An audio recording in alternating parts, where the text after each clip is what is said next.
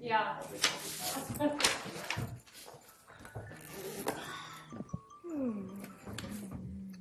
Reminder to feed the dog. We're having some technical issues with connecting. We may have to start a few minutes late, just so you know. Brandon's helping us out with it right now. Okay, you say we may need to start meeting slow for late? Start a few minutes late. Okay. Like officially. Okay. I mean, as long as you explain it to the attendees, we're fine. What's that? As long as you explain it to the audience, we're fine. Oh, yeah. Hopefully they don't. Yeah.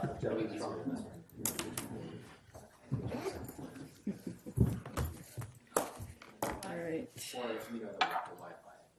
So like don't take over, right? Oh. Let's see.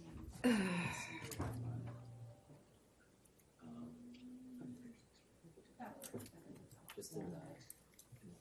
We're having some technical issues with connecting, so we may get a bit of a leak.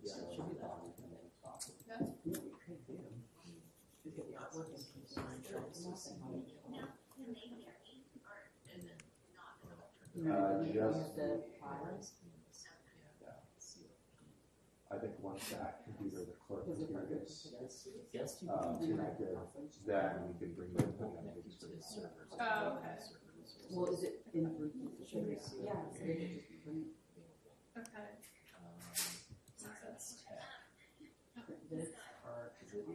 It wouldn't line up exactly, but There it is. Okay, that's the one. yeah, I know. Or you just pull it. It's like a backdrop. Because that one's cheesy. Okay, we can do it. Well, people should know.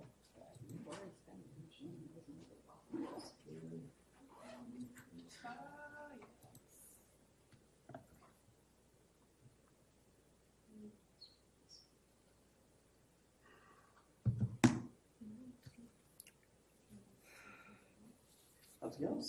Hi, good. How about you? Good. You're seeing it. Good.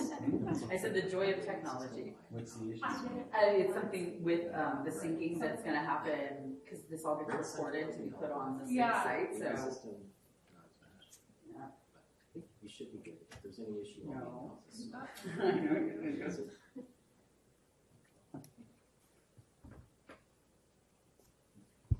This corn. This corn. Are there enough of this? Yeah, four's fine. Okay. I'm just wondering why our mics aren't plugged in. They are any issues?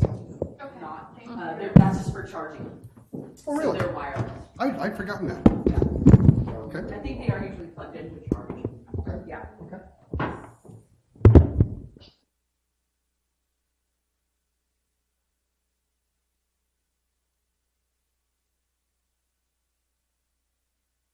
Okay.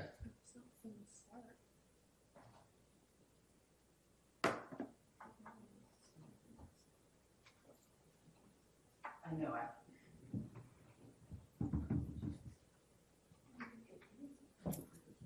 Well, we got that guy again. Yeah, first grade.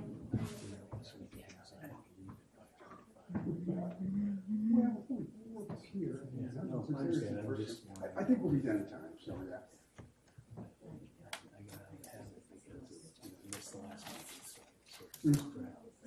Change the dog. Here. I did it a couple times. I stopped. So I couldn't get into the minutes. I think we'll be fine. Yeah. You want to go back up? Yeah. Somebody. Is there anything we can do? Do you know who's doing the carbon neutrality? I think it's Heather Gurwitz and Christina Paul. But Christina's written, so I don't know how that's supposed to go. Okay. In fact, not only is she written, but I think it's midnight in Britain or 1 a.m. So I'm guessing it might just be Heather. I think, yeah. I really hope she would be here. I don't know why she's not. But yeah. But you know, I haven't, you still go to Cal basketball games? They got the best team they've had in years here. I know. They're all transfers, huh, for this year. Well, I mean, that's sort of the way college sports Yeah, I are know, now, which I think is abysmal. Yeah, But yeah, it's been a fun team to watch, even though it is a one-year team. No, I give up my season tickets. I have two partners, and they both just have life things. You know, one of them became a father, the other one had kids get to high school, and they both just said, we just can't do it anymore. So I wasn't about to do it myself. Yes. But I do miss, Yeah. on the other hand, like you, I've got so damn many things going on unrelated to the city and everything we're doing, it's sort of hard to take that time away. I watched last night's game with great interest. Yeah, I think I watched. Okay. That was Arizona State, was it? No, last night was USC. Oh, see, sometimes I go on the Pac-12 channel and I don't know if it's, it's live or not. And maybe I watched that earlier and it wasn't live. It was 8 o'clock last night. We're having technical issues. Now, opened big lead, gave it all back, and hung on for a tie, and then won it in overtime. So it was a lot of fun. On the website, on the agenda. Really? What about when they email it to you? I've got those. Okay. So I downloaded them. Yeah, I hear you. I'm hovering, I'm not clicking, but I still can't see details on the agenda. We can take a look at it. Remind me when we're done. We can Yeah. pull it up and take a I look. I know it's I kind of brought my, confusing. I brought my laptop for that reason. Is this me? I didn't look. That is you, yes. Okay, good. I just went to the usual spot. Well, usually my trick is double check, and then put my book down from below. So when I come back, Yes. that's become my marker. Well, I thought I should look from below, but then I was chatting. No, I get that one entirely. Yeah, I wonder if you would. So are you going, do you find a way to make this work? Well, I have this semester, and so, next semester still a little bit on the How are you? I have no idea I was late. I had set my clock and everything, and I thought I was right on time. Clocks do that sometimes. Well, I don't know. So you're a PWA docent? Oh, yeah. When did you, is that this year, last year? I went through the training last year, and now I got hooked into being the co-chair of education. So The co-chair of, education. I ran the school program for about 10 or 12 years, yeah. Oh, I should talk to you about all things. Yeah, we're trying to get it beefed back up post-COVID. Right, right. And I have definitely more slots than I have people. Yep. Well, I've had a couple conversations with John about it, but. John Stribbs? Yeah, but, No, yeah, about just sort of reimagining the whole thing, redoing the whole thing, because I don't think it's that took 13 docents for every classroom. I mean, every time we did a class, it was 13 docents. There were, We're down to 9 because we've consolidated the classroom, the classroom leader with the PowerPoint presenter. So that's the leader, and then the 4 classroom activities makes 5 in the classrooms. And then there's the park leader and the 3, so that's 9. But it's actually, but you're right, it's actually better to have 2 people on each of the outdoor activities. yeah, well, That's set back up to actually, 12. the thing for us was to have a separate PowerPoint person. So, and because, I mean, I did the PowerPoint a lot, and to do the PowerPoint, it's, I mean, you can do it, I did it quite a bit, but it's just been. No, I remember. the Anyway, people but before.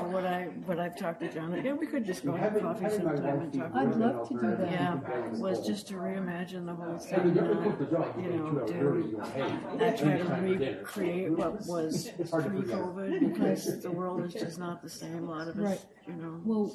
Well, based on our experience in the fall, where post-COVID, the kids have had too much screen time, Did you right? And they rely on need the email more you got, or interpersonal. did you go to the website? And so I've Good. just been The working email with a we couple got of other was- people, Well, I and got we've her cut email saying, hey, the here's agenda. PowerPoint Have a look at the way agenda. down. And I clicked on that. way Let me down. tell you that when I was handed that PowerPoint, it was 120, almost 100, yeah. Yeah, I know, And I and it cut keeps it, getting, and I it cut keeps it, getting and I cut, cut it, and now we've done it again. Well, it's not, And that- it's that not packet was not presentation, and I think people don't understand Oh, that. right. It's really a very interactive thing, Well, but not everybody can do that, I recognize that. and also I think the kids, to be interactive, they're still looking at a screen, and right now they just don't want to do Correct. that. Yeah. No, because I've seen it presented extremely interactively, but it's the difference, you know, of screen versus a few people around the table. Yeah. So, Well, I mean, there's a question about, well, I mean, you could do 5 slides and then do the activities, you know?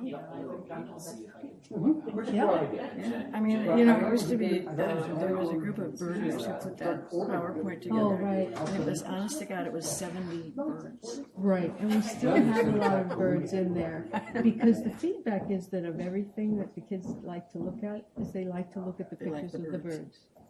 Yeah.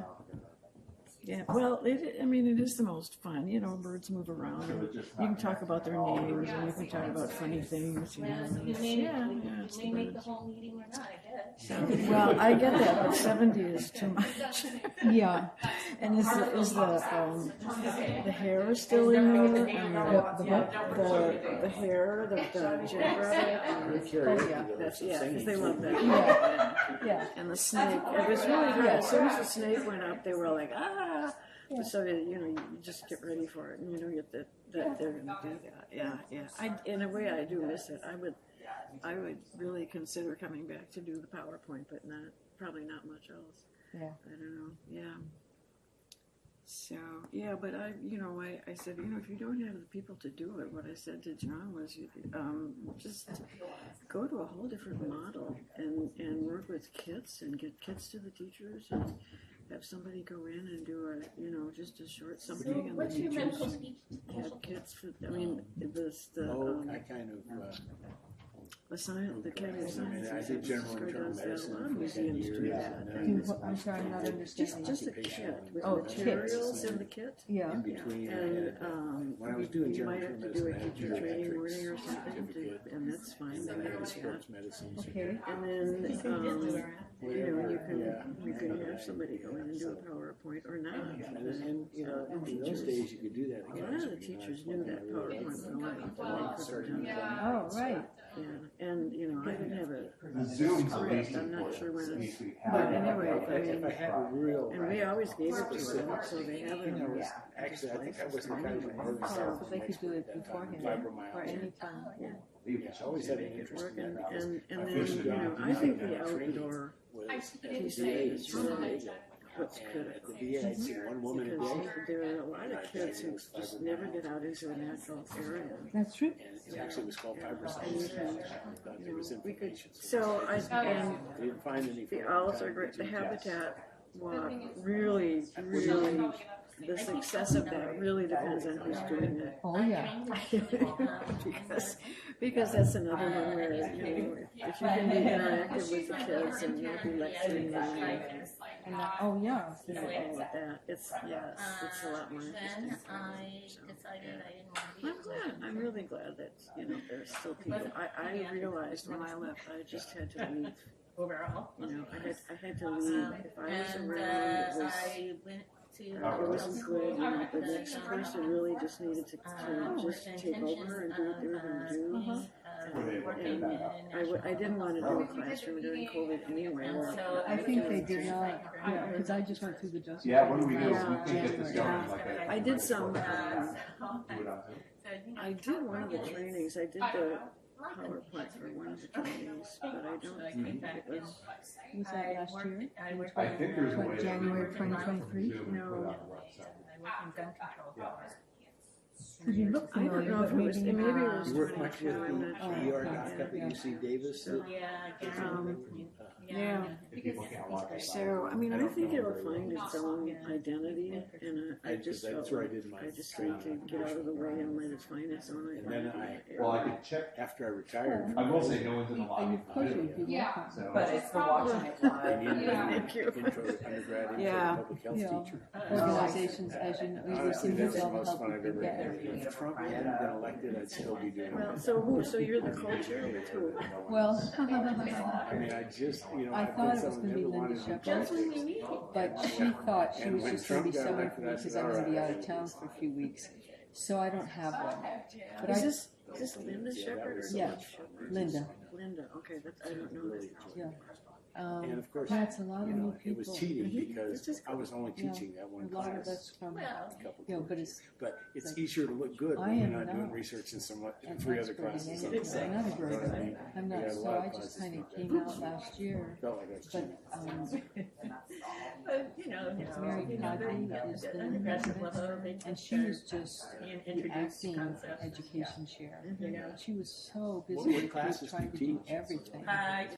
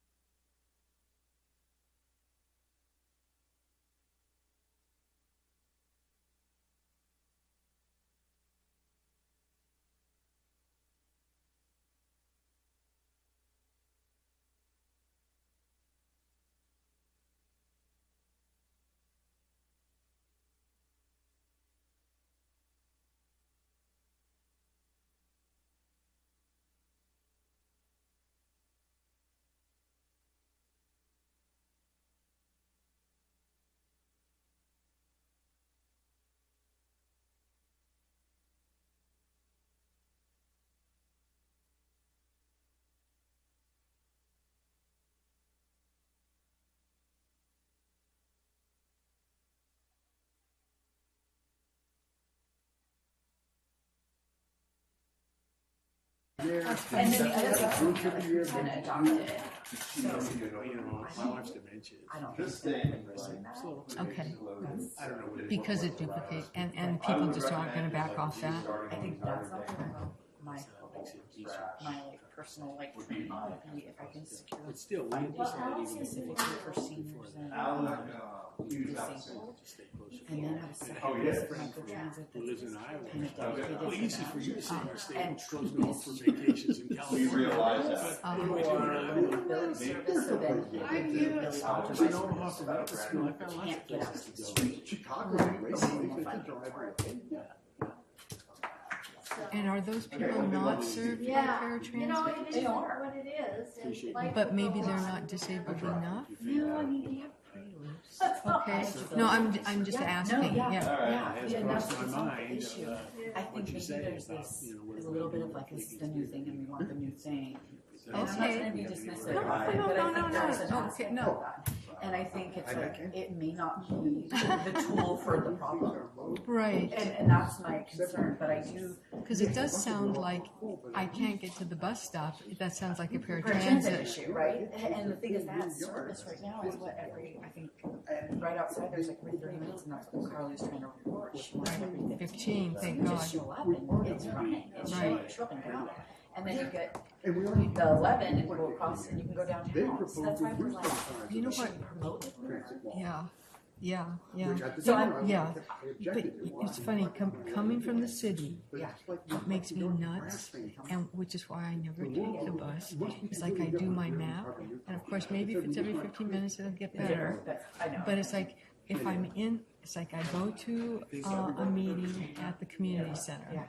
And if I want to get home to here, I live near here, Correct. You know, it's, I have to take everyone knew it would be the hard. but it's 11 hard to across drive. East Washington and wait. A lot of people have For given the up. next bus. Right, and so what should be, Would you like it? I like it. You'll be sick. what should be 20 minutes is 40 minutes. Yeah. And then I'm like, I won't do it. Well, and that's what I was thought. It's like, why can't I? Would you mute that mic there? Oh, sorry. Cut me off because I talked about yourself. Well, it hasn't been streaming. Anyway. Your wife's doing it okay? It's got a bad cold now. She's declining. We're all behind a little bit. Well, but you know it's no longer Alzheimer's. Yes, I know. Okay. But we took a trip early last week, I guess. We were 3 days in Watsonville, and she just sat for 2 days and I'm tired. And we walked away from the third night, and that was more fun I hope she said 2 nights is it, and never another airplane. So, maybe your wife. Yeah. She's just, Yeah, right. I know.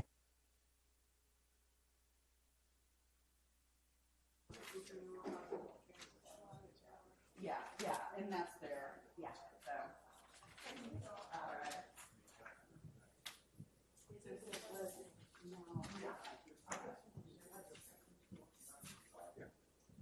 Very beginning and just now after 6 years.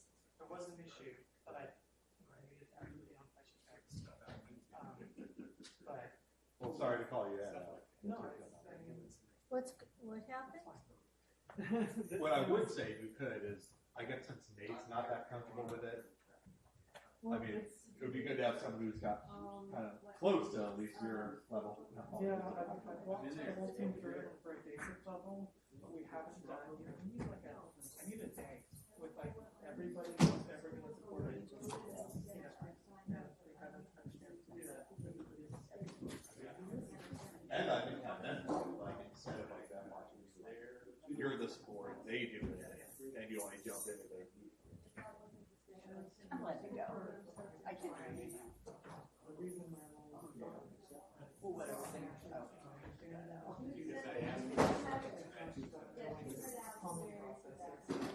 But I honestly said it.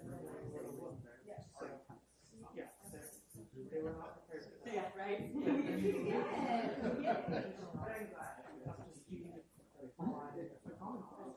They're totally capable of they don't have the basis. With the exception of Jack, you know, she's very experienced. And yet our goal is to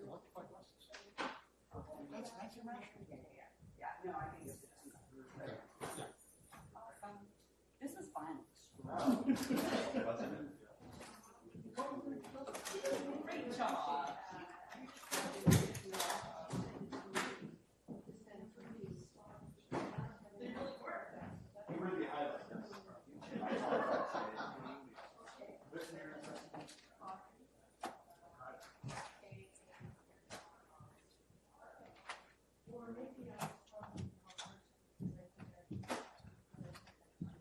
Like, oh no, way to go. I'm signed up for anything because I don't remember. Okay. Have to set up and then I'll do my thing.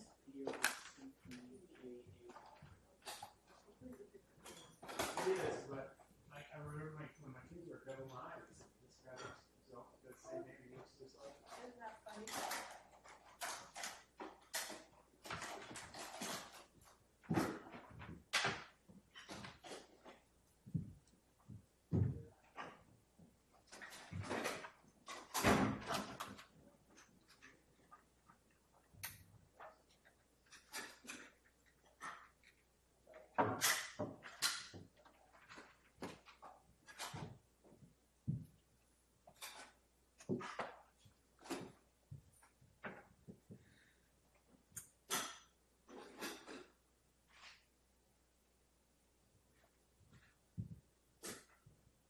So, the patch case is up.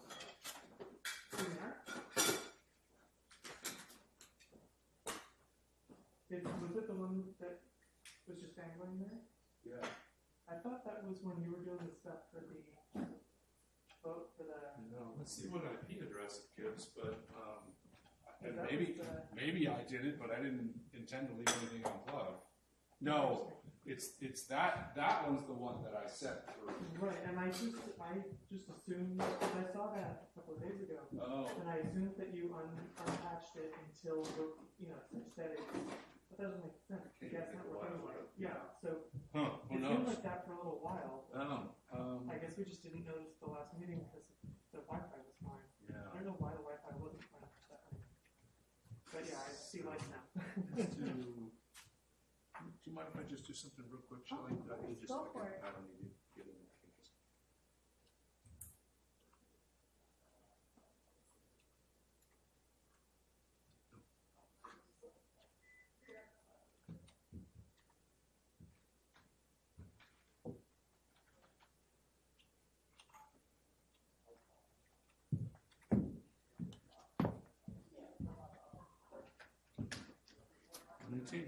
I don't know. I'll assume it's me and just we'll move on, but I'm not sure how that happened. So, okay, Shelley, you're all good to go. Sorry, I can't reach it. You can close the black box, please. All right. All right, thank you.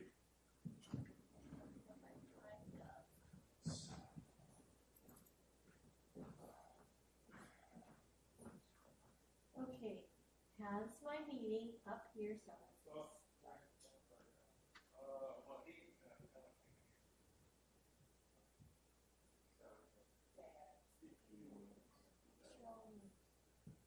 Mike's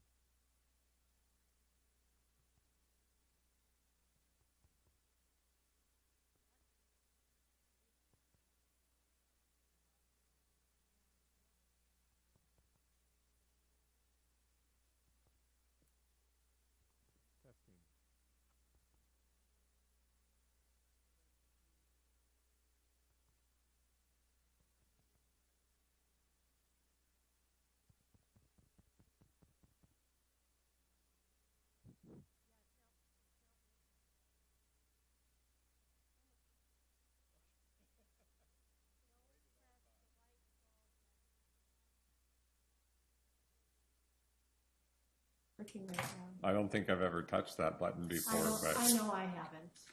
now I know I'm going to do it on accident. All right. Oh, now it's- Testing. Yep. We're good. Don't touch the light bulb. Well, now I want to figure it out because it's like most of the stuff that was put in place.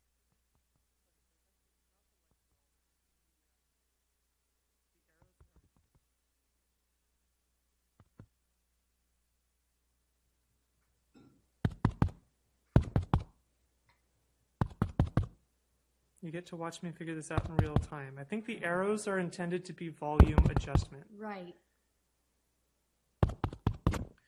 Okay. Well, I think if you touch them, it starts at the Hello? bottom and then allows you to adjust it. Maybe it was down all the way. Maybe that's why. Yeah, that's the reason there wasn't sound for the last meeting, was because when working with this, one of those buttons got hit. But I think I'm just going to have the engineer guy remove that feature because it's far too easy to. Yeah, if you keep on pushing it down, then the voice goes away. And we don't need. Don't hit the down button. I know. Is Aaron coming? No, just me tonight. Okay. Well, and Heather and Eric from Raimi will be here. Oh, okay. And I think Sandy from Raimi Associates will be online. Okay. But I think that's it. What's your prediction for length? I really don't know because we spent all that time last meeting to try and get their feedback, and then we took that feedback and put it into a document for them, and that's what was the attachment on here. So it's like, did we get it right or did we not? If we got it right, then it should be fairly quick. Like, right. I mean, knock on wood, like maybe we're out by 7:30, but if we didn't, or if they have a lot of feedback on it. Well, then they want to repeat stuff. Yeah. And reiterate. Exactly, and it's going over each one of them 5 minutes each for 26 of them. Is, I'm going to be here all night. That's right. So I don't know. I mean, I would like to think that they see the effort that we put into it, and hopefully that effort reflects what they said last month. And then it's more of a, hey, okay, let's move on. Let's think about what we want to do in the future, kind of thing. You know, it would be nice, of course it will never happen, but it would be so nice if, even in staff meetings, to have trainings, how to conduct a meeting, how the lead needs to conduct a meeting, not to reiterate things that have already been discussed. Be concise, have your questions ready. Well, yeah, I mean, something like you're saying for staff, like, you know how schools have like teacher in-services and things like that. I feel like we could use in-services like once a quarter or something like that, where we go over all our different policies or, whatever pressing.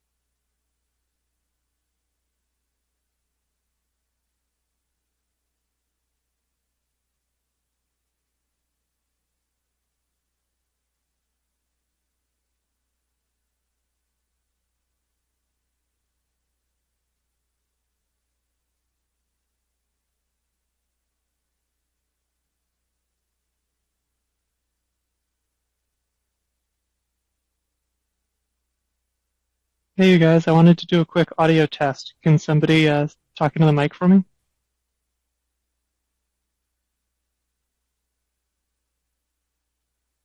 Let me turn on my mic. I turned it on and you turned it on. we're dueling with the microphones. Can you hear us, Alec? Yes, I can. Thank Okay. you. Perfect.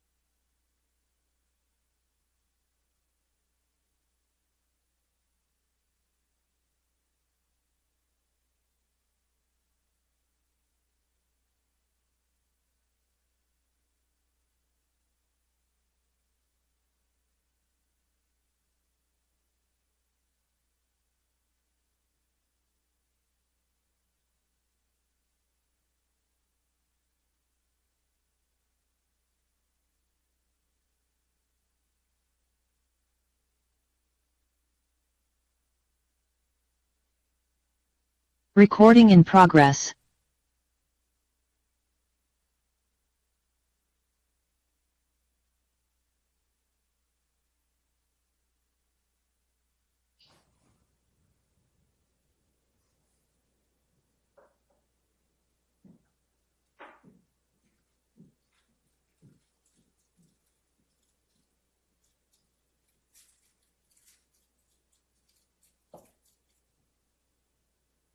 That clock is about 1 minute.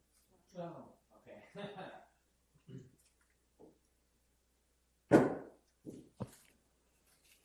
Good evening and welcome to the regular meeting of the Climate Action Commission for Thursday, February. Hey. Thursday, January 8th. Shelley, can you please take the roll call? Atchley, Baker, Edminster, Here. Ellicamp, Gardy, Here. Peters, Here. Shribs. Here.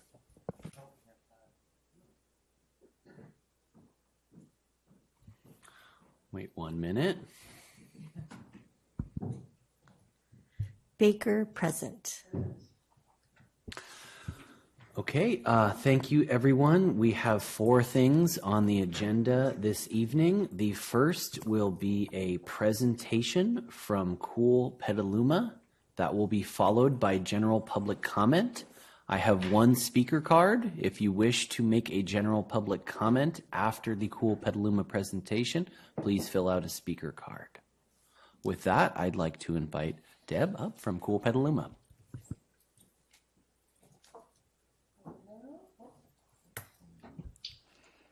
How about now? There we go. Hello, good evening, everyone. Thank you for the opportunity to be here. Thank you, Patrick, and thank you, commissioners.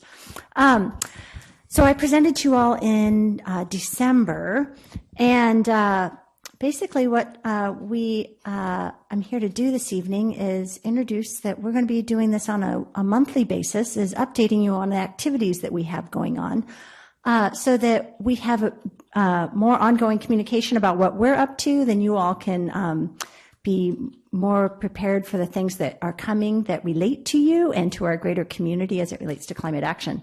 So in December, we reported on our community engagement work around the blueprint for carbon neutrality. And that included outreaching to over 100 community experts and community leaders. And so now for 2024, our work plan includes building off of that work. And so what I wanted to do tonight was just talk about what's going to be coming up over the next month that I think you guys will enjoy hearing that is happening.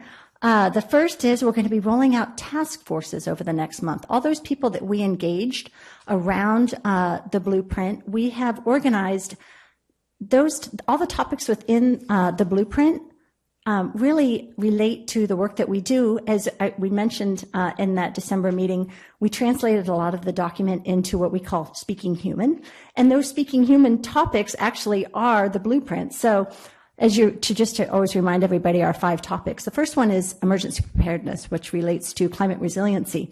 Then the next 4 are directly related to the carbon neutrality elements, which is our second topic is rethink consumption, which is the blueprint's resource consumption action plans, which includes like the food systems and grocery strategies. For our second topic, transforming transportation, that one relates to transportation and land use action plans. For our improving buildings, it's about clean energy, buildings, and water.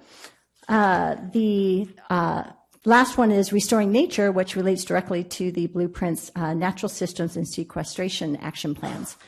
And basically our piece and all of what we see as our piece is the community engagement. How do we take this work and translate it into action for the community? And so these task forces are really helped to engage our experts and our community groups in their expertise, their resources, and trying to eliminate that duplication of efforts as we really engage our community in climate action and focus the key players on the shared goal. And that shared goal is creating education campaigns as they're outlined in the blueprint to to really identify measurable, actionable, and easy to understand campaigns that our community can get involved in as they relate to those 4 of 5 topics. And so those you'll be hearing about a little bit more over the next month. But the next piece is we're hosting our first of 4 quarterly roundtables. The next one will be the week after, Friday, February 23rd from noon to 1:30. We hope you all can attend. You all should have gotten your invite.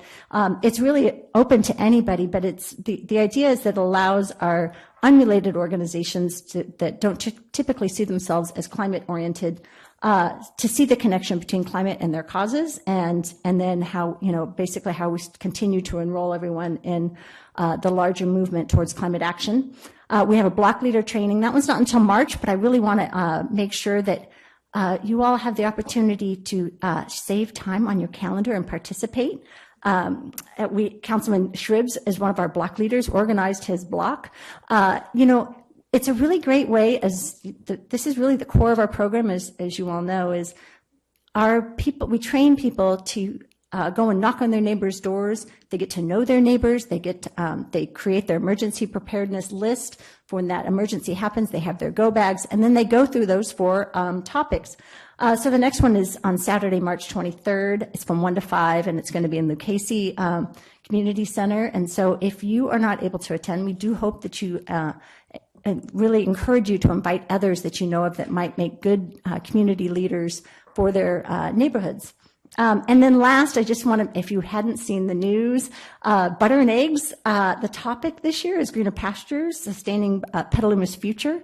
And what an exciting opportunity for us to really highlight basically the work that we're all doing around really helping our city participate in reaching our 2030 goals. And so we'll be collaborating with the city and the Petaluma Downtown Association to maximize the impact and the opportunity that it provides to outreach to all those people that come to Butter and Eggs. We're so excited. And so some of the really fun things that came out in our most recent meeting is how rad would it be if it was all electric trucks pulling all those floats. So we're going to try to do a community engagement and campaign. We're not really sure about that one yet, but we love the idea of asking everyone with electric trucks to come and donate their time and pull a float, but we'll see if that really happens. But there's lots of fun other things that are happening, which is really making sure that as low a footprint as possible is happening in, say, the beer garden, so that they're using reusable cups. And the Downtown Association is really excited to be working with us on it, and we're excited to have everyone be a part of all of that. And then the last thing I just want to mention, I'm wearing my visible mending this evening. If you have a sweater that has a hole, it's a great way to not throw it away and actually fix it visibly, or you can do invisible mending. We're partnering with Blue Zones for the second Monday of every month. We have a mending circle that is, you don't even have to know how to do it. But it's a great way to show up with your socks that need to be darned, or your sweater that has a hole, your t-shirt, your favorite t-shirt, and you can learn how to mend your clothes. So I thought I'd share that fun little tidbit. Anyway, so thank you all for the opportunity to be here, and I look forward to being a part of this every month. Thanks. Does any commission member have any brief comments or questions from the presentation before we move on? Councilmember Shribs? Well, obviously, thank you for all the work you're doing and keeping adding more opportunities for what Cool Petaluma is doing for us. You talked about getting big trucks, EV trucks to kind of pull things. How about getting 2 cargo bikes, EV cargo bikes, to pull one of those things along the way? So I would do that. So yes. So if we have a smaller float that we could actually pull, because there's actually videos out there of folks pulling things with their EVs, smaller vehicles.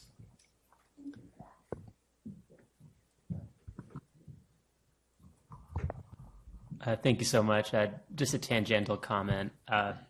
So in my professional capacity, I work with local elected officials in Napa County, and one of the council members in the city of Napa once put on a kind of a resource fair for transforming homes and making them greener. And I thought, hey, I know of a great local organization, Petaluma, that did something like that. So I was able to connect this council member with Natasha. And so they met and they're sharing information. So it just shows how the work you're doing is inspiring others and leading the way, and hoping to replicate your success all over the region. So thank you. Next up is general public comment. The public is invited to make comments on items of public interest that are within the Commission's subject matter jurisdiction and that are not listed on the current agenda. Public comments are limited to 3 minutes per person. Shelley, did we receive any comments prior to the meeting? Not prior. Okay. And I think we did, everyone received the email comments, right? And I have 3 speaker cards here. The first speaker is Paul McGavin. Thank you, Chair Peters and Commissioners. I know that Petaluma is a great city. We are a well-educated, enlightened, and tolerant community that strives to do the right thing, which is evident in the work of the Climate Action Commission. My general comment tonight is about how a commission, any commission, can best decide policy in 2024. It is often difficult for even well-educated people to discern verified truth from science fiction, nonsense, or outright lies. The fact is that humans are hardwired to accept as reality what they hear repeated frequently enough by sources that they deem reliable. Unfortunately, with the 2012 Smith-Munn Modernization Act, for a dozen years, it has been legal for mainstream U.S. media to publish, post, and broadcast propaganda to U.S. readers, listeners, and viewers. We have to conclude such content is not reliable. In addition, censorship is rampant on the internet. Your Google search, YouTube, Facebook, Twitter, and all platforms severely censor. Only certain dedicated citizen journalists that show up on Rumble or CloutHub or some other free speech platform are successfully giving you accurate information.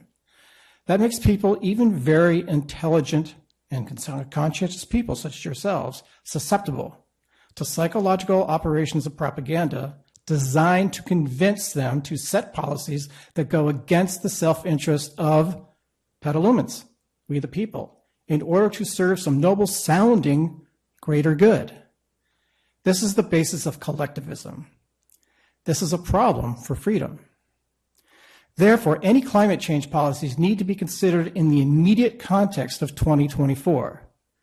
Since 2020, the U.S. government has spent over $20 billion to create an invasion of tens of millions of illegal immigrants into our cities and across our borders. At taxpayers' expense, the U.S. government has built camps in Panama and in other countries, built bridges to cross rivers, paid for luxury buses and plane fare, provided free housing, ongoing monthly assistance of $2,000 per month per illegal immigrant, and is allowing these immigrants to vote in 2024. In May 2024, a few months, the World Health Organization will be attempting a power grab over state sovereignty in its proposed Pandemic Preparedness Accord and amendments to its international health regulations. The Climate Action Commission needs to carefully study the, quote, nice-sounding but manipulative language of the United Nations Agenda 2030 and its 17 Sustainable Development Goals to discern that it's not in Petalumans' best interest to adopt these policies consistent with that agenda. Agenda 2030 is an inventory control plan that includes 24/7 surveillance, control of people, animals, and natural resources via digital ID, programmable tokenized currency, and social credit scores, the very tools used to create the digital prison of the so-called 15-minute city. This is not American. It is Chinese style to totalitarianism, plain and simple. Thank you. Thank you, Mr. McGavin. The next speaker card I have is Dwayne Bellinger.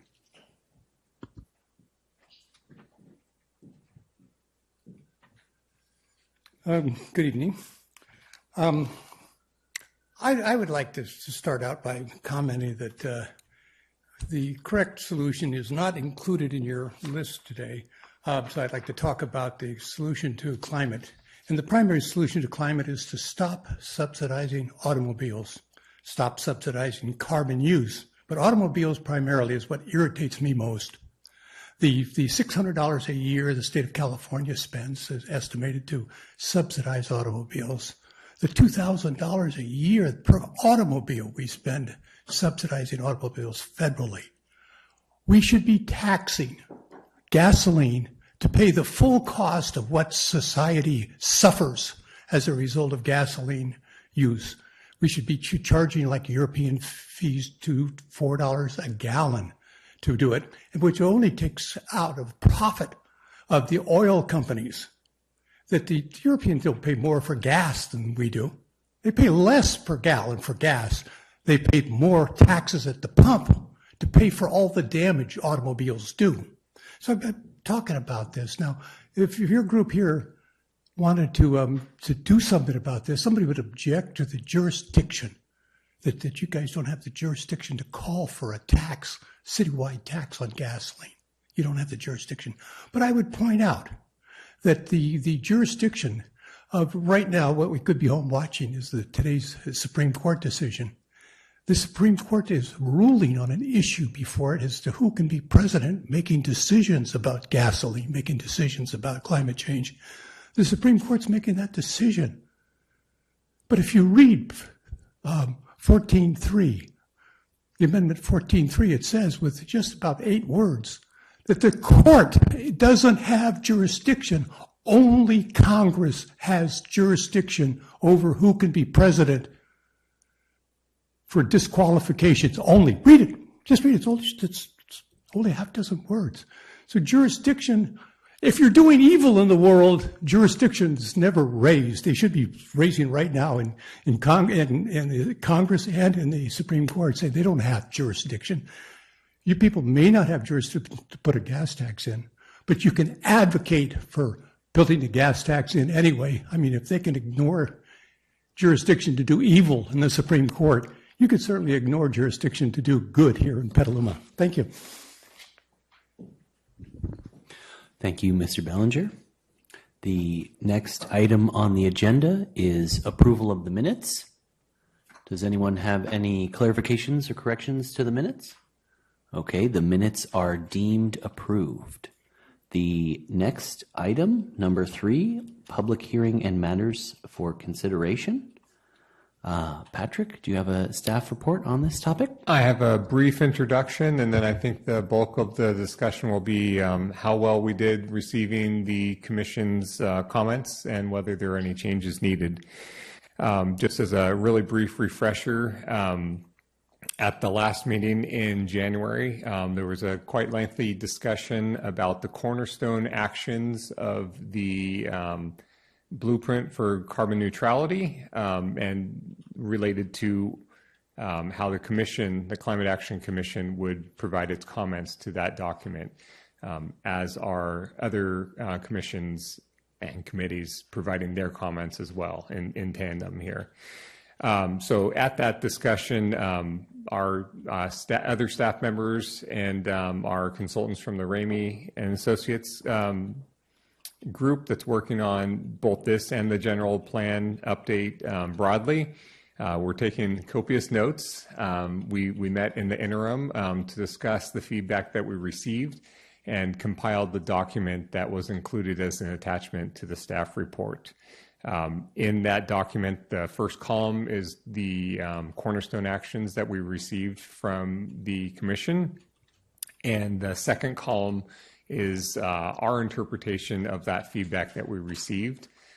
There was kind of a desire from the Commission at the time to augment what was in there and kind of expand some of those sub-bullets, like one action, cornerstone action in there had, multiple sub-actions within it. So kind of expand that out and just kind of separate where need be. So that's why it expanded from those 19 or 20 to almost 30 cornerstone actions. So at this meeting, this is what we're requesting is from the Commission to provide us feedback on whether that summarizes the consensus or at least the majority of the commissioners present in terms of the feedback that it wishes to provide on this subject. and if not, what needs to be changed so that hopefully we can get this issue behind us and get that feedback included with all the other hundreds of comments that Raymond and Associates has received on this as we move towards a final document that council can consider.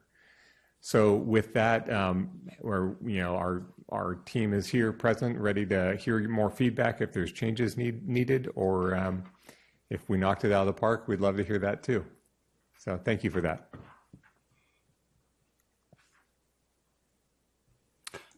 Thanks. I guess, does anyone have a burning desire to go first? Otherwise, I'll start with Councilmember Shribs. Okay, so I've first off, I'd just like to let you know that I just came back from a trip. Spent 3 weeks on a cruise ship looking at a couple different countries, Caribbean, Panama, and the Guatemala. And just to give an indication of my biggest takeaway, the what we call country roads that are potholed, they call superhighways. That's what basically the condition was in several of these countries. So we are living pretty luxuriously and wealthy compared to most folks out there in the world. So that was a big takeaway, and even pockets of, shall we say, extremely wealth right next to slums. So anyway, I just thought I'd bring that forward, just perspective, what I'm coming back with from this trip. So anyway, one of the things that I know, thank you, Paul, for bringing forward. You wrote a nice long letter with lots of things. And I did research several of the links. I went into that and looked at those. I have to tell you that I do agree with some of the things you say, but I completely disagree with some other things that you say. So, which is pretty fair. There is some of the things I do agree with, what Mr. McGavin has presented in his arguments now and then in the past. I assume you're Paul G., right? Yeah, okay. So in the past, one of the top ones was looking at, make sure that we have cost effectiveness. There's a thing in here where we actually have a team that looks at whether or not the balance between cost effectiveness, cost, benefit, risk, comparing the cost compared to doing other things besides spending $500,000 million on electric bus. So there is a team that needs to be looking at that, whether it be us or a new team that needs to be done. So but that's in here.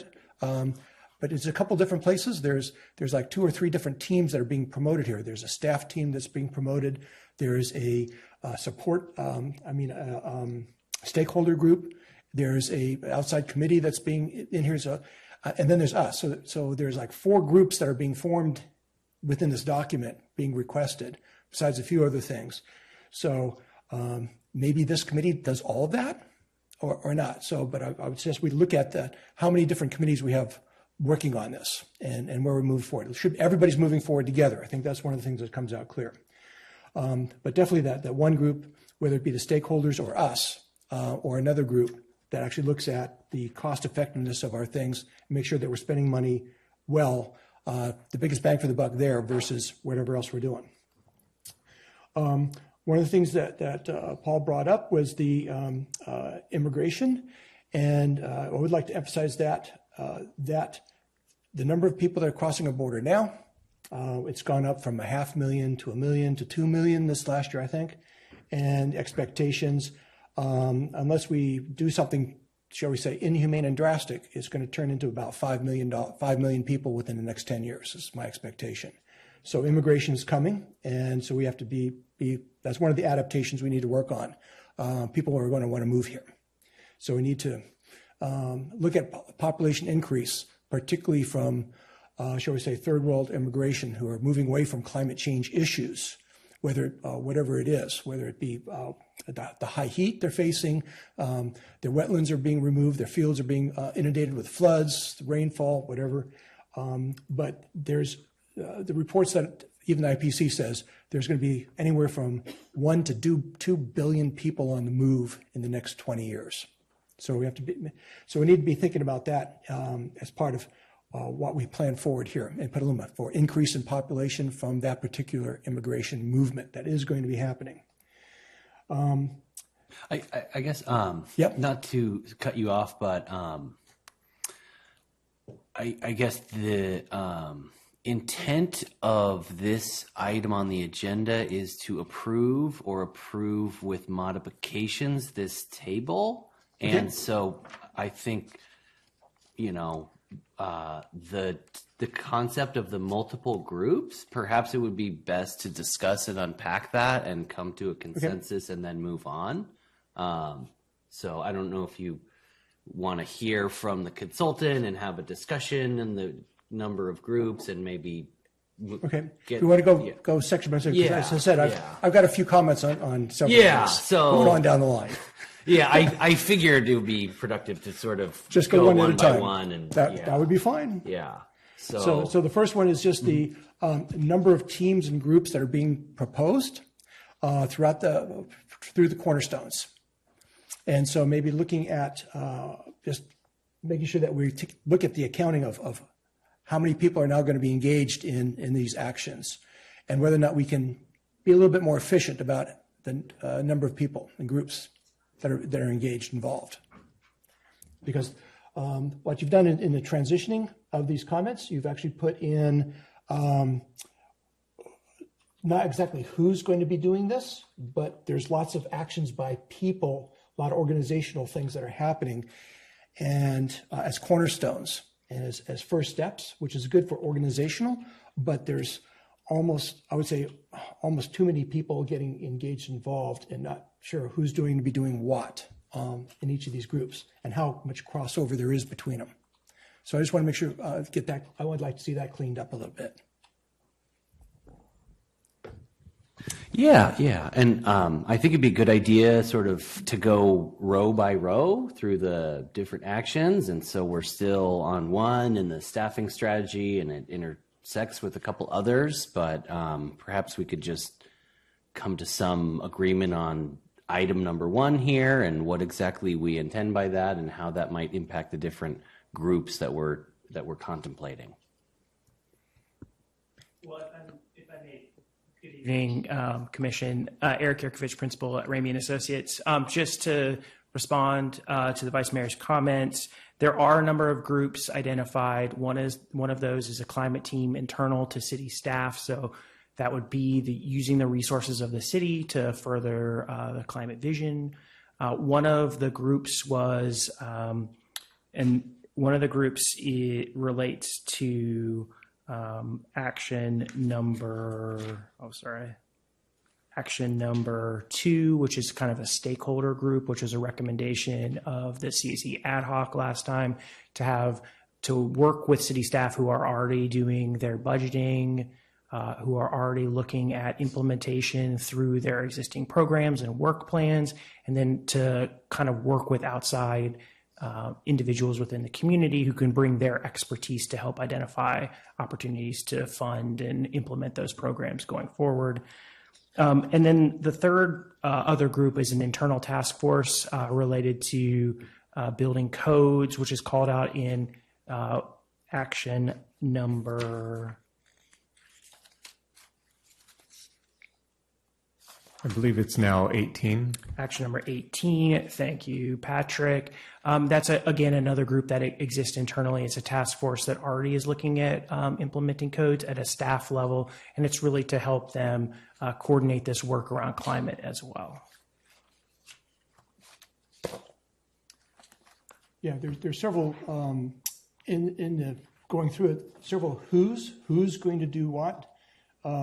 So on 4, who's going to monitor the progress, we or somebody else? Number 6, accelerate the city-owned actions.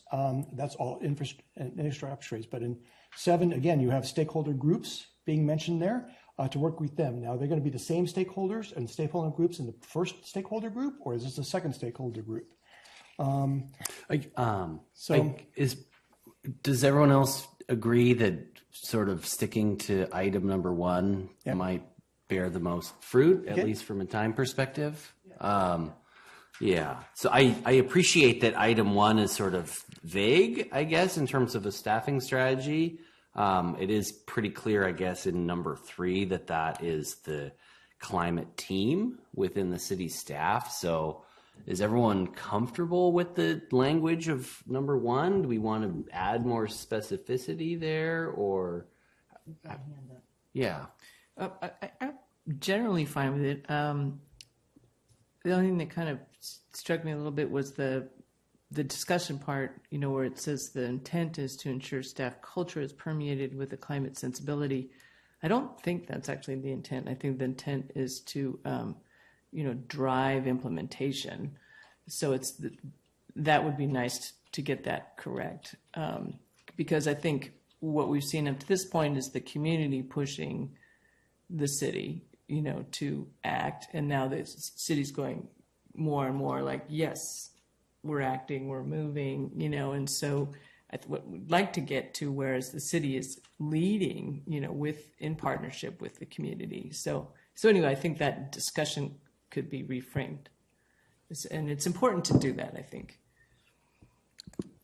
I guess from a format perspective, the discussion column is sort of more for this meeting's purposes than to live in the Cornerstone. So, correct. Yeah. Okay. I just have one. Mm-hmm. Just on the proposed time frame, it's January 1st, 2025. Doesn't feel quite urgent enough, in my opinion.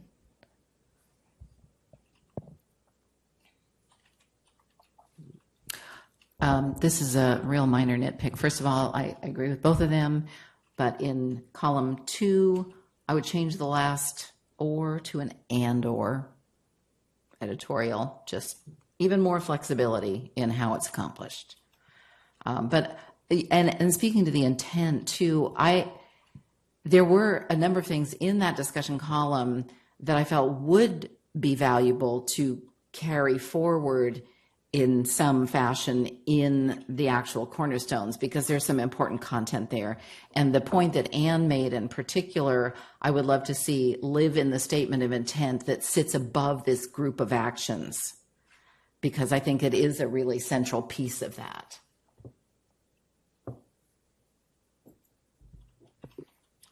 Okay. And the statements of intent will be in the cornerstones. Okay. I guess those were 2 proposed modifications. Is everyone more or less in alignment with those? And there was a comment on the date being not quite aggressive enough. I'll say if it happens this year and by the end of the year, I would be pleasantly surprised. So I appreciate where you're coming from, but I do think the gears grind rather slowly, especially like the police chief should probably on that team. And I don't know where we're at with that, but some high level department positions are still unfilled. And so it will take some time at the city level to fill those and then establish those team members. And so the date seems somewhat reasonable to me. Yeah, I would also just, I know it seems slow, but actually that's pretty darn fast for a city, especially if you're going to get all the different departments on board. It can be like, dragging a bag of bowling balls. So, yeah, just my own experience with cities. Okay. And I guess, is that enough guidance, the and then the modification of the intent? Okay. Great. And sorry, Councilmember Shribs, I know you were on a roll there. No, I'm fine with going item by item, as long as I'm allowed to add a couple other items. Okay, yeah, sure. I'd like to add a few things. Yeah. I think we're on to number 2 now. I don't know if you caught anything in number 2 or if anyone else did, or, okay.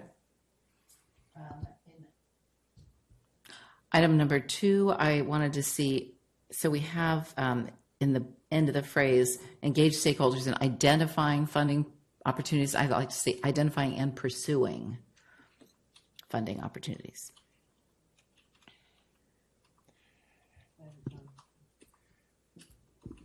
This is one of those ones where I'm trying to understand if it's just focused on the city's budgeting and funding of the city's measures, or if it's looking at more of a community-wide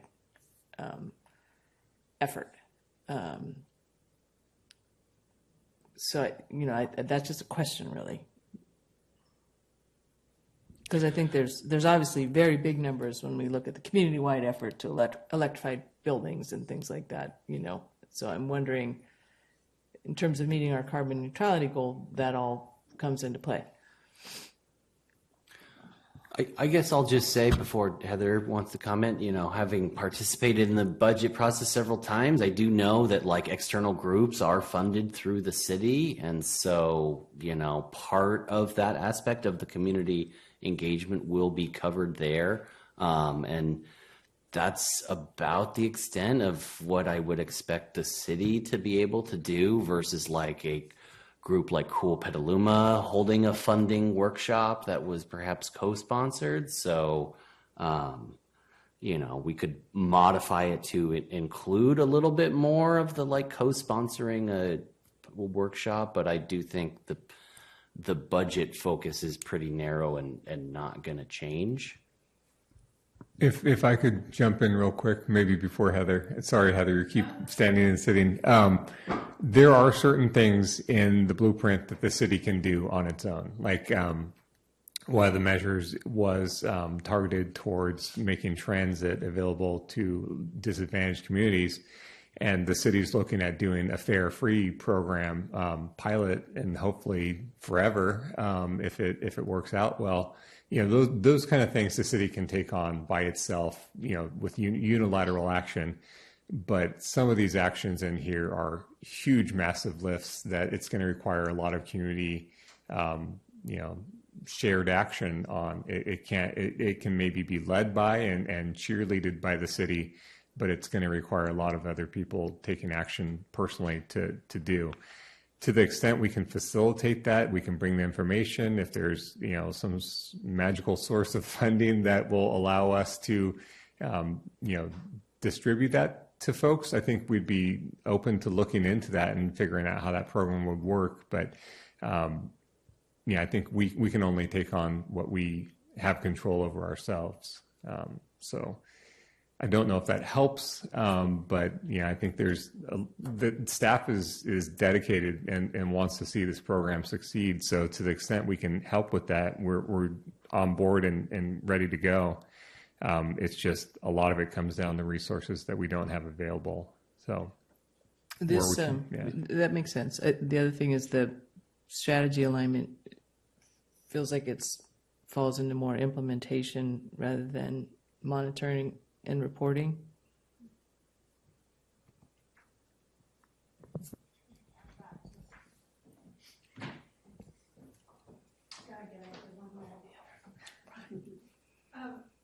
I agree with everything that has been said about the revised cornerstone.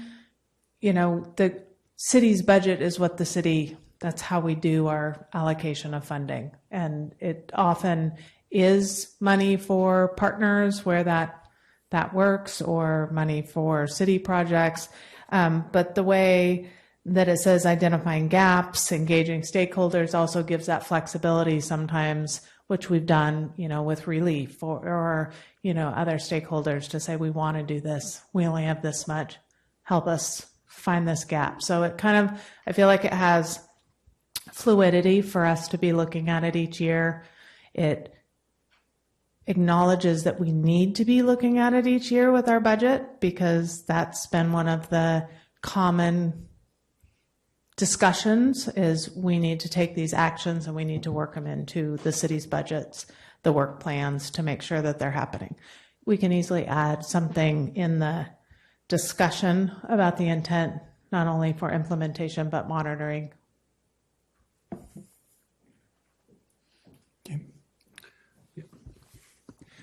Yeah, this is one I particularly get concerned about as to who's going to do what on this, because having gone through the budget process once, we do have a financial officer that provides us with a 400-page budget that is dominated by engineering and maintenance projects all throughout. So are we asking that our financial officer, treasurer, to take that book, the 400 pages, and every single one of our projects, put some sort of qualification? Does it meet climate change goals or not? and the cost comparisons based on climate change?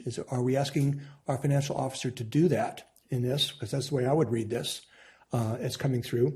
Are we asking the city council to take the budget that we go through every year and then in that one session that we do review the budget to actually try to do this estimation from city council review point? Or are we asking, so who's going to be doing this estimating and who's going to be doing the evaluating? So that's where I get a problem with who and doing what and when. And then the second part, the stakeholders example of that, I'm with the Relief Group, and we just got $1 million grant working with the city. So, and we have Blue Zones, and we've got SEDAT, and we've got 15-minute community monies, and all have come in from community efforts. So that part is I think is really good.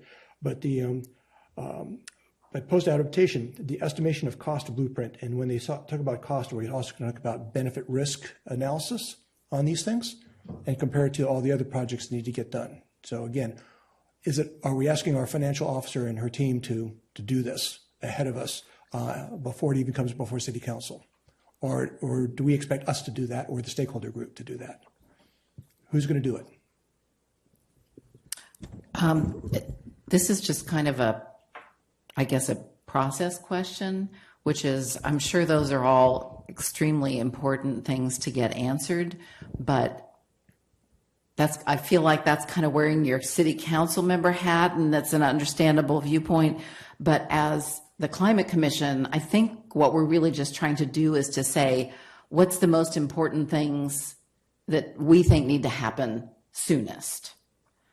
And I'm just a little worried that if we try and get into how are we going to operationalize all that tonight? Well, we'll be here for 6 weeks. Okay. just a very practical concern. I think that if I can speak briefly to the intent of this cornerstone, was just that the blueprint itself says, we need to do this, this, and that, and there is a whole implementation process following it. And so what we were trying to get into the cornerstone actions, what we think are the initial, implementation plans. And so one of them is to wrap our heads around how much it's going to cost to do this. What are the available sources of funds? What are the gaps? And so identifying those gaps, then starting to work on how do we find ways to meet them, so that was kind of and it was really the same intent with the staffing strategy. Like, we need to kind of push forward a little bit into what are these actions to actually implement this and get it rolling. And if I may, as staff, the budget is most certainly not just developed by the finance department. It is a cross-departmental document.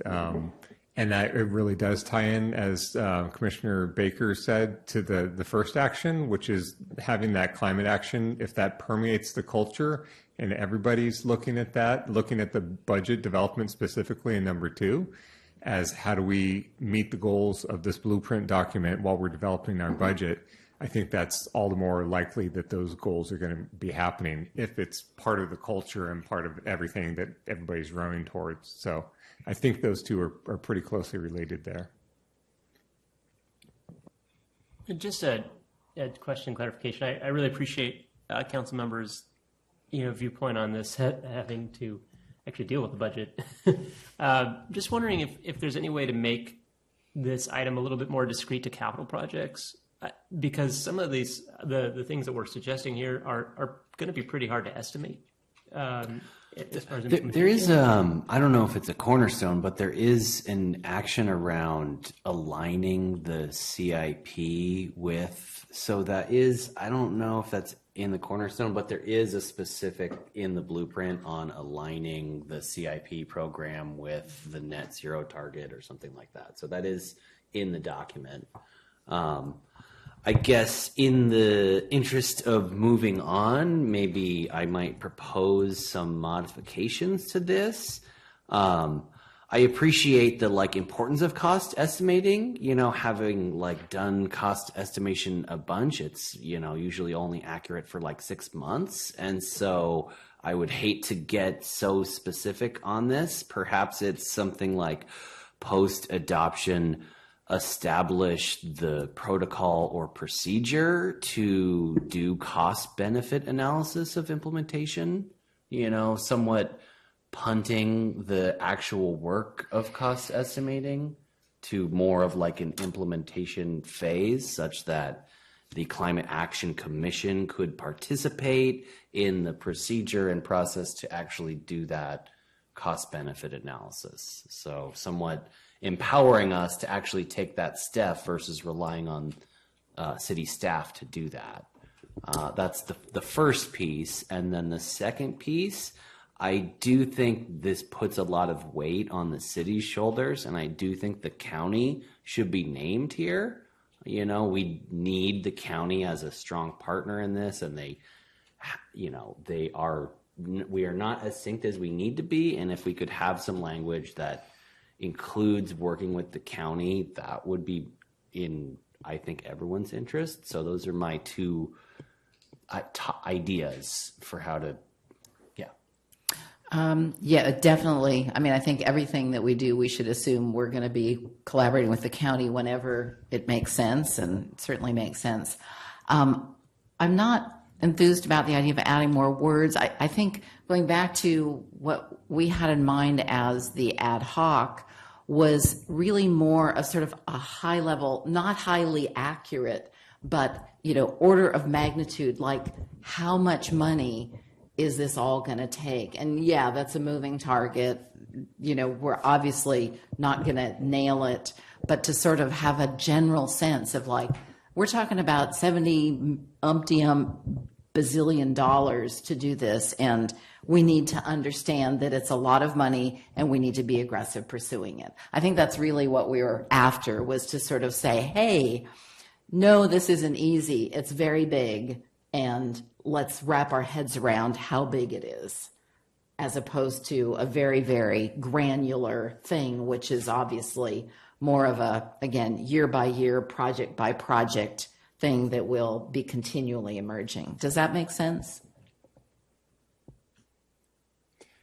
Is there a way we can add in here that when the purpose of looking at costs is to do the things that are most effective with the least effort, with the lowest cost? So is there a statement for worthiness of adding in here to start projects immediately that are implemented at low cost first? I mean, certainly that's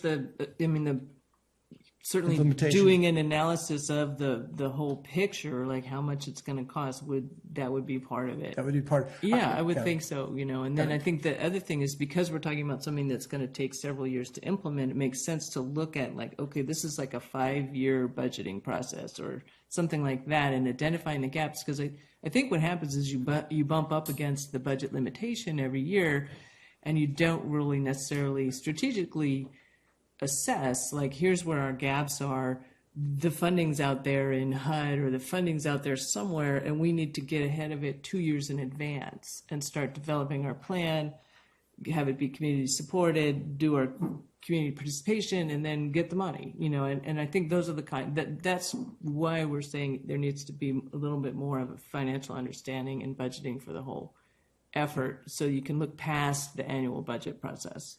Yeah, we sort of are doing that, like with EV charging stations throughout the infrastructure, looking at the electrical capacity. So we're putting a lot of money into the planning of that, figuring out what to do, and get recommendations like that. I think that's what we're all after. Right, and then you can prioritize them. We prioritization. See the EV is going to cause this, and the solar panels and the sewer treatment plant is going to cause that, and which one are we going to do first? Because we can't do both, kind of thing. I've just maybe to assist in prioritization of effort. It's okay with me. That's all I would be looking for.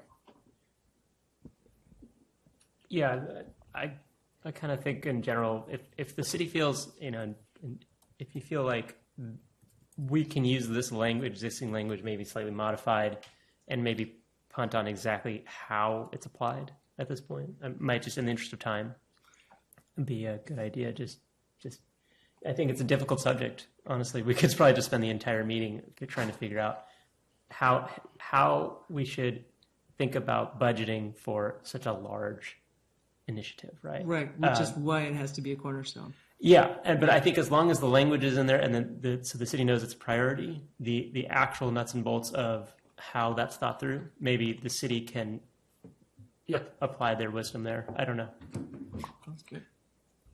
Okay, I think that was some direction, hopefully. It sounds like my suggestion to include the county was not seconded, so I'm okay with that. I guess the only last thing I'll say, the word estimate seems sort of finite, and if you could possibly make that more of a, longer term thing than the January 1, 2026 date.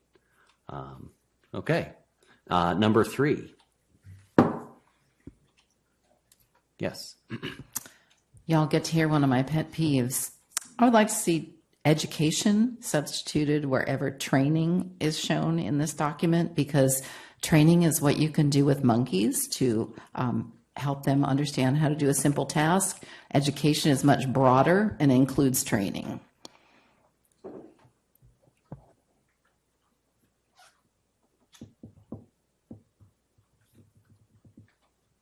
Okay, no other comments? We're talking about number 3? Yeah, correct.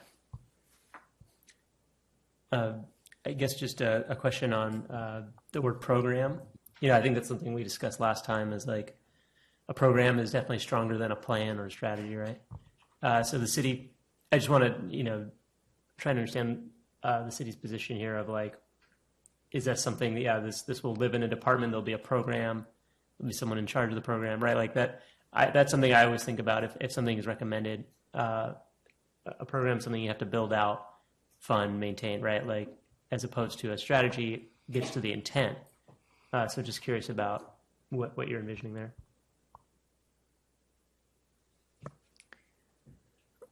With this, I mean, we currently have the position of climate action manager. That may change in the future, based on the recommendation of number 1. I do think that, I mean, it is actually a thought I had the other day about how teachers have in-services where they take the days off. There's no school happening, no kids there, and they really focus on developing the staff resources. Just thinking how great that would be for us as a city to just, focus days, and maybe it's not climate, but there's a whole lot of other things that we can do to kind of like build that culture, because that's something that we've talked about at leadership in the city is how do we build this new culture? We've added a lot of new people to our staff. There's been a lot of people hired over COVID. So there's a lot of discussions about how we build culture here, and I could definitely see trying to make climate action and what we can do as a city being a big strategy of that educational effort within our staff, whether it's an in-service or whether it's just part of our normal, hey, take an hour and learn some new skills kind of thing. Could I add something? The intent of this particular cornerstone was actually to create the implementation plan, not just train staff. Okay. So that's a comment on the alignment column there. It's not, the intent of this was, so it was kind of like 1, put somebody in charge, 2, figure out how much money is going to cost, 3, create a plan, and so that's what this effort was. But wasn't it, and that seems more like in this, like the blueprint coordinators to collect data and track. That feels kind of like that aspect.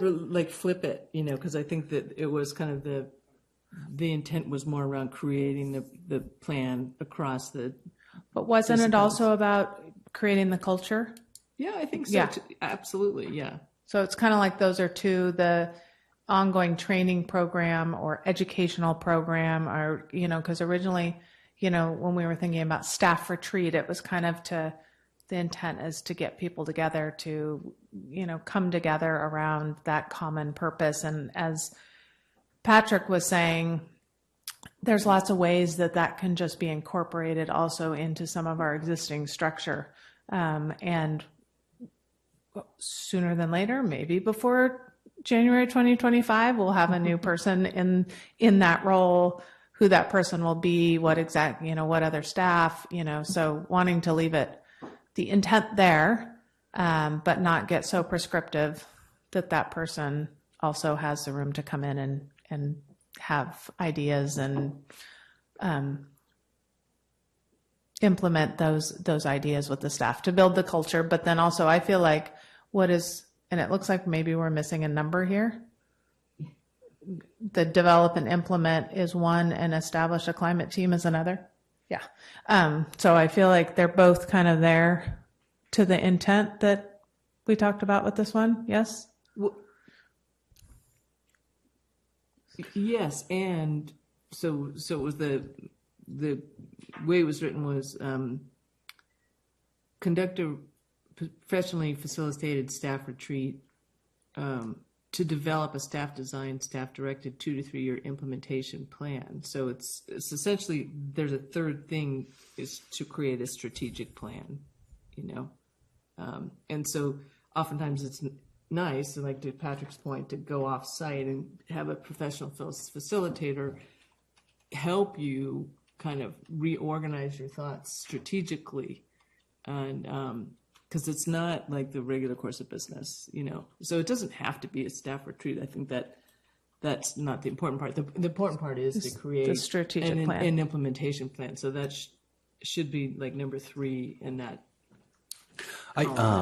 I guess I'm curious, not to put you on the spot, Eric, but seems like we're circling around this topic of an implementation plan quite a bit. And I don't know if you could speak to, I don't know if you've done climate implementation plans, but just implementation plans in general, what their timeline, how much do they cost? I think a little bit of public discussion on what is an implementation plan and do we want that and do we want to make that a specific cornerstone action might be helpful. I think the answer to that is it's going to depend, right? Because you can have implementation plans for the entire blueprint. You can have implementation plans for these 20 or 30 initial cornerstone actions. You might pick off other ones. So the extent of that process and the depth of that process will determine how long it takes, whether you need additional staffing resources. You might have talented staff internally who can help facilitate that. So it might just be the staff time necessary to spend the day or two doing that work. What I'm hearing, though, in this conversation is that you also want to make sure that we recognize that the annual processes, whether they're work plans or budgeting, are not adequate necessarily to bridge the gap between your 2030 goal and your current situation. And I think that comes out clearly in the comments that you're making. And there needs to be something to bridge the two gaps, whether it's another plan made or a strategic plan. Maybe we can talk to staff about that, but some way to bridge the two. And I think that's kind of the idea behind the cost estimating as well as this implementation plan, but some stepping stone between. Right, like a pro forma, if you're going to do, housing development, that you'd have to kind of map it out a little bit, figure out your monies, where it's coming from. Interim step like that. And strategic plans can cost $25,000 to $100,000, right? I mean, it just depends on the scale and the extent that you do. Yeah, I think you've pretty much nailed it, Eric, but I'll emphasize one point, which is we felt that because this is such a big thing and because of the importance of inculcating the staff culture around climate, we really felt like this is something that should happen soon and be somewhat intensive as a launch, right? Like we want everybody on board with this huge effort that we're going to make, and we want it to happen quickly.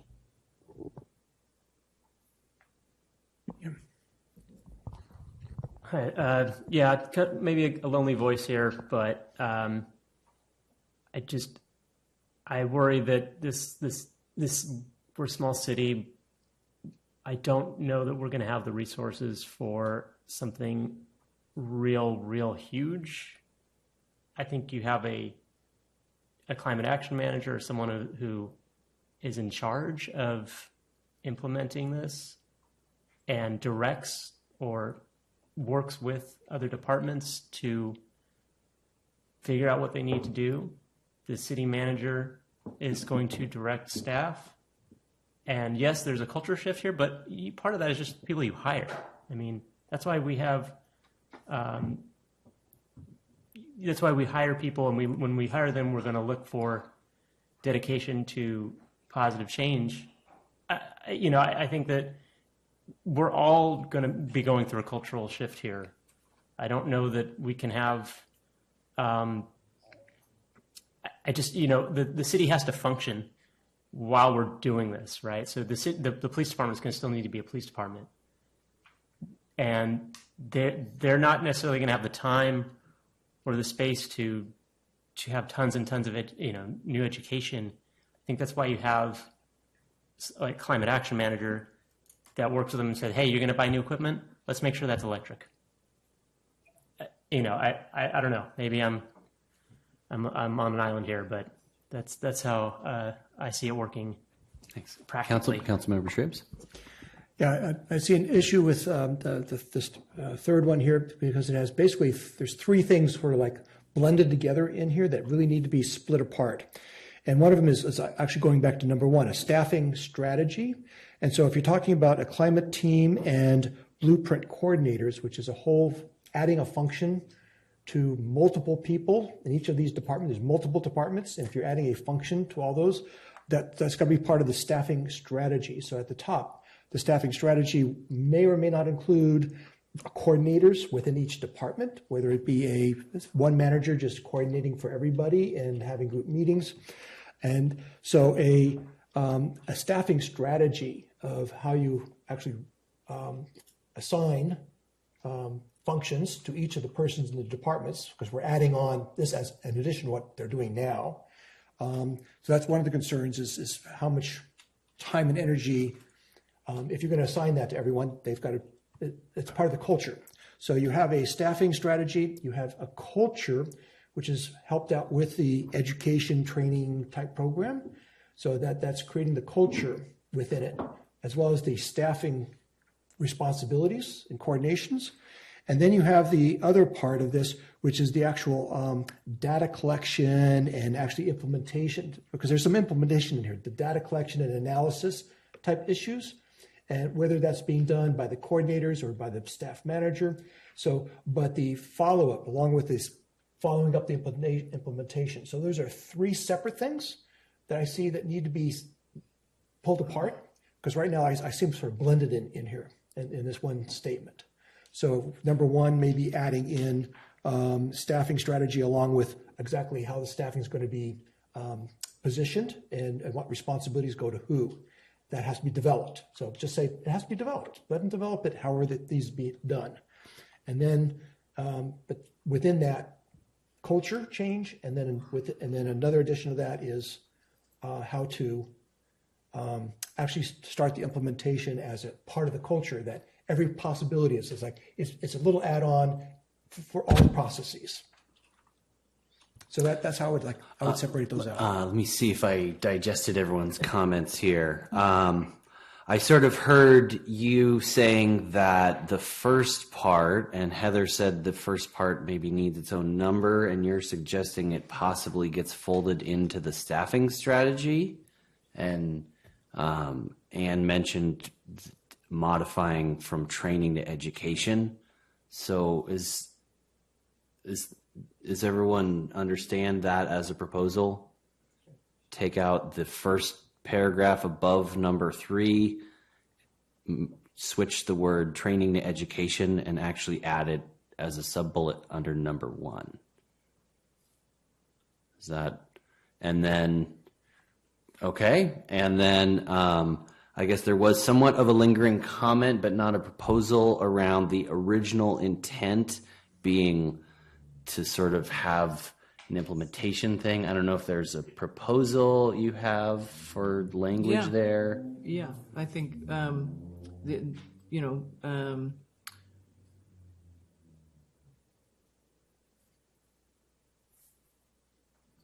to create an implementation plan, basically, however you want to phrase that. So that could be, you're just saying establish a climate team, you could add it into that, you know, that the climate team would be responsible for creating the implementation plan. Because it does, you know, it does need to be coordinated, you know, across departments, and it's not business as usual. Everybody's already got a full-time job. So, you know, how do you fit it in there? And I think it's pretty important. Okay. And Patrick? Yeah, if I could add something, I wanted to bring us back to the beginning of these comments where Councilmember Shribs discussed the need to be cost effective. And I heard, you know, the need to be strategic discussed in this as well. Mm-hmm.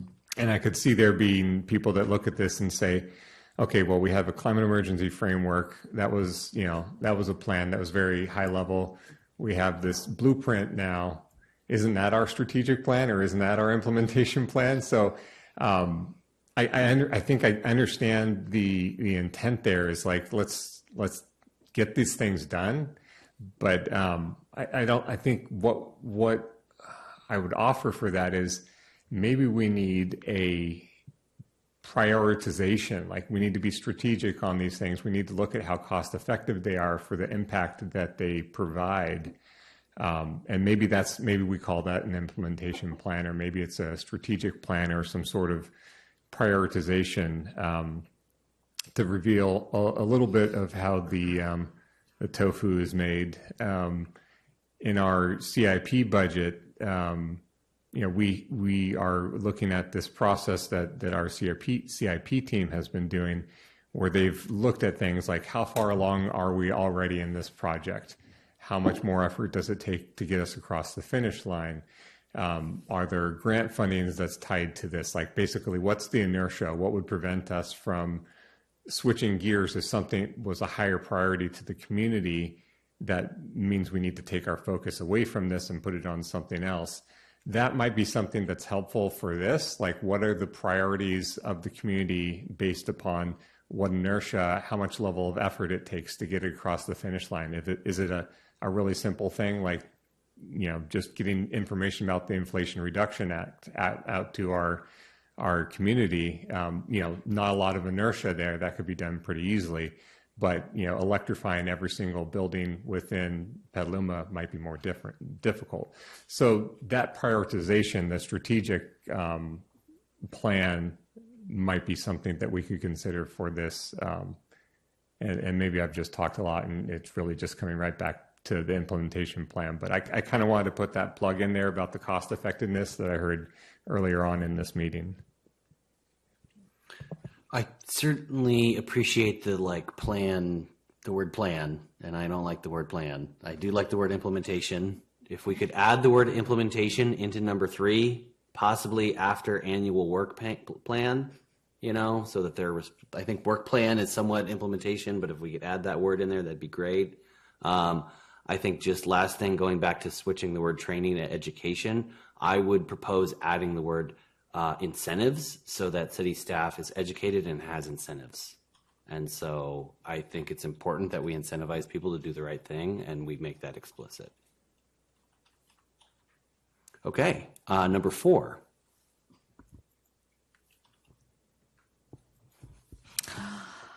Okay, so this is probably one of my biggest quibbles with the work that's been done here.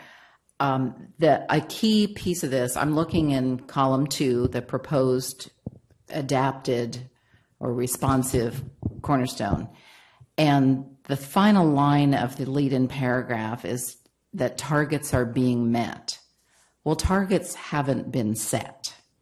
So, I mean, we've got one big target, carbon neutrality by 2030, but I think we need 4A from column 1, which is what we proposed. Establish an annual GHG emissions budget that encompasses all city-run and city-controlled activities, including building and infrastructure construction, repair, and maintenance, public and private. We need to understand what is the scope of emissions that we need to reduce between now and 2030. We have those numbers. We know what they are, but we have not translated those into an emissions budget for the city. Those are targets. We cannot show things on a dashboard we can't evaluate whether targets are being met if we haven't set them. So that step, as far as I'm concerned, is missing and needs to be reinserted.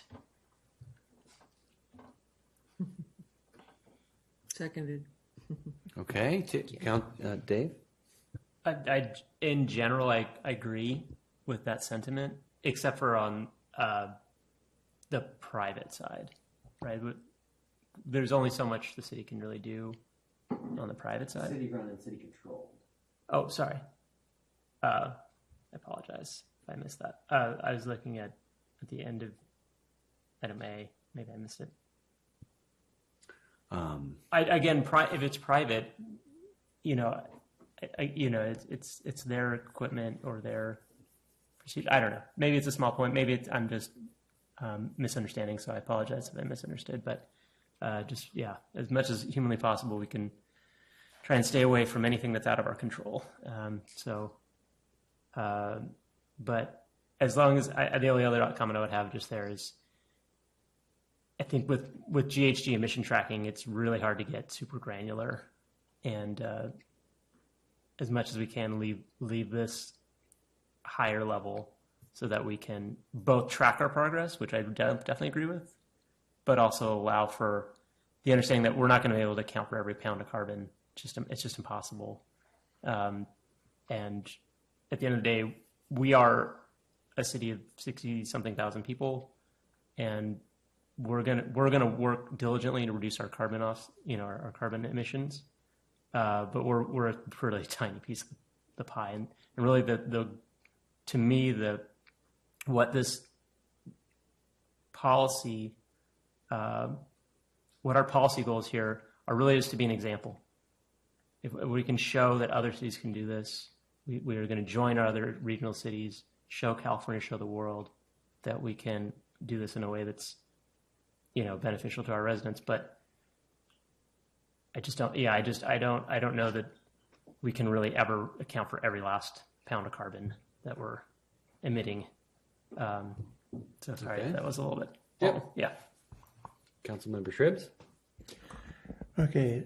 Again, things getting a little confounded because even in statement 3, we're talking about work plans and leadership activities and like that. So I think if we can keep 3 to culture and 4 to actual, we're getting now in monitoring and the implementation of the programs.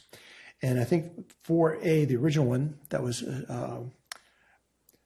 by Ms. Baker over here, is I think that very clearly states that we're working on the city, what the city can do by the city for the city, not the citizens.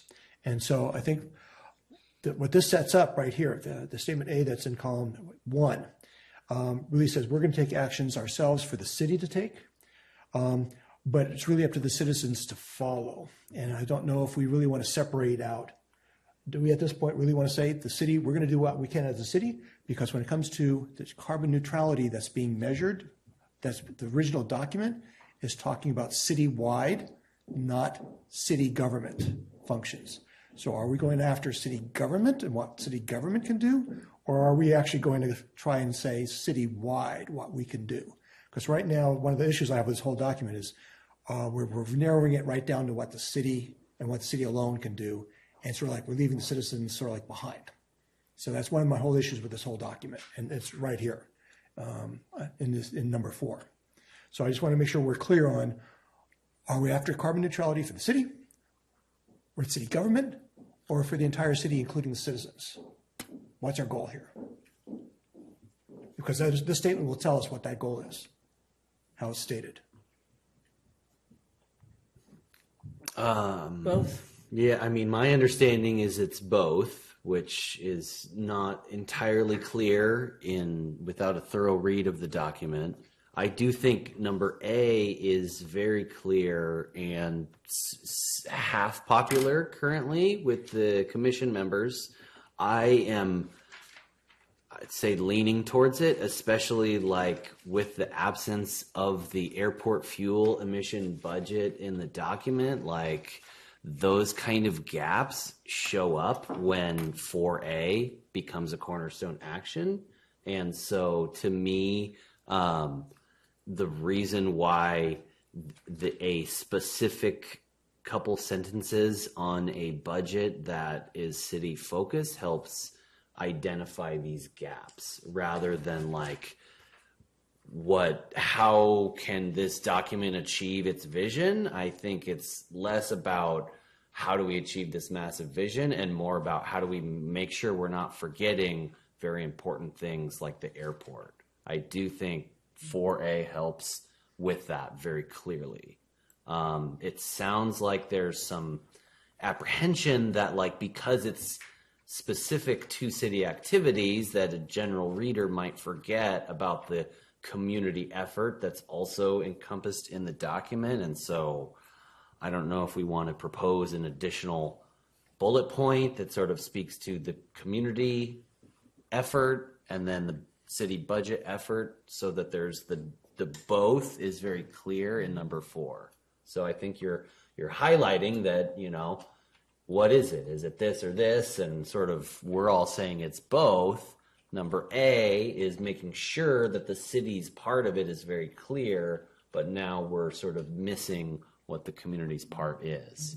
I don't know if anyone has proposed language for that, but thanks. Yeah, I think it's. Oh, I'm sorry. Go ahead. No, that's all right. Oh, I'll be quick. I was going to say, yeah, maybe we could just add a statement that says similarly establish a goal or targets for the community, sort of non-city controlled, and in all cases do our best to track. You know, obviously, yeah, we can't account for every pound of carbon, but I like the idea of also having the tracking include the non-city element of that. Sorry to interrupt you. I apologize. I think that it's a really important point because you're doing both, right? You're looking at community-wide emissions and city emissions themselves. 4A as written by the ad hoc is about city owned and operated, and that's terrific. That's showing your leadership. In the monitoring, in the proposed revise, bullet point 2 is about both city run and controlled and community-wide activities. We can amplify that because the intent is that you're talking about both of those. It is buried at the bottom of that sentence, which might make it hard to see. So we can shift it around and move 4A into the proposed action. Can I just ask a clarification on 4A though, because it does say public and private at the end of that sentence, and I just wanted to be, because we're talking about city owned and operated, but it was brought up that it does say public and private, or do we just mean public or do we mean private? You mean like private companies that take up, like, you know, that work with the city? We're talking about building and infrastructure construction that is private but city controlled. So in other words, when the city issues a building permit, that's something over which they have control. So, and there are emissions associated with that activity, and they are substantial fraction of all the embodied carbon that is being emitted in this town. And I think that you've definitely demonstrated how much carbon comes from the construction activity. I think it gets difficult to, when you're issuing a permit, it would be difficult if I'm a contractor and I want to do work in the city of Petaluma. How is that enforcement mechanism going to work on accounting for my carbon? That's where I find it to be.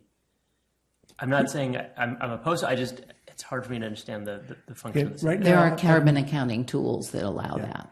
Yeah, I'm going through that right now. All right, I don't mean to get so specific. We'll have a cup of coffee. You'll explain to me and educate me on how this all works. Yeah, there's already tools in place right now. I'm in the process of doing an ADU in my garage, and I have to get Title 24 long documentation from a professional service all about energy conservation. And then I'm going through also Cal Green, which is another whole process of calculations for energy efficiency and conservations, and I'm being whacked over the head over minutia as to which system to use. So it's already in place as far as for building code and all that. That's already in place. I hear you. I think I think you're actually making my point. Having worked for contractors, all that minutia slows down projects. Yes, and it's slowing I think down we mine, need to for sure. eliminate all that. that's just if we want to install heat pumps everywhere, the more of that kind of stuff we have to deal with, the longer this will all take, and the more expensive it will all be. And that's why I have a critical eye for it. It's not to discount the need for carbon accounting. It's that the contractors that are doing the work have to be on the job doing the work. And the more regulatory framework we put in place, that every second, right? Like, because I've actually been there filling out these kinds of forms on projects. Every second counts. Every second is the amount you're paying your staff to work, right? And we think about how much, is it more important that we're accounting for the carbon, or is it more important that we're installing the heat pump? I would say it's more important that we're installing the heat pump. And our efforts, in my view, should be focused on making it easier and having less regulatory framework. Because if the staff is directing us to install that equipment, then they should be focused on installing that equipment. Right. Just give you a clue as to costs. What you're talking about, just in my case, I'm looking at a $50,000 total project. And the cost of doing the regulatory, if I had to go fully through, I'm doing it myself as much as I can, but going through service, it's over $20,000 to add on just to get the regulations accounted for properly by the specialists here in town. So it is a huge. So one of the things we're talking about when I'm talking about costs is when you add this all up, if we're going this direction, there are huge costs coming at us to make this all happen, and that's what I'm concerned about. It seems like this half is somewhat in alignment against this half. I'm wondering if Commission Member Ashley perhaps has some commentary. I think we're missing language around scope 1, 2, and 3. I guess in my read of A, I was reading it as scope 1 and 2, and the feedback over here is that it's definitely scope 3 is included in that. So at least if we make it explicit wherever we settle, that additional language will be helpful. I was just going to say two things in the interest of time. One is that I think that what we're doing here today is setting expectations, and it's the city's job to figure it out. And I think that they've really come through and have clearly a very clear picture of what it is that we're asking for, and when not, then that's what we're here to explain. I don't think we need to figure out how they're going to find solutions to each individual problem today. But also, we're on number 4 right now, and it's 7:52. And if we take 15 minutes on each of these, we're going to be here for 5 hours. So that's all I have to say. And thank you, because that is definitely true. We, Eric and Patrick and I are here, but there's a much bigger team that is going to solve or brainstorm the right approach to some of these. Because immediately, what I think I heard and you say was every building permit that be issued, regardless if it's for a city project or a private project, having some sort of targets. And we're also going to have some limitations with some of the stuff we can do, and we have to make sure we set that up so that we're not legally challenged. Our efforts are going to get thwarted in terms of our timeline if we start setting things up that then we're legally challenged and we end up getting wrapped up in legal battles. Also, it's not going to let us do things. So I appreciate your comment, because I don't necessarily know where that right balance is, and we can understand the intent and include that intent, but then go talk with our building official, go talk with our legal team and figure out, let's do what we can, but let's also not get ourselves in that. Yeah, absolutely. And establishing targets means that's the first thing, right? Is we have to understand where we're shooting for and how we understand how we're doing towards that. Yeah, that's a process that's all going to have to be figured out. And I think, Dave, to speak to your concerns, very real. Obviously, decarbonization projects are not something the city wants to get in the way of. and rather to streamline. So I don't think that's at all in opposition to understanding that we have numerical targets to set and track progress towards as best we can. Okay, I guess I'll try and synthesize the commentary. It sounds like reinserting A, except perhaps dropping the public and private part towards a corollary community type comment where the scope 3 budget activity could occur, and limiting the comment A to scope 1 and 2 emissions. Is that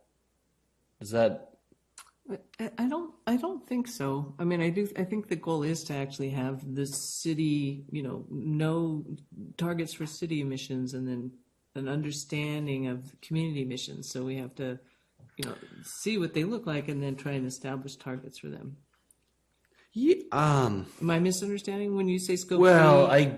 Yes, I mean, that's like what already is occurring. If you were to go to the county's, right. budget tracker and dashboard, if we were to adopt that language, we would be no better off than what we're currently doing, is my expectation.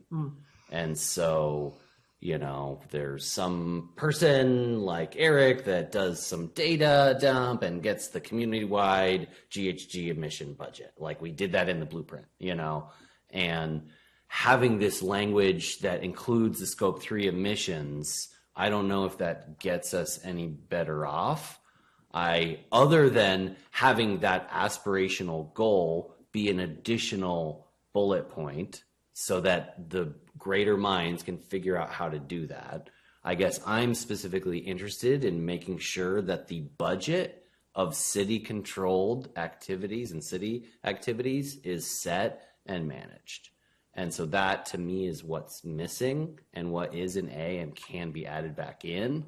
The tougher, more complicated thing that we talked about and all agree is like very complicated should be left up to other people. So that's at least how I synthesized the commentary, was to what is missing from 4 is some aspect of A, and what else can we add in addition to that to cover the community piece of it. I would agree with that separation, because we're talking about just separating the city goals and targets versus the citywide with citizens' goals and targets. We need to do both, but I think at this point just separate the two concepts, and I'd be fine with just let them figure out the language to do that. I disagree, but I just feel like it's kind of like this. Sonoma Water produces your water bill. They'll tell you if you're, what tier you're in terms of how much water you're using, and then they look at the whole big picture. How much water we're using as a community. And I feel like the city in this context could give citizens information. Like, are you an energy hog? Is your building activity producing extraordinary emissions, but I don't think any of those things come out in a way that's useful to people until we actually start to count or try and quantify those numbers, and so people can see, where they're coming out. Well, and again, I think everybody here has affirmed that, yes, our 2030 goal encompasses all of the activities of this town, whether it's happening at a private resident level or happening as a result of direct city activities.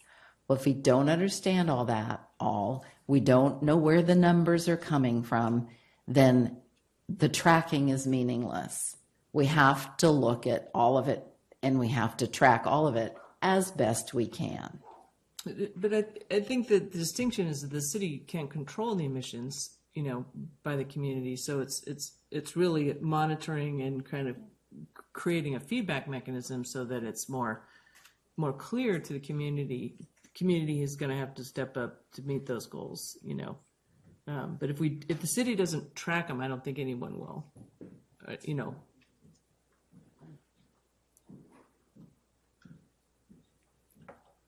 We may not be able to resolve this for you tonight, but I think you've probably heard all the opinions. We should probably move on. Yeah. Okay. Hopefully that was semi-clear, and I think in the interest of trying to get this somewhat passed, that there was no dissenting voices on number 4. So I guess we'll leave it at that. Number 5 starts on the offset policy, and does anyone have any particular qualms about number 5? Not qualms, but just a couple of short comments. I felt that this belonged in the first intent group. Maybe it is. Is it in the first intent group? Oh, yeah, it is. Never mind that comment. I'd like to see the scope of public education and awareness activities a little broader, as shown in number 7 below. And I think some of these activities need to start this year. We're showing the soonest one is January 1st, 2026. So I'd like to see something in this group targeted for the current year.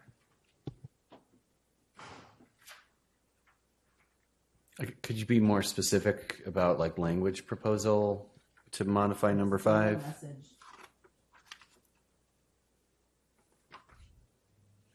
Okay. Number 6. Yeah.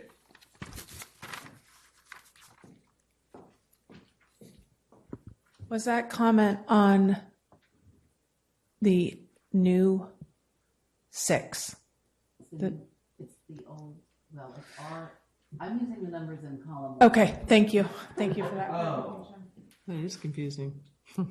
Yeah, it is confusing with 2 sets of numbers. It's a little challenging. So because the first column kind of goes sequentially, and that's sort of the line number is the one in column 1. Let's use those. Okay. Okay, great. So I was just making sure no one had any issues with column B, number 5. That just got tucked in there and added as number 5, and everyone is happy with that one. Okay, great. And then your comment was more about the timeline of the original number 5. And I think that feedback is clear, and we could move on to column 1, number 6. Similar comment on this one.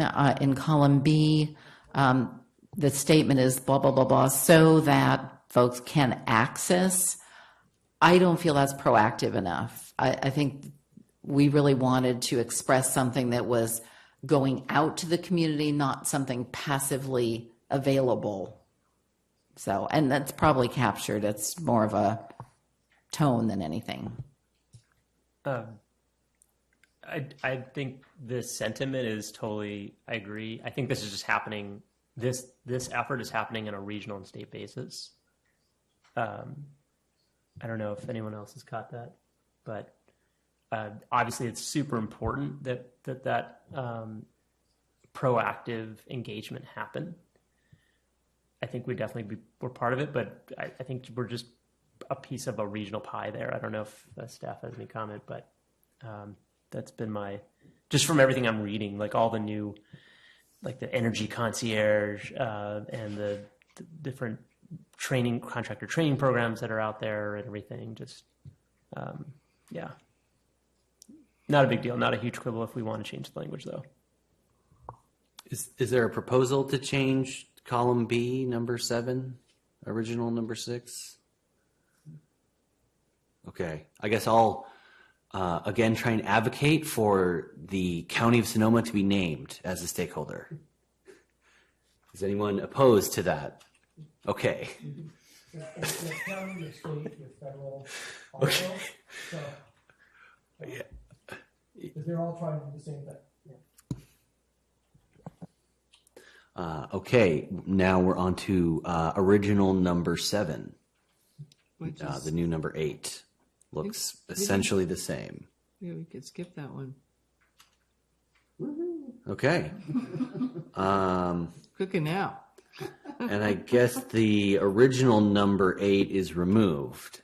Is everyone comfortable with that? Okay, back to number 7 original. Okay. Okay, just on that one. The number 8, it says, especially focused on reduction of consumption based emissions. And so that's just getting awareness.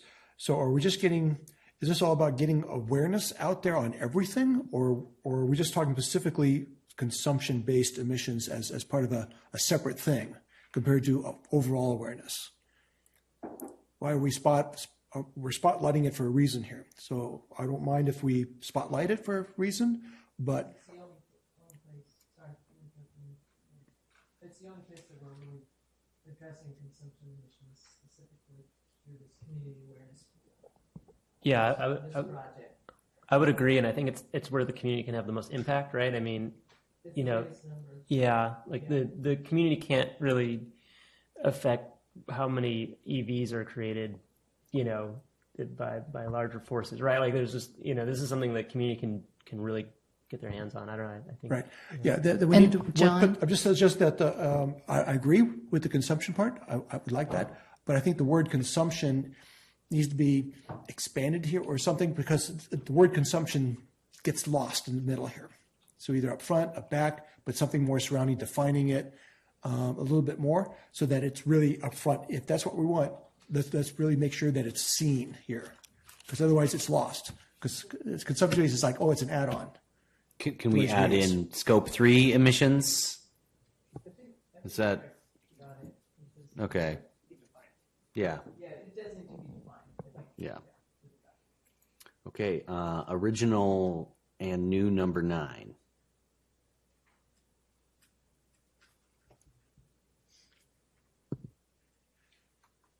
My only comment is in the intent column. There's a statement that remove actions related to jobs, housing balance.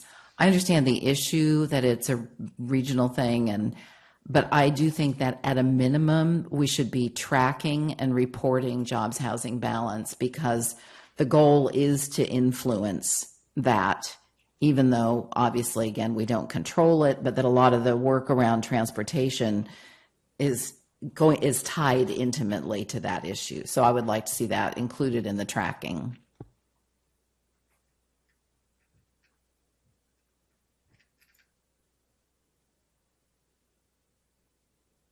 Okay, I think we're on to number 10, or column 1, number 10, complete streets plan. I guess my, going back to the last meeting, I had a question around if complete streets is the overall macro umbrella concept, which we want to fold. It looks like that is what is the umbrella policy is complete streets. So, yeah, it's. Okay, yeah, just on original 10, now 11. What's missing from there is some of the purpose of what we're actually trying to achieve, I think needs to be added in, and that is reducing total VMT, vehicle miles traveled, by residents and workers. We want to achieve that and set that up as a target. And this is maybe the place to do it, because we need to beef up our transportation, especially amongst our citizens, to have a little bit more oomph behind what we want them to do. So I think if we're going to do complete streets improvements, the purpose behind all that is to change the modality of travel and reducing VMT total. And that's something that we can track. And I think that has to be one of our major goals, because that's, if it's transportation, if it's cars, is our number one, 75% of our emissions, then we need to cut that in half. And we need to set up a specific target. And this is where you would put it. We want to, that's our target. Reduce citizen VMT total. I mean, I like that proposal. I think that's a good idea to talk about the intent. I think there was a couple pieces here that were in the left, number 10, that are not in 11 that we should probably talk about. So the A, build out the active mobility network, is really creating a target there. How many miles of connected, so I think bringing some language in there in terms of a target.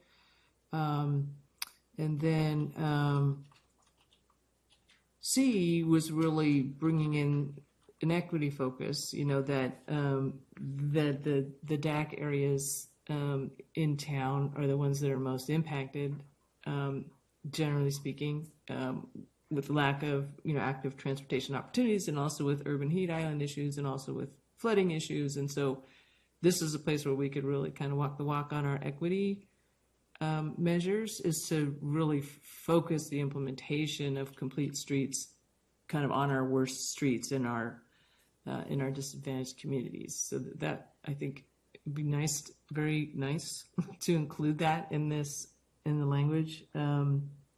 And then the other piece that was left out was kind of setting a goal for reduction in paving and impervious surfaces. And I don't know if that was left out intentionally or just didn't feel like it was important, or so I was just curious.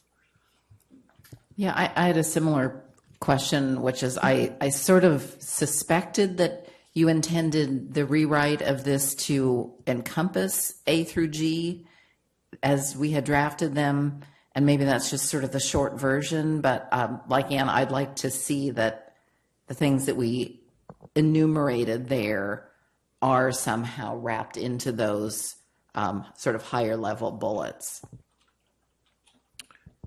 We didn't actually intend to include them in the rewrite. So just to make that clear, we did intend to take those elements, right, the targets you set for active transportation streets, the reduction in paving and impervious surface, and wrap that into the action plans themselves, right? So as actions themselves, but not raising them to the cornerstone level. So making sure that all the complete streets, whether there's speed reduction, safety plan, ATP, all the general plan work around complete streets and the guidelines associated with those would be priorities. And then those other components, which are target setting for impervious surface, fall into the action plan themselves. So not to not put them in the plan, but to move them into the action plans themselves as specific actions. Time for a recess? I think let's get through halfway through the list. Maybe we're close to halfway. So let's knock out the next couple. There's, what is there, 30, right? Or 27. 27. Okay. So let's get through 15 and then we could maybe take a, yeah. Can I just ask a quick question? So is it the commission's desire to see those things back added in? Because I think we maybe didn't finish, just so I understand. As long as they're in the action plan, I'm cool with it. Yeah, that's kind of what I meant, Eric. I didn't express it as well as you did, but yeah, I just want them to show up as things that happen. Would you be willing to accept public comment at this stage? Because we've been waiting for some time, and then otherwise we might lose everybody else. It's up to you. Yeah, sure. Please. Yeah. Let me, yeah, at this point, I will open, where's my commentary here?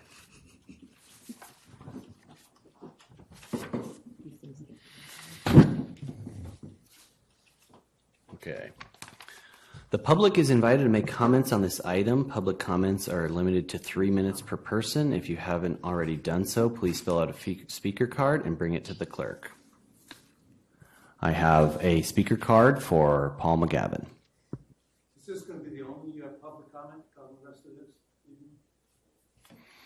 I had a public comment for Ned Orrit, but Dwayne, if you would like to make a public comment, please fill out a card, and now would be your time to comment. Not later after you get Correct. Yeah, there is generally only one public comment period during new business.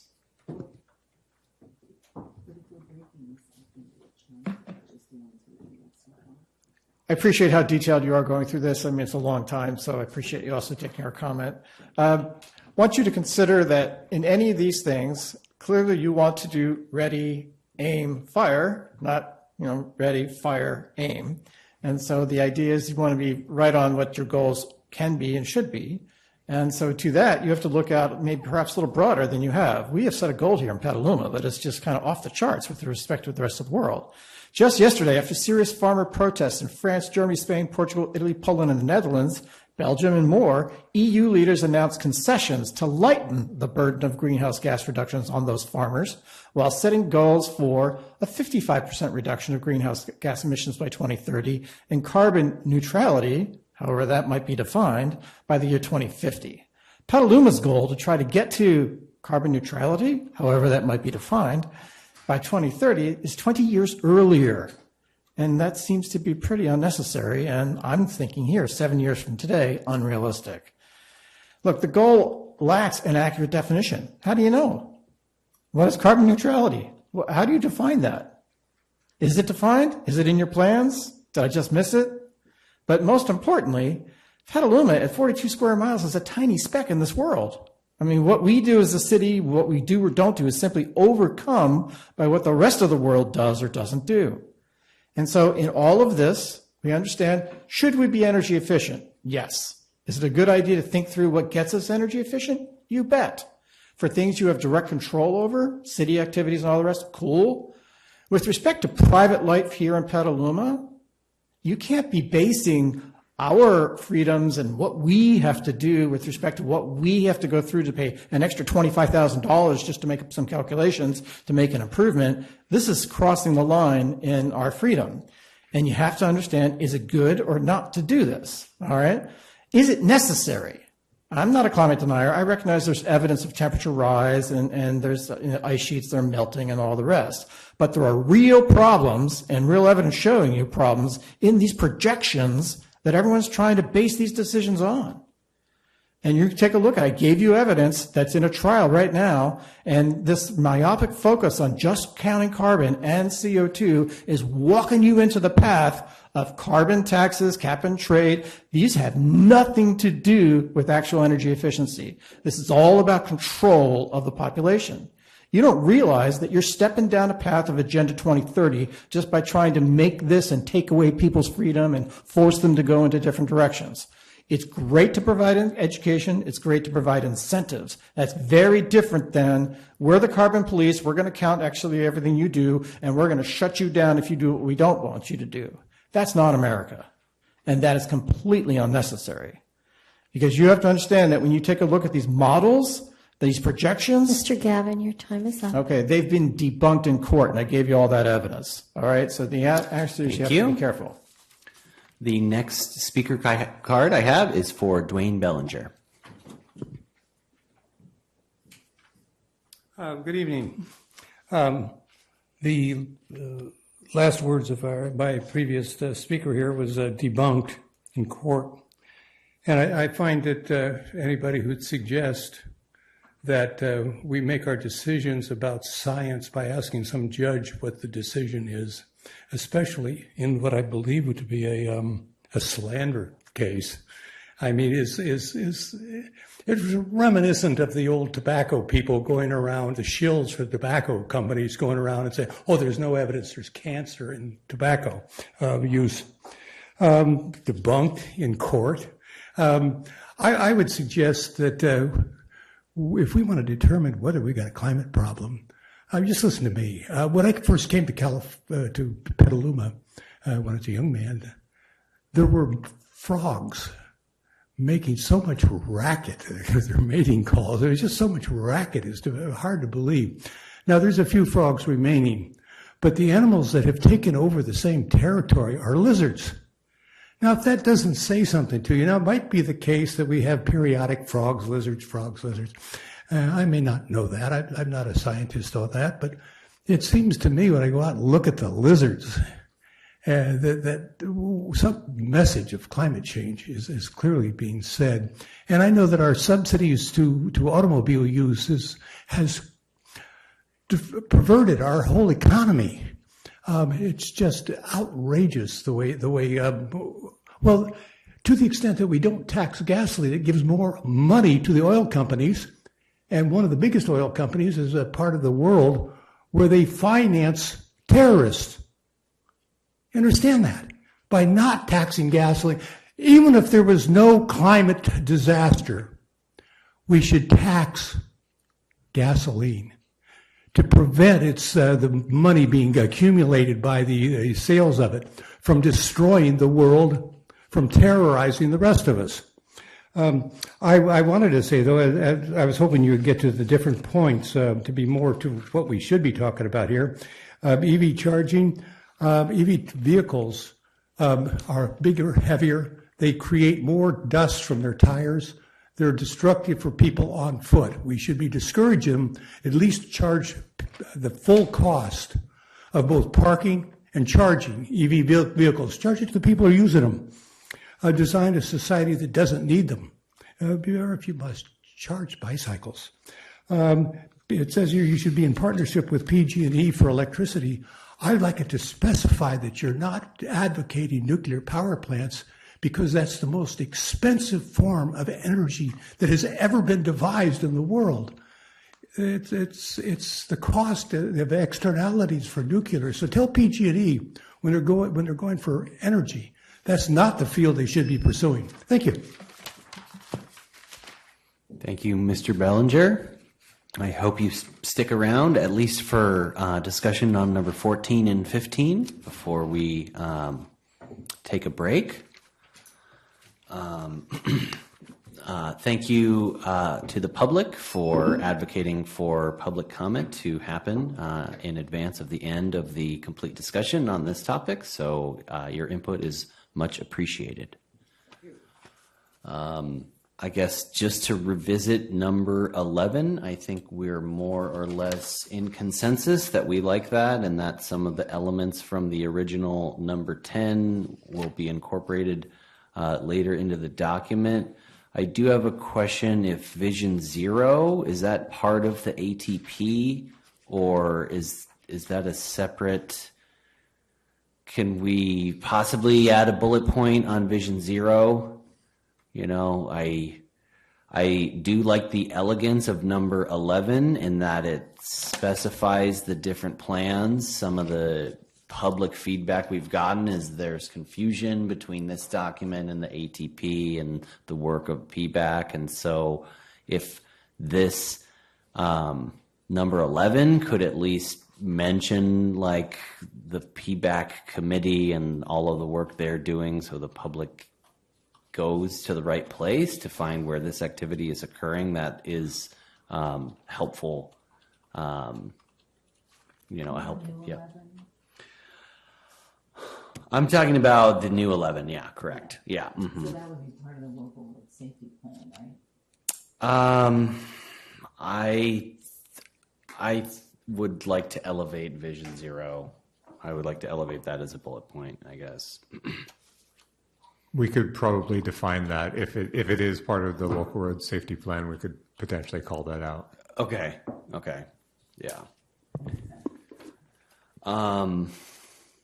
Number 11, the new number 12 is short and sweet. I guess I'll go first on this one. Just, this is somewhat already done. I do still like the idea of, the action of the word distribute, in that like it would be great if there was an event where Clipper cards were distributed to the public, you know, like sort of forcing the transit committee to actively promote this in more ways than what is currently occurring. You know, the way number 12 is written is semi-passive and possibly already done. And, you know, it is such a powerful tool in this entire thing, this one thing. And, you know, it has the fewest words. I mean, I totally agree with the sentiment. I'm just going to say I think we're getting a little nitty gritty there. I think that the overall strategy is fantastic. How exactly they do it, I don't know. You know, that's just my thought. But love the passion, because I agree. It's an awesome. I'm sure our communications team is going to be very happy to promote that program to everybody that'll listen to us on that, because it's a huge benefit to our community, and we're going to be screaming it from the rooftops. Yeah, I think the statement, the new statement, implementing fare free for basically for all transport, I think that is much more broader for everybody and to get everybody engaged with it. So I'd go with that. I think saying something about bus passes or clippers.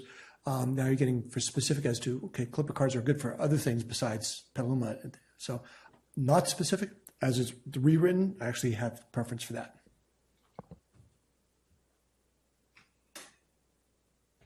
Okay, short and sweet. As an aside, I did lose the battle on advocating for bus maps as part of the objective design standards. So, you know, I do think bus maps is a critical and missing element of our transit programs. You know, there aren't bus maps at the schools. They aren't at low-income housing. It seems like the desire is to keep this one short and sweet. But again, the activities of public transit are central to the 70% mode shift that we need to do.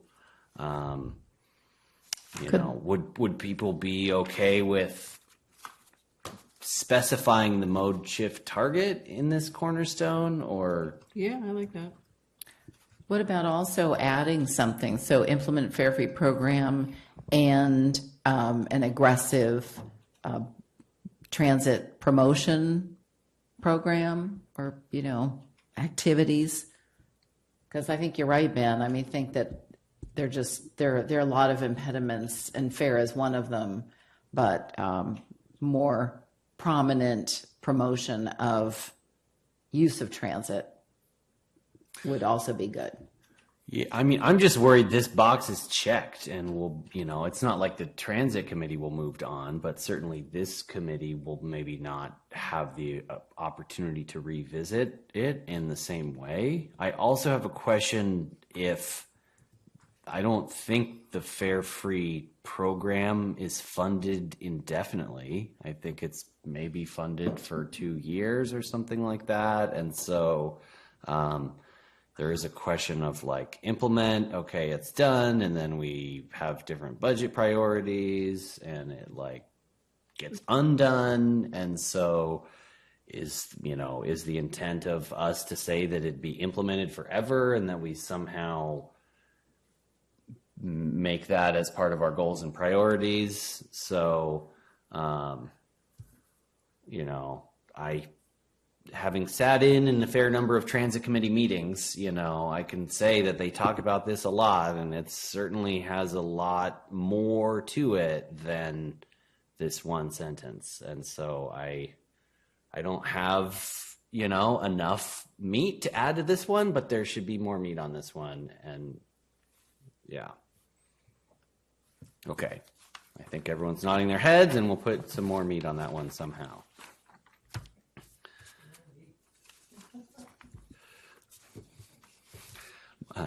More protein.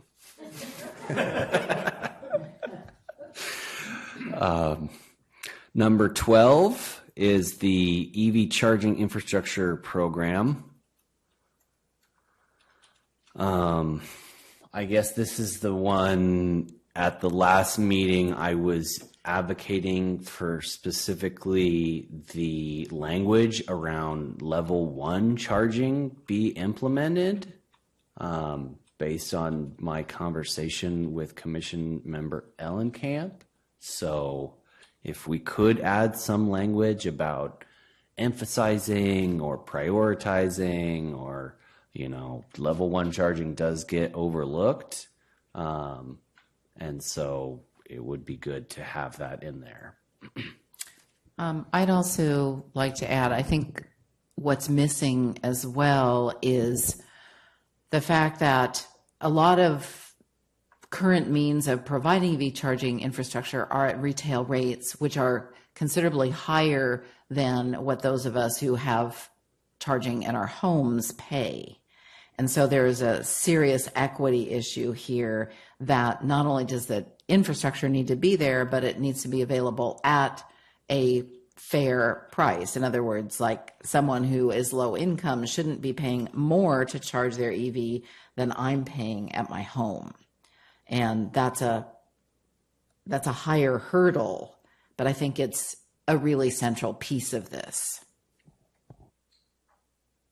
Yeah, I echo Commissioner Edminster's comments there. I think just having at least a line that says, we'll pursue strategies so that the rate is at the the rate you would pay from your home. I think that makes sense. I think there's some technical challenges certainly around whose meter we're talking about here, and if it's a workplace, okay, that's private business, private parking lot or whatever it is, and it's a little tricky. But certainly at the multifamily, multi-unit dwelling level, that definitely makes sense, right? Because like right now, I have my wife bought an EV, and our fuel cost is like half of what it would cost for gas, and that's really awesome. And we want to make sure everyone gets to benefit from that. So it's a good point. Yeah, what I'd like to add is that I'd like to leave it more generic because this is one of the technologies that's changing worldwide tremendously right now. Japan and Korea, possibly Korea, South Korea, are moving toward a swappable battery that's about handheld. You pull your handheld that's about this big, like a 1 square foot box. You pull it out of your vehicle, you pop it into a station, you pull out a new one, pop it in your vehicle, whatever it is, motorcycle, bicycle, small car, and then you ride off. So charge stations, plugins could disappear in the future, and to a swappable battery system. So technology is moving very fast. So I would say let that be generic right now. I would love to see EV bike racks for free with free charging at all multifamily. I'd love to see something like that. But I think if we leave it up to the changing technology and what we can do so that as things are rolling out technologically, we're going to roll with it and get it implemented. It could be EV1s, charge station EV2s, could be EV4s down the road here for if folks have trucks. Could be just a simple bike rack or scooter rack could be swappable batteries. Could be all sorts of things within 5 years from now. Don't want to specify it at this point. So I'd like to leave it open. Are you advocating for like hydrogen fueling be part of this? Hydrogen fueling may be coming in for larger vehicles because batteries do not work well in the larger vehicles. Anything larger than a pickup truck, and that technology is coming. So within 5 to 10 years, we may be having hydrogen-fueled pickup trucks and above as another option. May be coming. So we'll see. I have a question on this one, which is the blueprint pretty consistently held the same target for EV adoption throughout the document. I think it was 25%. Is that right? So just curious kind of where your analysis was on that, why you always held that number. You didn't feel like you could hit a higher number. So the 25% is a rough estimation of implementation of the state targets for new purchase of new vehicle EVs, right? Okay. However, I think when you're looking at the emissions from the transportation sector, you're looking at the vehicle miles traveled, as we were talking about earlier, as well as clean VMT, so to speak. So it could be a package of either of them. That number could bump up if your infrastructure and purchasing happens faster, and mode split could go, your mode split could go down. So you could kind of toggle between the two of them, but we were sort of looking and testing those scenarios, but it could be kind of a range of the two. So your EV adoption rate could be much higher here in Petaluma. It might already be higher than other places per se, but which means you would need to do maybe a little less on the VMT side and mode split side to reduce those emissions. So you're kind of doing both at the same time. And I just respectfully, I think it's probably better not to get into too specific on level 1, level 2. Like to Councilmember Tripp's point, we don't know what the technology is going to be like in 5 years. I think we need to have it needs to be a city priority that some kind of charging be available, or that this be built out. I get your point that level 1 is looked over. But yeah, just a thought. I mean, that's fair. I guess number 13 sounds like a really good goal. It sounds very impossible to do. And so by at least adding the word level 1, that makes what seems impossible slightly achievable, I guess. So, yeah, I look at this one, that sounds really good, and then I think, like, to Councilmember Sherp's point, who is going to do that, Like, is someone at the city staff at some point in 2026 going to be like, oh, the clock's ticking and, like, these Electrify America chargers are broken and maybe the hydrogen people are here or not, and it's vague enough that it sounds like a good goal, but something that will just not happen. And so I guess I'm advocating for more precision so that there is the possibility that something actually happens. Yeah, if we're going to do that, then I would even promote go further. If we're going to do that, I'd say I'd promote a ride share system with mini cars with all level 1 charging. Be required for all new multi-family housing, and just make that a requirement. If we're going to go that far, we might as well go all that way. Yeah, I mean, I like that, except that gets into the microtransit concept, and I think there's a different microtransit piece. But Eric, you want to? I was going to say that if it's for a new project, that could be a solution, a transportation demand management solution for an individual project. So that kind of leads into the next row down, which is number 14 in column B. But the idea between transportation demand management is there's a lot of solutions, and you leave it to the housing developer or the property owner or the non-residential employer in those businesses to come up with the solutions to meet the targets you establish for them. So that could certainly be one of those solutions. Unless you would like to just ensure that EV1 charging for small vehicles, bicycles, scooters, the like, being required to be added to all multifamilies? Is that something you're seeking? Yeah, I mean, that's something I've advocated for at the Planning Commission, or at least getting more specific. The current code, I think, is like EV ready, Patrick, do you want to comment? Yeah. I just want to add, before you get to that, I think what you're getting at is clear, because when everyone says EV charging, everyone's thinking large, four-wheeled vehicles, charge stations at 220. So I sort of agree with where you're going. I have a proposal. Yeah. In 14, perhaps we could add a phrase, so it says adopt a TDM policy inclusive of e-bikes for employers and housing developments. This one, by the way, it's less than a year away. So I think that would be a great cornerstone because it's an immediate first step. It addresses technology as it is presently and doesn't try to anticipate too much of what those changes are in the future. Ready? Sorry.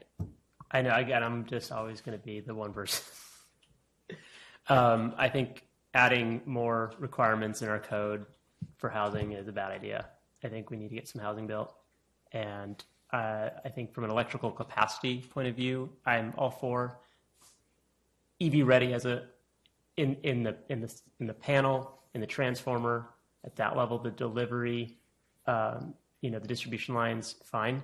But just a red tape, averse kind of guy, I think having requiring yet another thing that a housing developer, or if someone wants to put, we have Camelback is leaving. We've got La Tortilla leaving Santa Rosa. They're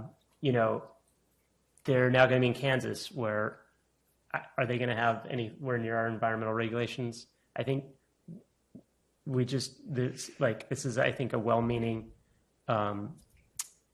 addition to our code that I think will have unintended consequences. Also, just a note on... Are you talking about number 14? Sorry, are we on 14 yet? Well, we were bleeding. We were kind of bleeding, yeah, sorry. My brain's kind of melting, so it's been a long day. But sorry, I know I'm always kind of just this lonely voice here, but are we on 13 or 14? We have not yet concluded 13. I apologize, and I will rant again Yeah. when we get to 14. I have some interest over here in making 13 somewhat more precise so that it becomes achievable. I don't know if anyone can comment that 13 as written would actually happen. So, Patrick, I mean, what I wanted to add to that was the conversation started about level 1 and basically inadvertently there being a tax on renters because they're paying the retail rate as opposed to what you would pay at your house. So I don't know if this encompasses that thought, but the idea of equity, I mean, that scheme there is like anti-equity. It's making it more expensive for renters and people with fewer means to participate in clean transportation. So I'm wondering if develop an equitable EV charging infrastructure strategy would kind of encompass that, if we all kind of understand that idea of equity, and that kind of gets at what we're looking for. I like it. This is a strategy, so it's kind of figuring out how to solve the problem. Sorry, Ben. yeah, no, I mean, Patrick is signing himself up in 2026 to work on this. So I will be right there with you. It's what isn't clear is like the existing versus new construction. That somewhat bleeds into number 14. I don't know if like adding something on existing would be helpful or hurtful. You think the strategy should be for existing? You think? I mean, because most of multifamily housing, low-income housing is existing. Yeah, and the new stuff will be to code that will have the charge-ready stuff. And whether or not the resources are right there, or there's community charging stations, exactly. or It's a whatever. strategy. Yeah. It's Yeah. a strategy. So how are we gonna make the equitable charging facilities available to people who need them? And I like that there's the word incentives in there, because I mean there's monetary incentives, but there's also perhaps something we can do in our permitting process to make that very easy, to remove those barriers. So that might be part of the strategy. I don't know. We'll see. It's kind of a harder thing to do than you think it is. To bring in EV chargers later. It's kind of expensive, and so that's why I think it does need to be thought about a little more community-wide. Like we have gas stations. Yeah, but gas stations don't work for EVs, right? But there needs to be something. Maybe something, yeah. Public resource. No, I agree.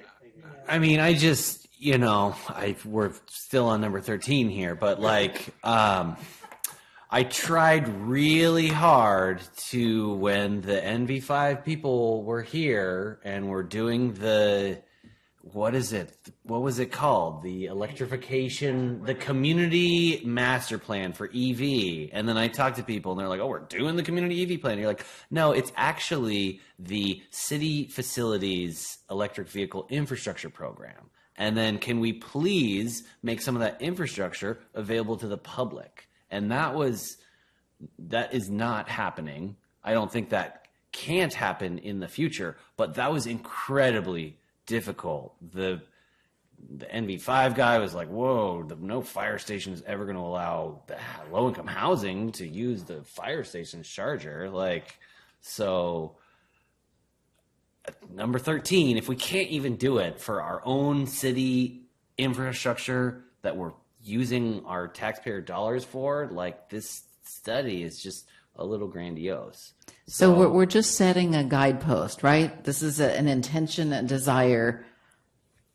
Some of these things, probably all of them, are going to be hard. And aspirational. Yeah. So I feel like an equitable strategy is broad. It leaves lots of options open. Can we live with it?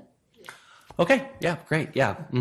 Just equitable, includes level 1 charging, and it includes opening up public facility charging, the city charging to the public. So just note, when we revisit this, those two things will be part of the equitable program. Number 14, yeah, I guess This is one this is like, I guess number 15 is my favorite. Number 14 is my second favorite. I don't know if spelling out the TDM acronym would be helpful, and I don't know if there is a more fun buzzword for that. I am a little curious about the timeline. Is this something that we can actually do this year? And can we talk about what that would look like? Because this... Do we have time to? This is where all the emission reductions are happening in the entire blueprint is... Yeah, I think I agree with you on this, on the priority. In fact, I would like to put this right at this is data collection. So if we're going to collect data from the city and put all city staff in collecting city data stuff, we really need to be collecting data from the community as to who's doing what and how far are they driving. As long as we just collect the data, just like we're doing for rents, collect that data. But if without that data, then we have no management. So this is just all about collecting data. And if we require that of the businesses and the larger units, multifamily units, corporate-owned ones, not the privately, we're talking about 10, 20 plus units, maybe, businesses of 100 people plus, just so that we have an idea where everybody's going and where they're coming from. Just data collection. That's our baseline for 2030. If we don't have that, then we don't have anything. So when you develop a transportation demand management policy, you're going to be doing a few things. One is you're going to be establishing some sort of target that you're trying to achieve from new construction for housing or from non-residential development. That's the first thing. The second thing is you're going to set up a program or staffing internally to review the transportation demand management plans that those projects will provide to you with their application.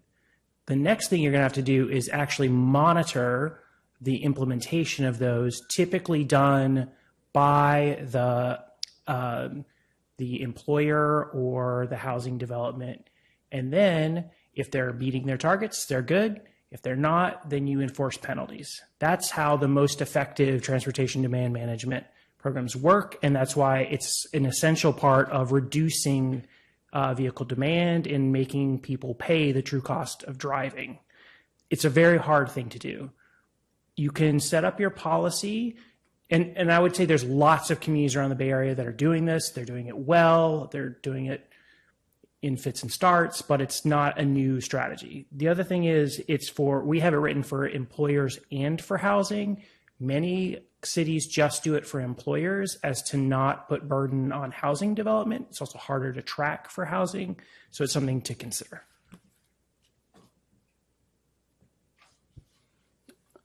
I'll make a couple more comments here. I guess I'm curious if Mr. Bellinger appreciates that this one here is really targeted at his public comment around reducing the public subsidy of driving. And so if it's clear to Mr. Bellinger, then number 14 is achieving its goal. If it's unclear to him and he's coming here and commenting on it, then the language should be modified or improved. And so that, while I agree with TDM and I love TDM, the language in this cornerstone is very technical.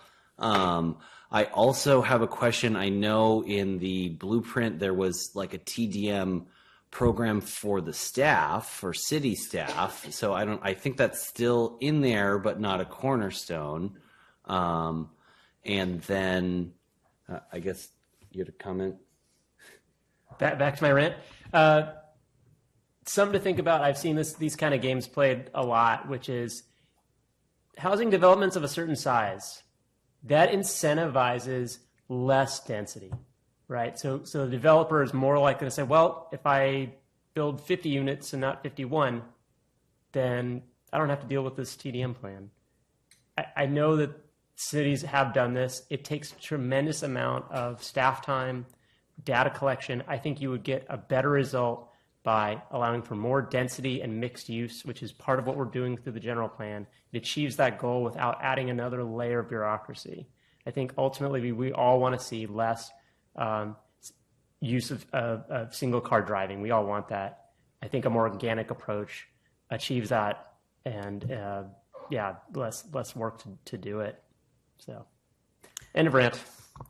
So that, I think, raises some interesting questions, and I'd love to hear from you, both Eric and Heather, your experience with this, because I can definitely see the difficulty of tracking that information in housing. And I'm wondering if simply reducing parking ratios accomplishes the same thing and actually saves developers money. See, you guys are talking about new developments, okay? And I mean, my read of this is existing, okay? And so... No, it doesn't. It wouldn't apply to existing development. It couldn't apply to existing development. You need some sort of mechanism to apply it to them. Maybe if it's a large overlay commercial zone. I mean, let's add the new overlay zones are required to produce a TDM document and program. We could certainly look into that. Typically, it's applied to new development when you are doing. It's a condition of approval for a project, so it's applied. It's applied in that way. You could certainly look into re-tenanting as an option, right, with a turnover, maybe. It's certainly something we could look into. Typically, it's applied to new development as a condition. I kind of liked your idea of not applying it to housing. But it could be applied to new housing. It could apply new commercial development. That's at the discretion of the policy. Just being a workplace requirement, and then I wonder if it could be picked up by like the downtown business improvement district taxes or something like that. You would pay for the number of employees that you have, coming by single vehicle or something. Yeah, so that could be part of the. So that's easier. Just to add to finish to answering Ann's question and Amy too.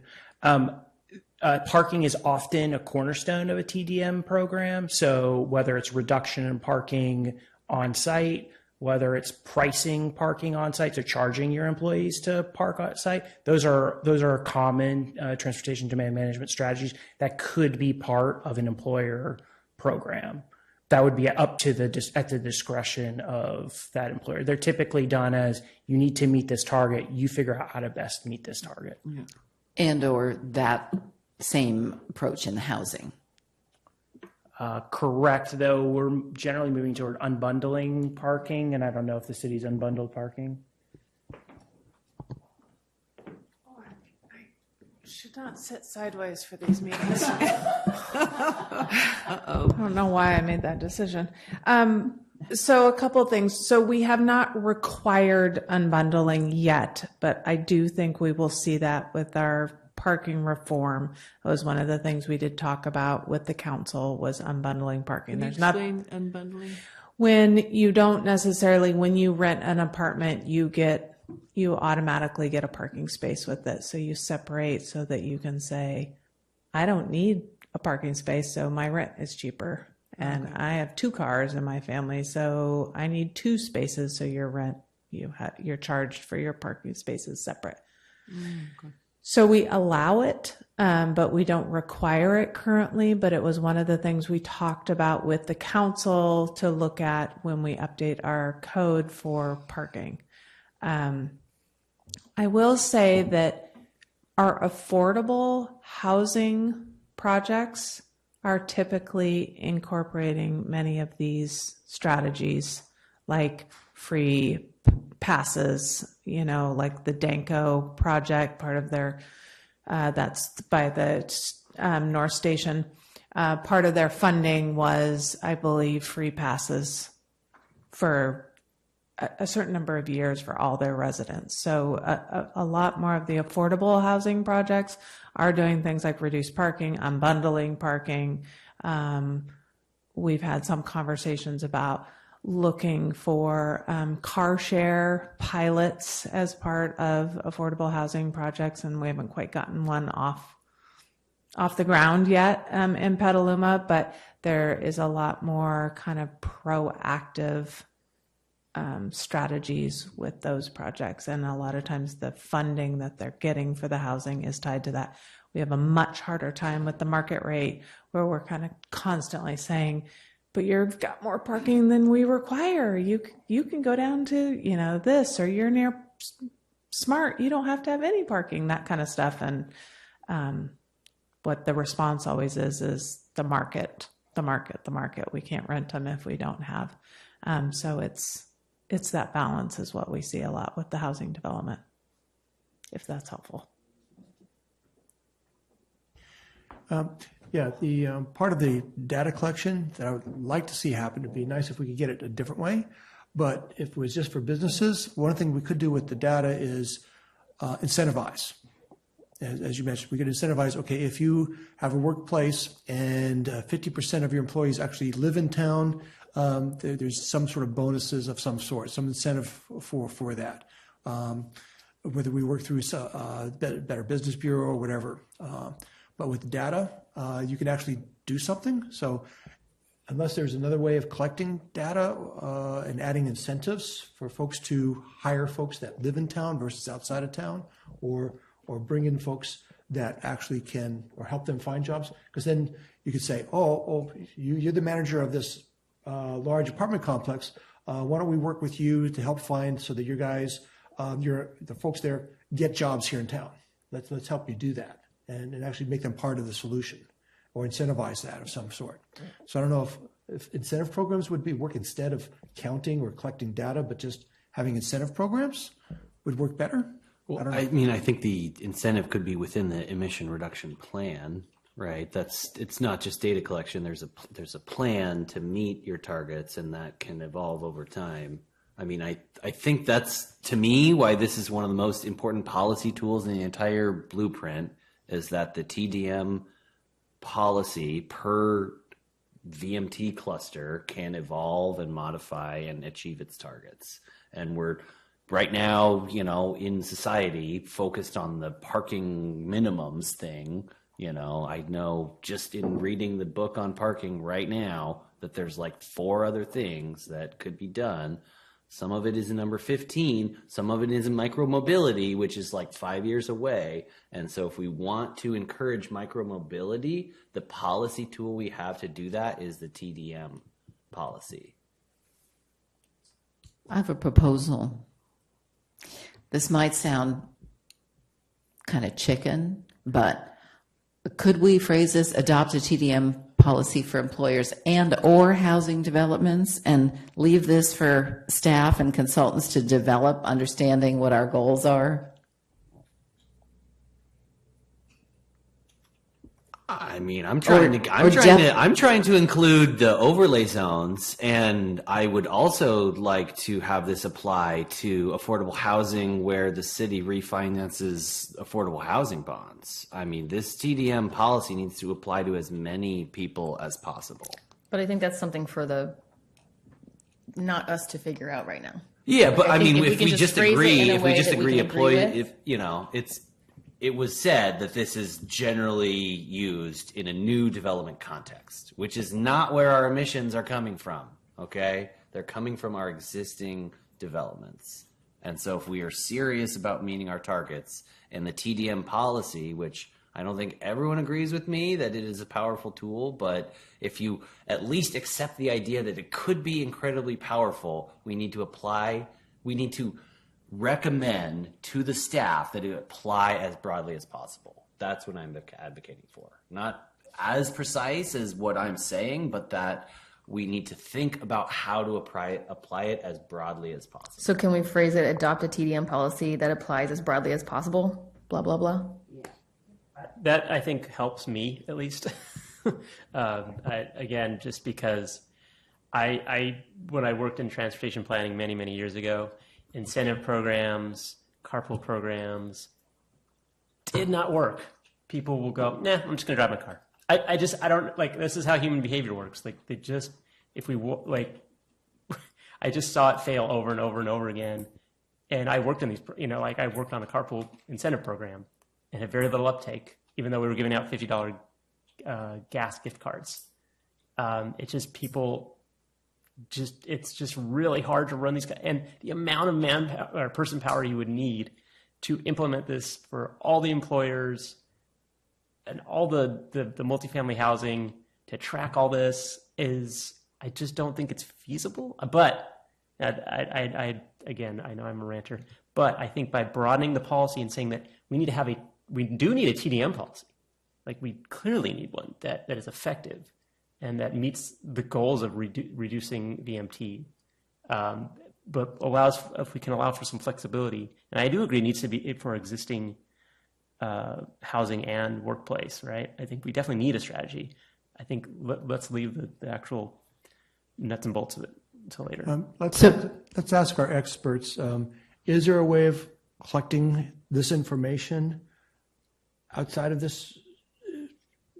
In order to do the evaluate our total program, where we have to figure out how to reduce VMTs across the board or whatever we need to do, how do we? Because this is all about how do we actually keep accounting of it all, and how do we incentivize and motivate? Is there a different way of doing it than this, or is this the only way of doing something like this? The most effective way to do this is a mandatory TDM policy that is required of new development. That's the most effective way. Voluntary programs are not nearly as effective as mandatory programs in this regard. That's like the science will back that up, generally speaking. Typically, the way that they're structured is that the business or employer, in the case of a non-residential project, would do the monitoring themselves through counts at the curb and other surveys, and then that's reported to the city.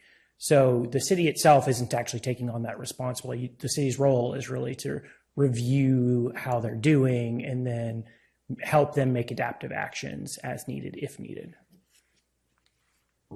How about adopt the most effective, practicable TDM policy, ... Broadly apply, blah, blah. Okay. I'm happy with the discussion we had. I hope there is an agenda topic at this commission on this later this year, especially if it's a January 1, 2025 target. So I don't know if it's a joint meeting with Transit or Planning Commission or who, but I would certainly like us to take a crack at discussing this at some point this year.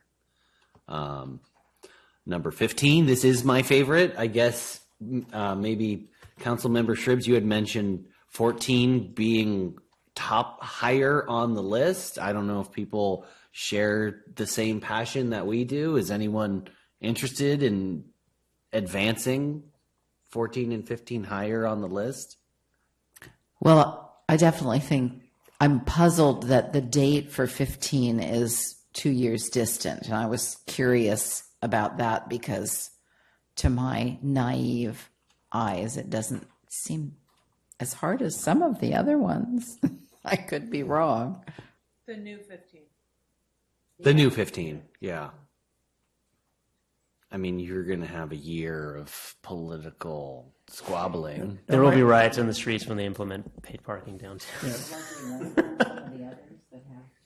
My understanding is that there will be a parking study done soon, but I'm not sure if it'll get done this year. So if you have more information on the parking we study, are that's doing, good. I think I brought this up last time, that we are doing a parking study and I think it's downtown. I don't know if it's solely downtown or if it's certain nodes to look at the availability, the use of parking. So that's a step. That's specific to the disability parking though, and I thought that was the impetus of that. I don't think so. I think it's broader than that. It's public parking. So it's, on streets and in the garages downtown. I feel like there was other areas, but I'm just not able to pull them off the top of my head. So it was looking at, when we came to the council to talk about parking reform, we acknowledged that changing regulations for private parking as part of projects is one piece of it. But the other piece of it is public parking, and that we have to, and the third piece of it is transit and bike ped, they kind of like all have to come together for it to be successful.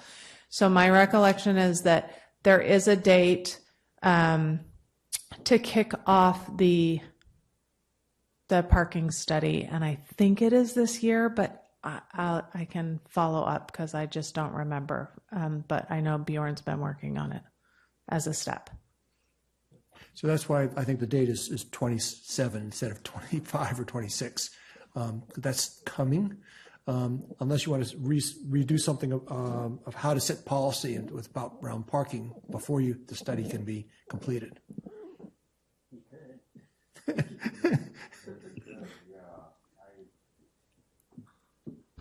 I mean, I'm going to continue advocating for this before 2027. I don't know how much these dates actually are enforceable. So I agree. I will say, to add something to this, I would like to add a sentence before established. It's something to the effect of like, eliminate the subsidy of free parking, or, like, before we talk about the bad, we need to talk about what's worse, which is the free parking subsidy, and we need to eliminate that. So I don't know if we want to noodle on this one while we take a break, but this is gold here. Yeah. I just want to 1000% agree and just say this is definitely one of those situations where I know it will never happen, but in my fantasy world, we know it's the right thing to do to make parking not free downtown, especially downtown. Do we need a study? I mean, like, we all, like, it's the right thing to do. I know that it's not going to happen, but just say that. Hey, if we all get up and make it happen, great. I'm all for it. I got answer to my question. Downtown area parking management plan kicking off in spring 2024, complete in late 2024, early 2025. So that's the first. So then could we maybe make 15 citywide then? It sounds like we can do downtown before 27, but I don't think we should stop at downtown. And I also want to kind of like, there is so much that we're going to be doing. Like, I mean, I hope we can do everything faster than we say we are putting out there, but there's so much in this that I mean, my head is kind of spinning with how we're even going to do it. So every time something gets moved tighter, I think is something else going to slip, or are we just adding to what we're going to do in any given year? It's a lot. I mean, and if there are opportunities to do things faster, I think staff's going to do the best we can. And we also have that flexibility. And this was some of what wasn't meant as vagueness, but there are opportunities that come up that we don't see right now. And all of a sudden it's going to be like, oh my gosh, we have such great progress made on parking. Let's stay on that because we're almost there. We can get it done. And something else maybe isn't going to happen. That's going to slip by 6 months because we're going to finish this. I mean, or funding comes up where there's a great opportunity to get funding to develop your TDM. And we're like, yes, let's grab it and do that, even though we said we weren't going to do that till 2026 or whatever it is. So I just want to kind of continue to remind that there's a lot in here, and we're going to do our very best. That's why I was beating 13. That one slips. Like, I don't, but at least as long as I have a voice in this city, 14, 15, the dates are important to me. So. Chair Peters? Yes. I just a call back to earlier in the meeting when I went out on my rant/lecture about the need for strategic planning and prioritization. I think that a lot of these timeframes are aspirational, but if the biggest suggestion that the Climate Action Commission gives us is figure out what's most cost effective and most effective from a greenhouse gas reduction standpoint and prioritize in that, make that happen. I mean, some of these things are years in lead time, but take those things into account when we go to prioritize. And so hit the things with the biggest, put the most resources to the places that have the biggest impact, or the quickest things that have minimal impact but are really easy to do. I think that feedback is received, and we can, if we have that understanding that we're going to try and do our best to meet these goals, while also, keeping that bigger picture of carbon neutrality by 2030 and getting there as fast as possible. I think that's what we're going to take into account. And, if it's June instead of July or January of 2027, but we still got it done, that still sounds like a win to me. If I, yeah, something, we're going to take a break here shortly. What's something I would like us to all, like, as you said, noodle on a little bit. I'd like to hear from Heather, if we could, on just what we said there. From planning, city planner. So this is really about city planning, prioritizing. What's the most doable thing in this whole list? From your viewpoint, from what you're seeing here in front of you of what's being asked by us citizens, and you're the professional city planner, knowing Petaluma as well as you do now, from your point of view, what's the most doable, easiest, quickest thing to actually get us at least halfway there? It's 9 o'clock, man. I know. I feel like that's a little bit of a loaded question, right? We asked the question that we're being asked to do that, and I said, while we're thinking about that, in your opinion, what would be the one or two things that we really need to be focusing on? Well, I think we have a lot of things in play. We need to finish the general plan. Yeah. Like that was something that, like, the last goals and priorities, general plan wasn't even on it. Housing element wasn't on it. The blueprint wasn't on it. And what, over the last year, what have I spent a lot of time on, and a lot of the city team has spent a lot of time on, is the general plan, right? And then, in my opinion, the zoning code update that we want to come right with or immediately after the general plan is really important. And many of these things get, like parking, like increasing density, regulations around to facilitate housing, a lot of those things that we talk about in here in other of our policy documents come into play when we do those two things. So in my opinion, that's like, we're working hard. We just did the flood and SLR modeling. I mean, that was a huge effort, and we're finally have it. So we've got so much momentum that, in my opinion, those two things are like key to moving all of these forward. So basically, this is a good, nice list, but they're going to be incorporated into where the direction we're going with the general plan, and these things will get incorporated as they can be. They are, but I also want to emphasize the general plan is not the fix everything. It is a policy document. It is the vision. It is the framework. But what often happens in a community when you're going through the general plan is, let's throw that into the general plan, and the general plan will do that, and the general plan will do that. It will not solve everything, but I think a lot of that reframing the vision and getting us teed up, we're working with a general plan that has some great stuff in it still, from 2008, and I think it took 7 years to adopt that general plan. It's got great stuff still in it, but there's also been so much change. We're in a completely different context than we were in 2000 to 2008. So we'll, after we finish this process here, this might be a good sidebar during the break. If we could take a short break and return, is 9:15 feasible for everyone? Is that okay? A short break, 9:15.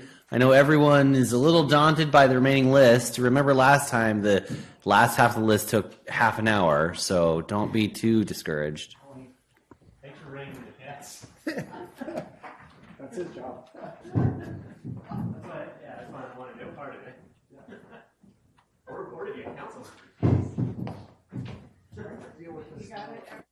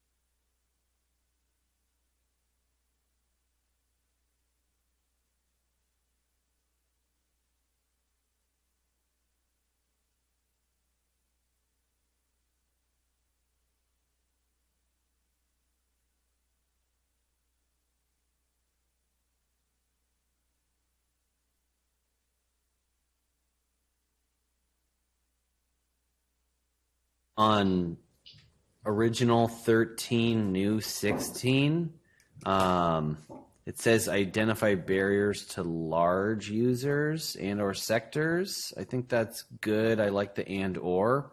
The participate at the 100% renewable tier, I would propose changing that to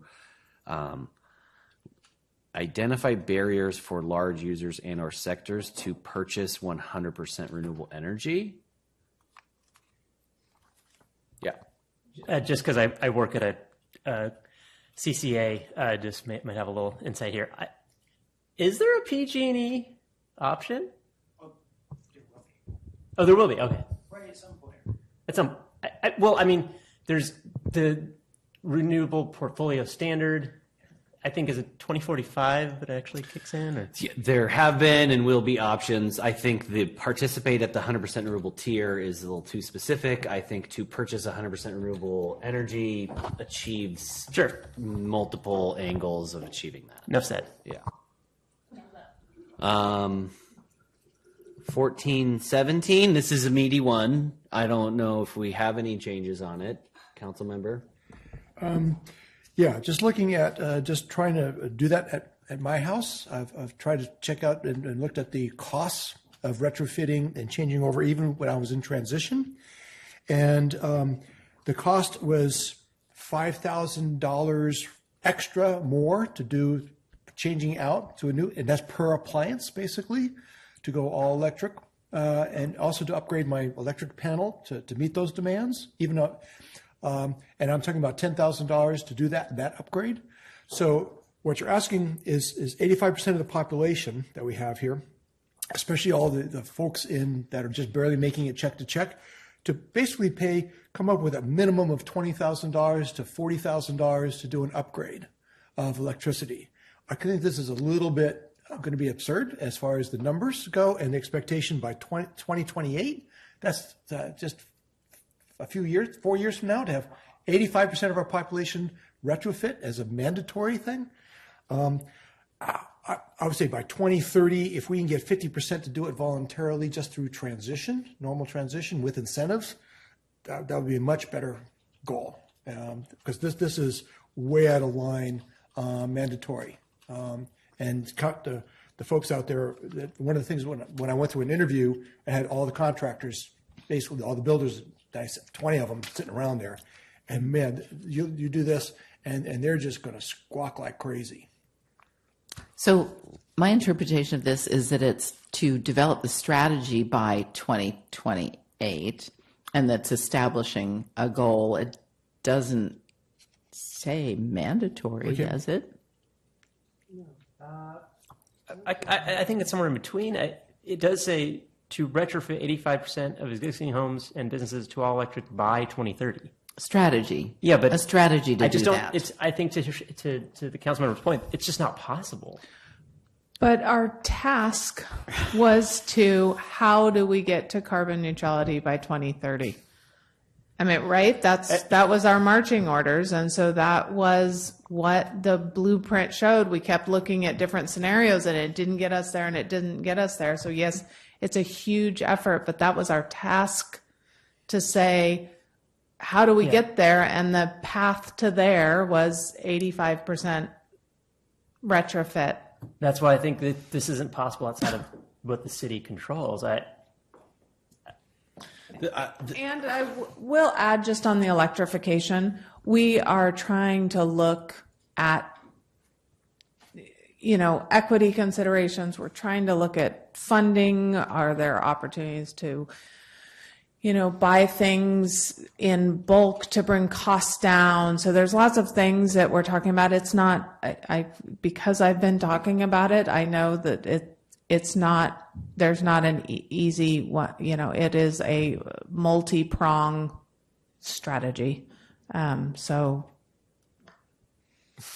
we can try and we can do everything we can to do the education and the incentives and the regulatory, and get us as far as we can. Yeah, I don't really think it's our job to be practical. That's their job. We need to set the expectations and we need to set them ambitiously.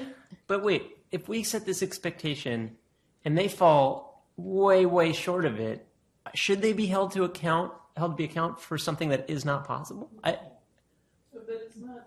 This is a community-wide aspiration. You know, this isn't the city's. Technically, the city's responsibility to do this. The city's responsibility is to create a strategy, create incentives, and to make it easier. I hear you. Community members are going to have to step up and do it. So it's on the community. It's not, in my view, it's on the community to do this, and it's on the city to explain why. You know, I hear all that. This is not possible. I guess I'm hearing more specifically the January 1, 2026 date being a little overly ambitious. Sure. Is that there we go. I also, we're having a broader topic on 17, I guess, than the specifics of the topic. While we're on the broader thing, the 25% EV, if we were to increase that, does that make a less ambitious number in this more achievable to meet the overall goal? No, not necessarily, right? Because it's two different sectors of emissions that you're tackling. So it would help on your SOV rate. And I just want to ask a follow-up: is the issue just having the 85%? Because we actually don't have targets in many of the other strategies, and I realize it's sort of non-parallel in reading it tonight. Is that the primary issue, right? Developing the strategy is not the issue, and developing that timeline is not the issue. It's just you're noting the percent by that time period. Is that right? I just think the 85 is just not like, unless we have a king or queen and we suspend everything and we just do that. I don't know. There's a city in New York that they're doing a municipal tax thing to get everyone a heat pump. That is a strategy. And we could take out the 85%. We could say to maximize, retrofits of existing buildings. I think that's perfect. Yes, let's do the best we can. Target, though. I think a majority. I'm just going to point out that there's this graph here that says what does it take, and we're supposed to be aiming for what does it take, and that's what it takes. Yeah. I think I would say either way, thumbs up. But I think what they're doing is exactly what we asked them to do, which is to be ambitious and to go for it as hard as we can. Yeah, I think people need to know. The community needs to know. This is what needs to happen. Well, and we have to change the dialogue. Yeah, it's not like, oh, staff, you didn't succeed, you didn't hit 85%. We're not going to be able to do it single-handedly. I think we have to shift the way we're thinking. I get it. I mean, this is something that I've been thinking about a lot, and it's like every time we try to take a step forward, there's 8 different kind of inputs that are like, you can't do that until you solve this, and you can't do that until you. So I get it, but to your point, that's exactly. We felt like the marching orders were come up with a plan that gets us to carbon neutrality in 2030, and so this is what it takes, and it is massive. It's aggressive, but extremely aggressive. Councilmember? Yeah, just to add to that. So one of the things that Paul G may be coming from a different world than we're thinking. This is the area that he's really referring to. That I totally agree with him on this one, and with a lot of other people. And after looking at other places, I went to Florida to see what they're doing. And, the costs the burden that we're asking our citizens to sacrifice for this cost burden, to be the example. We're going to reach this goal, and we're going to reach it first. We're going to be the leaders. In order to do that, we're asking our citizens who are barely making it, because just from my personal experience having to try, for me to do this between now and then, you're asking me to spend $20,000 to do this, even though I've upgraded and did everything, Just to change my gas furnace to an electric furnace in my house, I have to upgrade my panel. And they said from a 200, a 200 is not going to make it because I've got to, I have to go up to a 400 or 300 to 400 amp panel. And minimum cost $15,000 for an electrician to put in that size of a panel. That's what I was told by 2 different electricians. So I know this sounds crazy, but when you add in the cost of this retrofit, it's a minimum per household, pretty much throughout our town, especially on the east side where everything was kind of built very basic and doesn't meet standard now. They don't meet the standard right now with the number of size of panels that they have. Asking 85% of the population of houses, of our 20,000 houses, we're talking about more than 15,000 houses are going to have to spend more than $20,000 to meet this goal. And so you may disagree with the cost there, but those are things that I was being quoted. So, Commission Member Ashley? I think this meeting is not about how we're going to do it. That is not our job in this meeting today. Our meeting is, what is the goal? That is our meeting. The goal is 85%. It doesn't matter. All of the how is stuff that is going to be happening after this meeting. It is possible. Is it likely? Maybe not. But if we don't even try, we have to set our goals ambitiously. Edminster? Yeah. So, John, I disagree. I don't think this means we're asking 85% of our homeowners to absorb the cost. It means we're targeting the goal of retrofitting 85% of homes, and the money for those who need it should come from elsewhere, like federal grants. So let's be clear that no, clearly there are many, many, many Petaluma residents who cannot absorb that cost. That's very clear. It's coming up with the money that is the job. I'll go on my high horse here for a second. We haven't talked about adaptation yet, and we may at a future point. I'd like to remind everyone there's basically a single natural gas pipeline from Canada to Petaluma that provides all of the gas for all of our community, and one major earthquake takes that out. And so the amount of ambition we're talking about in Plan Bay Area 2050, 100% of Plan Bay Area 2050 includes major earthquake damage. Okay. And so when considering that and the infrastructure we have, I don't know how much of this is public information, but all of Marin County was very close to not having natural gas based on that mudslide, right? And the public needs to be aware of that. And so the cost of this infrastructure is meaningful. And so we can talk about the cost and the level of ambition all day, but we're not talking about the sunk costs and the other costs. It sounds like we want to take out the number 85 and replace it with, a significant number needed to achieve our climate targets or something like that. So I think we have some consensus there. I would welcome a discussion on if we want to do January 1, 2026, or if we want to leave that up to council goals and priorities. This does seem like a major lift, and relative to everything else seems way more difficult to do. And so in the rank order of priority, this is possibly lower from a timeline perspective, but still meaningful. And the last thing I'll say is that with the Zero Home presentation, what stood out to me was the significant amount of natural gas used in the schools. And we're only talking 24 schools to achieve not the same level of impact as retrofitting all the houses, but maybe a third of the impact, and that's when we can all agree that decarbonizing the schools is very achievable, and doable. And so, when we start with that mentality and then half the people in the school do the same thing, then suddenly this starts to make sense.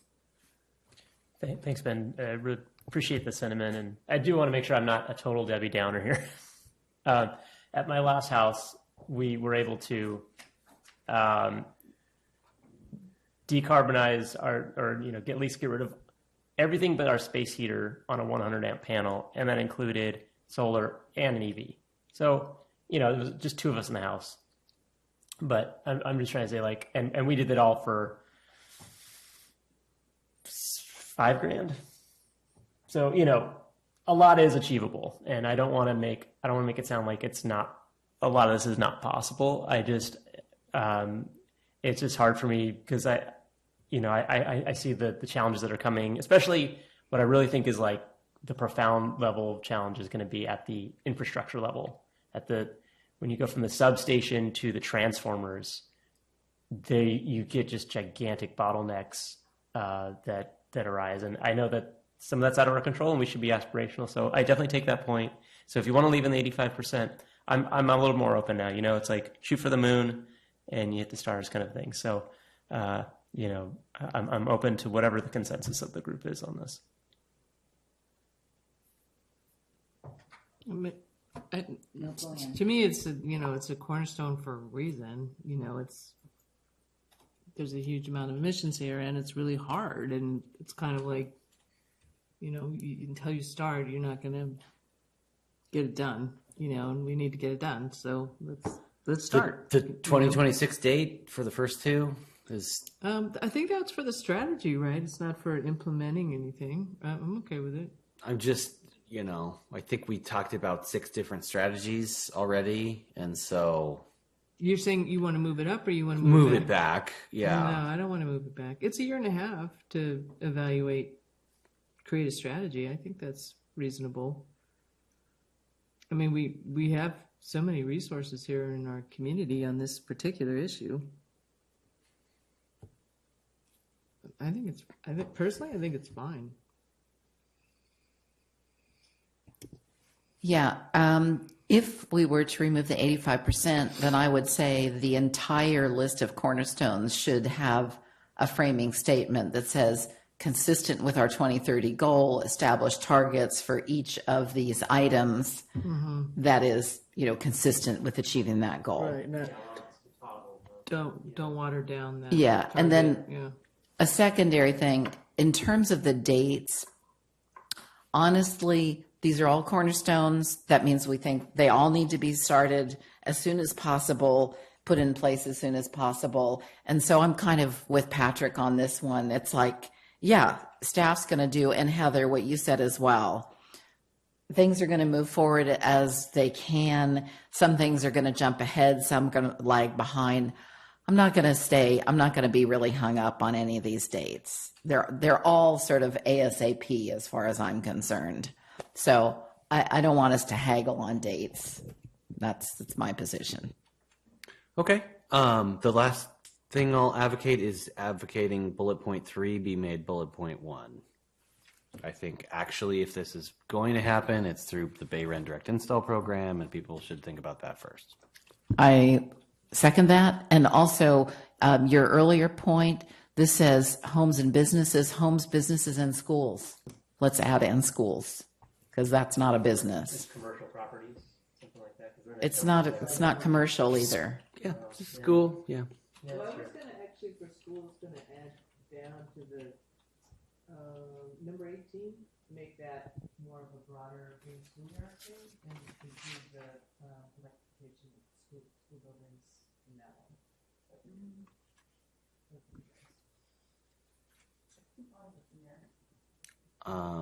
I think let's keep the moving up the bullet point 3 and adding the school, and let's move on to number 15.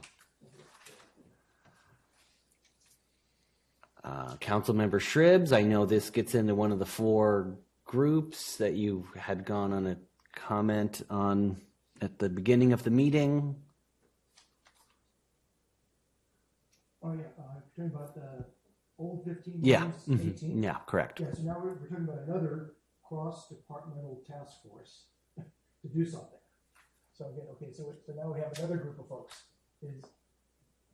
So how many different groups of folks are we going to have doing different things? So if we just spread this out, and it's probably going to be the same people that are on the team, that are going to be also the coordinators, that are also going to be working with the folks coming in, the stakeholders. So we already have this already have this? Task force. Task force feels like a bigger name, but there's a group of staff across many departments that meet regularly on many of these. So that I think that's why it changed from established to utilize the city's existing cross-departmental task force. So is this the same as already established, and we call it the Climate Action Team, which is already on the front one or two things? No, this is a group of staff from planning, building, fire, legal, city and climate action that meet regularly to talk about, the codes coming down, the case law coming out, what should we be focusing on, what's the biggest bang for our buck, what's going to be easy to move forward with and not get us into... Would it be helpful if we named this task force? I don't know if it has a name or needs a name. No, it's a group of staff. That's why I was saying task force feels a little... I'm on the task force. It's a group of staff that meets regularly on these items. So I think that was the intention of changing from established to just like utilizing that existing group of staff that is already meeting to continue to meet and move these items forward. I just have one comment. I thought this item belonged better in the first intent group because it's all staff organizational stuff, which is what the first intent group was. That Aligned makes sense department to me. resources and staffing. Yeah, that makes sense to me. But I don't care deeply about it. Where it lives. This is still a cornerstone action, though, then? Yes. Okay. I meant I didn't care about where it lives that much. Okay. It's a suggestion. Okay, 16 and 19, the water item. New 16 or new 16, old 19. the other way around. Yeah. Oh, yeah, okay. Old 16. Yeah. Column 1. Yeah. If I may? All right. I just want to add, because this is just looking at increasing water conservation. The other half of it is storage and groundwater. So besides just which all have implications for climate change actions. So just to include in here, besides increasing conservation, you also need to increase water holding capacity. And we already have the GSAs working on the groundwater plan, so at least mention it in here and say, we're going to do all three of those. Conserve water, save water, and plan for better groundwater use throughout. So just to have it more comprehensive. It's the only thing I would recommend. Okay, yeah. I have comments on this one, but I'll save those for the water management, the water master plan, which I think is why the date is so ambitious. I don't know if we want to mention the water master plan in here. But anyway, that's the water master plan is coming. So column, yeah. Just to kind of tag on to Councilmember Shrub's comment, the stormwater that he's mentioning as the groundwater recharge, it'd be nice to pull the stormwater over into the supply conversation in the column there in number 19. And I believe those things are going to be in our general plan anyway there. So just have sync in with everything that way. Just keep it simple. Yeah. Okay, column 117 got split into a couple different things. I guess the ad hoc, if you...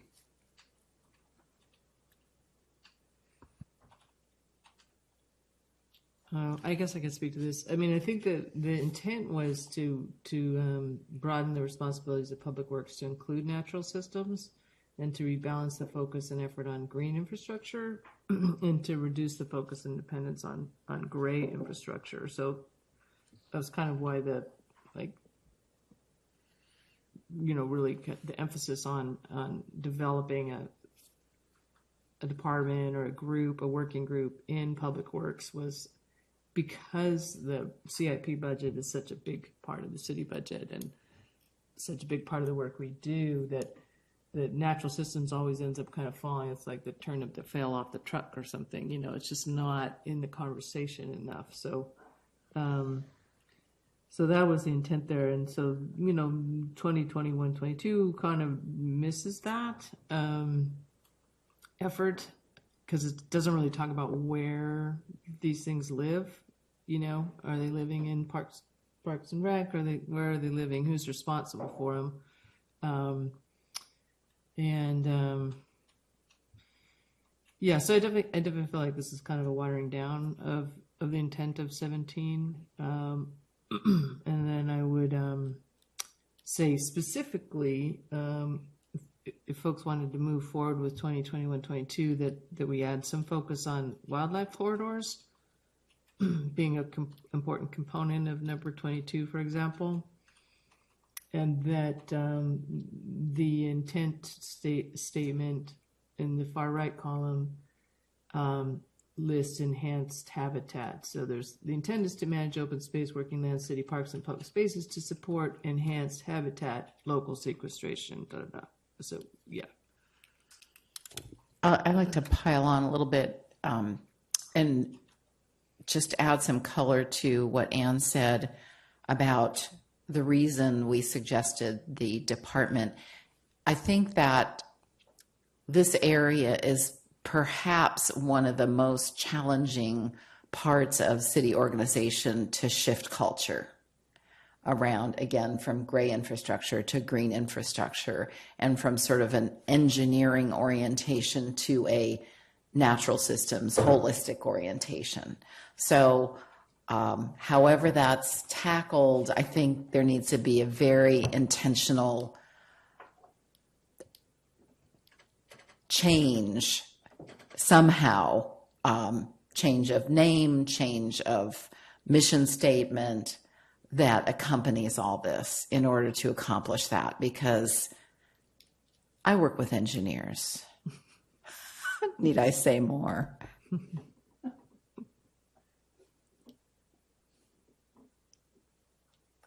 Councilmember? I fully support what the two Anns just said entirely. Coming from that world, come from the non-engineering environmental world. So, but I totally agree. I do work with engineers and computer scientists, and computer programmers, so I know also. But maybe in the natural systems area, so have that inclusive and then under natural systems, have these things, the wildlife corridors included, have the sequestration of land there, have the Sponge City down there, water harvesting, but above that 19 above in B column where you have the water supply and everything, that you may consider that a little bit different as water supply, but if you go to water as the natural system of water and have the natural system of water be included in this natural resources area, so natural resources all get combined together. So we end up with a land, open space, which is also biodiversity. So we include life, we include land, and we include water. So those are three keys to make it more, and then we have the forest in there. So all of those get put together in the group of natural systems and emphasizes natural system management entirely. And so the water management would be, this is where you'd have the extra ponding for flood control, you would have maybe even support reservoir systems for that as a resource down the road for adaptation. You would also have all the other policies managing the groundwater would also be included in that, because that's natural system management, as well as the flood control management systems, which has already been done. So by calling it all natural resources systems management, and then getting all of these categories under it as a single item, saying this is a big item, might be to emphasize that, and hopefully, again, have a restructuring of city staff from an engineering focused to a natural systems, maybe in addition at least, if not a separate system or incorporated. Because I know from a long-term, city management is all about maintaining infrastructure that is physical. That's roads, pipes, water, electrical, all that's that's normal. But in the old days, it was the natural systems, because that was the basis of life and how the town grew, was all around agriculture and natural systems. That was actually the basis, and what we now do is it's all underground, basically, or ground, and housing and building and structures. So again, we have to go back to where we were 100 years ago in philosophy. Anyway, so I just thought to emphasize that. That's a huge shift in what we're doing now. I mean, I think we're all up here in agreement. I recall at the last meeting there was some hesitation in what we could advocate for in terms of creating a new city department and the practical reality of that. So I think what we were trying to focus on is what is our objective, not exactly how do we structure it in the city government. So a lot of your feedback is that change and that attention to certain things, whether that is a new department or I don't know. But that's what we were trying to get kind of away from, is not exactly how to do it, this department under this director called this, but what are we trying to accomplish? So what I'm hearing is that kind of the nature-based and the moving from gray infrastructure, green to green infrastructure, those kind of the natural systems. I don't know if that'll all live under one department. Like, we are talking a lot about open space, and you manage and you think about open space much differently than you think about a park. We have a recreational park, right? Mm-hmm. But that piece might, I don't know, live under public works, and maybe we do get an urban forester, but maybe that person lives under community development. So that's been staff's kind of attempt, is to not call out exactly how in the structure of the city organization it gets implemented, but get the intent of where we're trying to get to. I think we try to be very flexible and very creative on how we approach it. And so if the how is kind of, if you trust us to figure out the how and focus on the what, I think that we can come up with solutions where we want the same, our goals are aligned. We want the same thing. So if we have that ability to do the how, we might be a little bit more effective. Yeah, I think that's fine. I think the notion of it being kind of like a pillar of community values, like taking care of our natural environment, connecting our natural systems, supporting wildlife, like that's a core Petaluma value, and it plays into the whole climate conversation in a lot of different ways, but one of the ways that I think that's most culturally significant is that people take care of what they love, and this is what people love. They love their parks and their open space and the geese and the river and et cetera, et cetera. And so if we do a better job of supporting and taking better care of our natural systems, then it's going to inspire Petalumans to take better care of Petaluma and our natural environment. Did you guys get the feedback you wanted, and you guys feel heard on this? Okay. I'm not gonna say I don't have a horse in this race, knowing the people who created the original river enhancement plan, back in '96. So, but I talk with them about it regularly, and I'm surprised and excited we actually do that by January 1, 2027. So great. Moving on.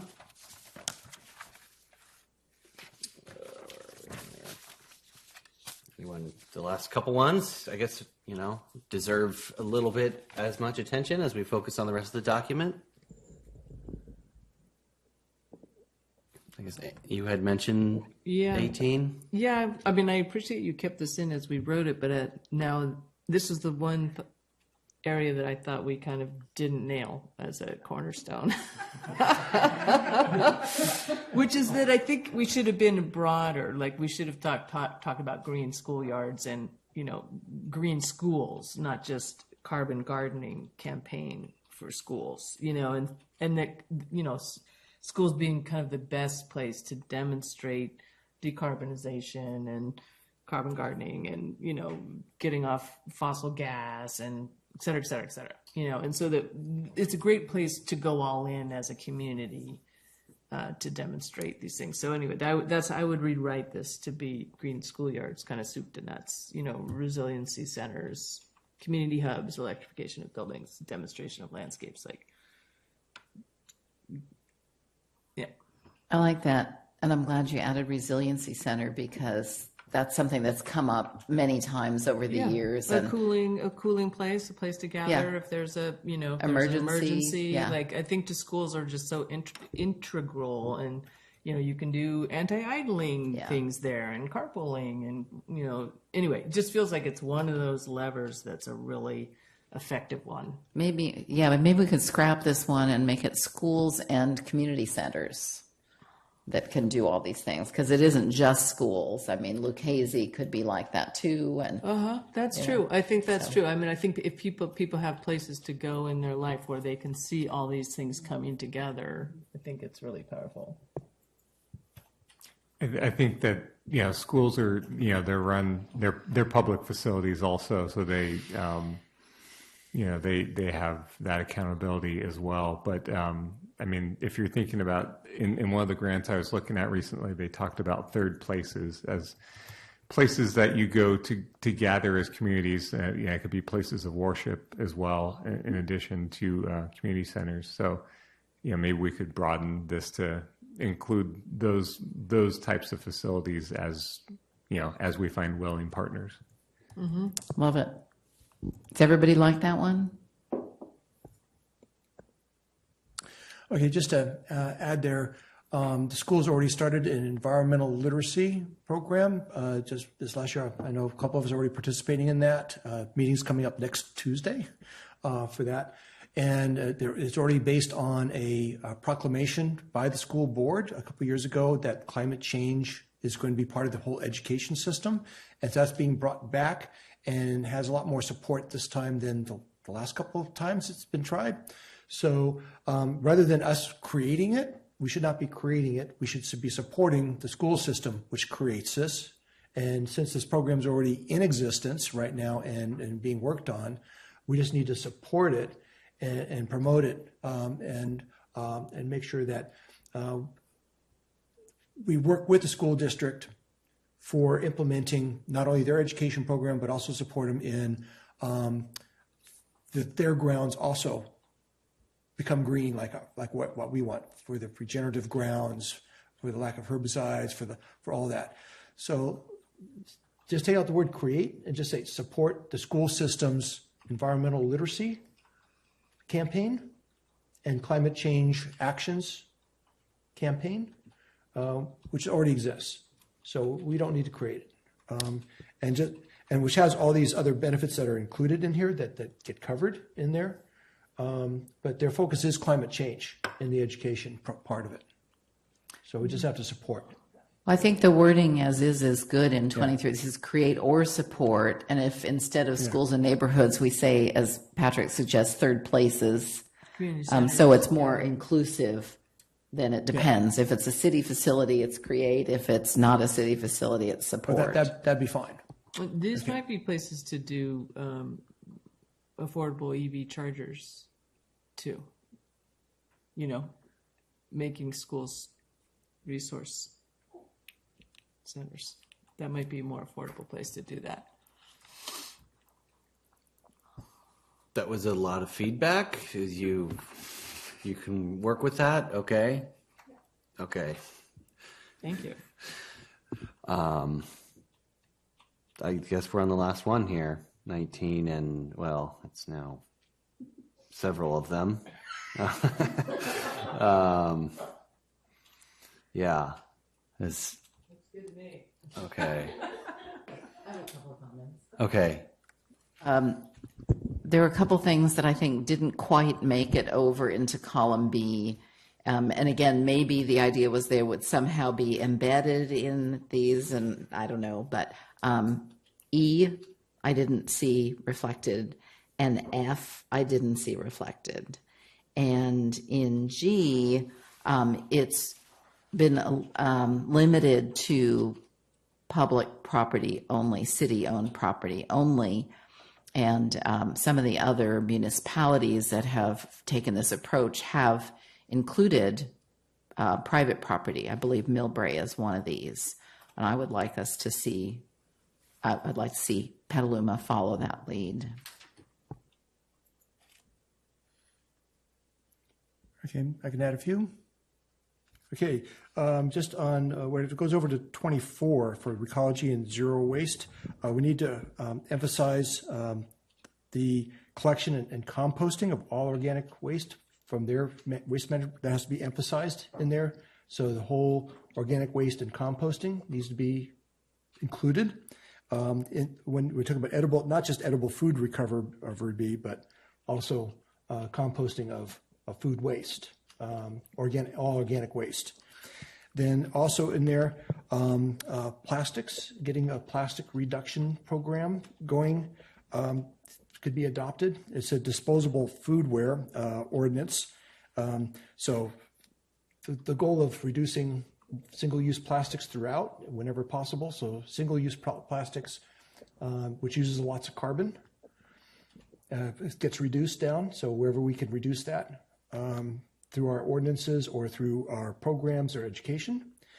Then on the 25, I didn't have, actually I support that. But on 26, this is where I have a problem with the whole definition of what integrated pest management is versus the elimination of all synthetic chemicals. The whole point of integrated pest management is using all tools in the best manner possible to get the maximum benefit from which includes reduced carbon footprint. And there's lots of cases where using synthetics, chemicals, such as maybe using laundry detergent to clean your clothes, whatever. We use huge amounts of chemicals in our house and everything. So using chemicals, banning them outright, it's just, you don't even talk about, it's no longer an integrated pest management program. It is a completely organic and manual labor program. No longer, you can't even call it integrated at that point. So if you're going to go with the words integrated pest management, please know that means using all possible tools to get the maximum benefit with the minimum input, with the least damage, with the maximum output, which includes health for humans and for the soil. So in many cases, if you're talking about no-till farming, which changed the whole soil structure from the 1930s on, which finally by 1980 it went from 10% use to about 90% use throughout the entire Midwest. We're talking about millions and millions of acres. And no-till farming, which saved huge amount of soil and soil health and all that, which is totally dependent on certain herbicides and insecticides to make it work. So, are you proposing to modify 26? So this is my specialty. So yeah, I mean, I just want to make sure that we're clear on what we're asking here. Is the language is oxymoron. You're saying don't use IPM. I say if you're going to say don't use synthetics, don't even use the words IPM. Well, if you want to go organic and manual program, then that's a whole different thing. That's not about carbon reduction or emissions. But is there like a state mandate to have this type of document and it has to be called this name? No. Okay. No, this was one of the council's top 10 goals to update our integrated pest management plan. The feedback that we've received to date from the community members is to include the elimination of synthetic herbicides in that. So, but I mean, ultimately, it's going to go to council for decision on that. So we try to be reflective of what the feedback has been to date, but ultimately, council will make the decision on what that looks like. Yeah. John, I think from my experience, the IPM plan isn't always the same everywhere. So I Yeah. think the fact that we're specifying we want to eliminate these things is probably the most significant piece. Do you agree with the elimination of synthetic herbicides, pesticides, and fertilizers? Absolutely not. Because they're tools, just like if you've got soap in your sink to wash your dishes, you are using a synthetic material to clean your dishes. So you want to remove soap, do you want to remove shampoo? Do you want to remove all of your other chemicals that you have in your kitchen and in your garage? Because if you're going to do this, you might as well do all that too. If you're going to remove all synthetic chemicals from the whole landscape, then you better get them out of the households too, because that's the higher issue and the more risk and more problems and more cancers coming from chemicals in your house than chemicals in the landscape. So do you want to eliminate all your chemicals entirely? I mean, I guess seeing all the signs around town and understanding this is like a very large topic, is it necessary to have it be a cornerstone action? I mean, it's going to go before the council anyway, and there's already work on it. I can explain why we included it as a cornerstone action. Is basically that there's so many pollutants that are essentially destroying the health and resilience of our natural systems at the same time that we have climate change impacting our natural systems. So if we want, wildlife populations or pollinators, if we need pollinators, we're going to have to reduce the toxic loading, and so the idea of removing the spraying of chemicals in outdoor environments is to reduce the toxic loading that's impacting already impacted populations. Right. What I'm suggesting is, from my science background, which I studied this, there's more loading from the chemicals inside your house than there is from all this stuff. And people talk about these things, they're the bugaboos because they're so well used out there. But it's actually for city folks, the chemicals that are from your furniture, under your sink, that you're putting on your body, your detergents, whatever it is, your antiperspirants, all the chemicals that you use on your body, all the prescription drugs you put in your body are thousands and thousands of times higher risk for toxic load to you personally than all the pesticides in the world. Right, but I wasn't talking about the data. I've got the data to show you that. No, but the point was the impact on natural systems, not on people. And also what the city controls versus what residents control. So, I do think that the idea is to reduce the amount of pollutants, basically, whether it's carbon or Roundup or,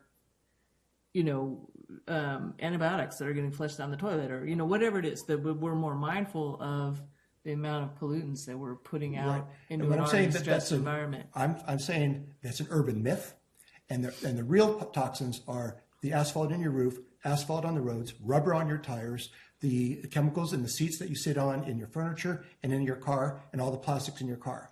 That's where the pollutants are coming from. So I'm saying, if you want to balance it, we need to talk about all the chemicals, not just a specific category that people are blaming inappropriately. So would it work to change the term synthetic to toxic / polluting?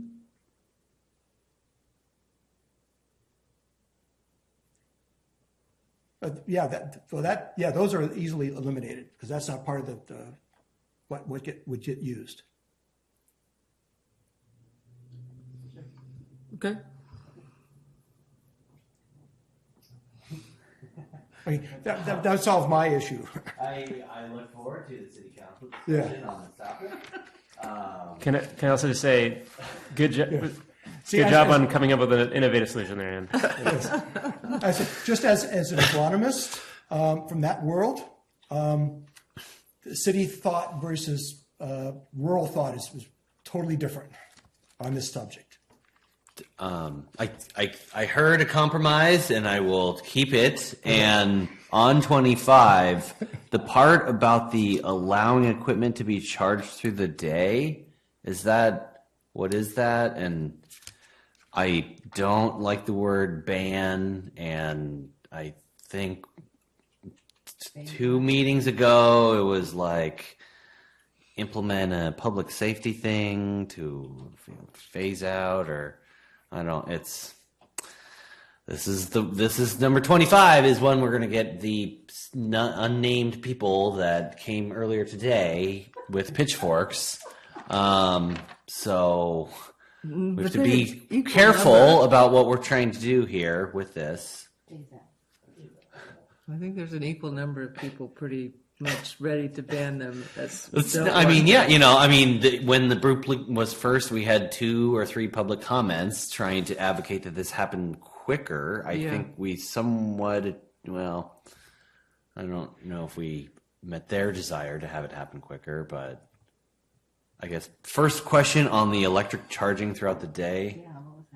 Yeah, so we often find in talking to contractors, one of our staff is their partner works for a contracting company, and they've transitioned to electric equipment, is that they need places to charge them during the day.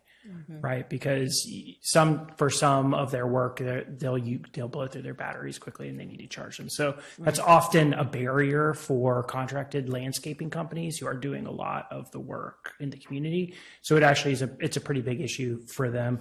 And then I would just say on the banning of gas-powered lawn and garden equipment, it did come from the recommendation from the ad hoc committee. I will say it was probably one of the comments that we received most frequently in the public comments from the community members. And obviously there's a particular group of folks who are commenting, but there were a lot of comments specifically supporting that effort.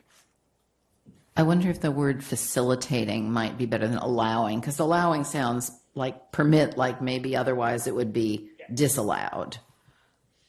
And as for ban, could we say implement a phase-out plan?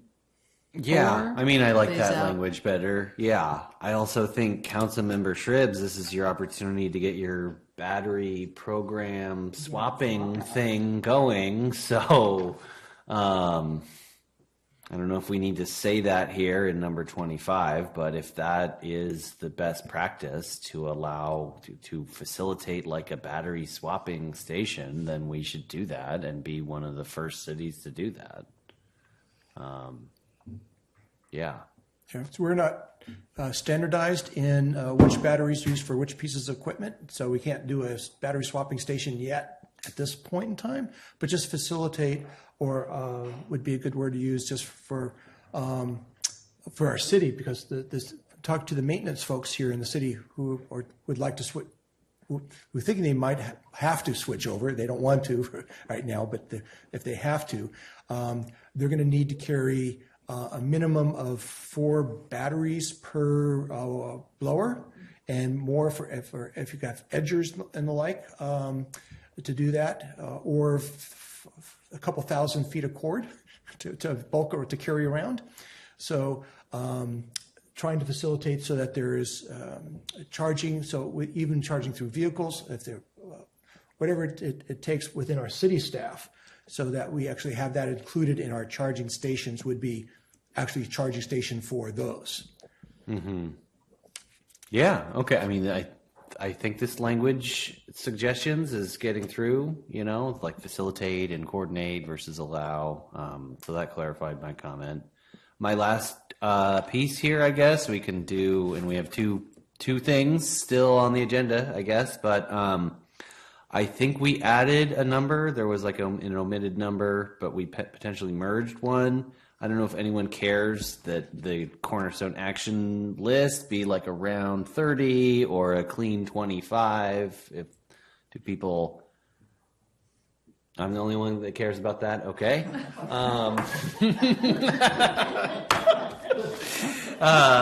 Noted. Okay. We just want to go to sleep. Okay, the next item on the agenda is commission member comment. I will start on my right. Commission member Atchley. No comment. Okay. No comment? No comment? Okay. I will make the comment. We are doing some coordination with members of the community, including the schools and Cool Petaluma, to identify youth commission candidates. So we have 2 vacancies for the next round of appointments. We are working actively to recruit some, youth commission members who will stick it out for their term. So did you want to? Yeah. Sorry, I did have one comment that I wrote down. I just wanted to say that I think that the synthesis that you guys did was pretty great. And I love that you had, like, the way that you structured it even was so easy to read, and like with the intent on the one side and like so I just wanted to like acknowledge like how much work was put into that and how you really were taking in people's feedback, and thank you for doing that and making it very clear for us to understand what you did. That's it. Okay, that was my commission on the Youth Commission. Dave, Councilmember Shribs. Okay, just we do have the environmental literacy education group for the school, for the Petaluma City School System, meeting next Tuesday. I just was last night went to the meeting by Relief, which is had its first meeting about the $1 million grant that was received, and to present to the public the first phase of what's going to be worked on, and it's going to be the east side walkway that goes from Corona Road all the way to Casa Grande Road all the way to Corona School. And there's several patches of city-owned land along the path.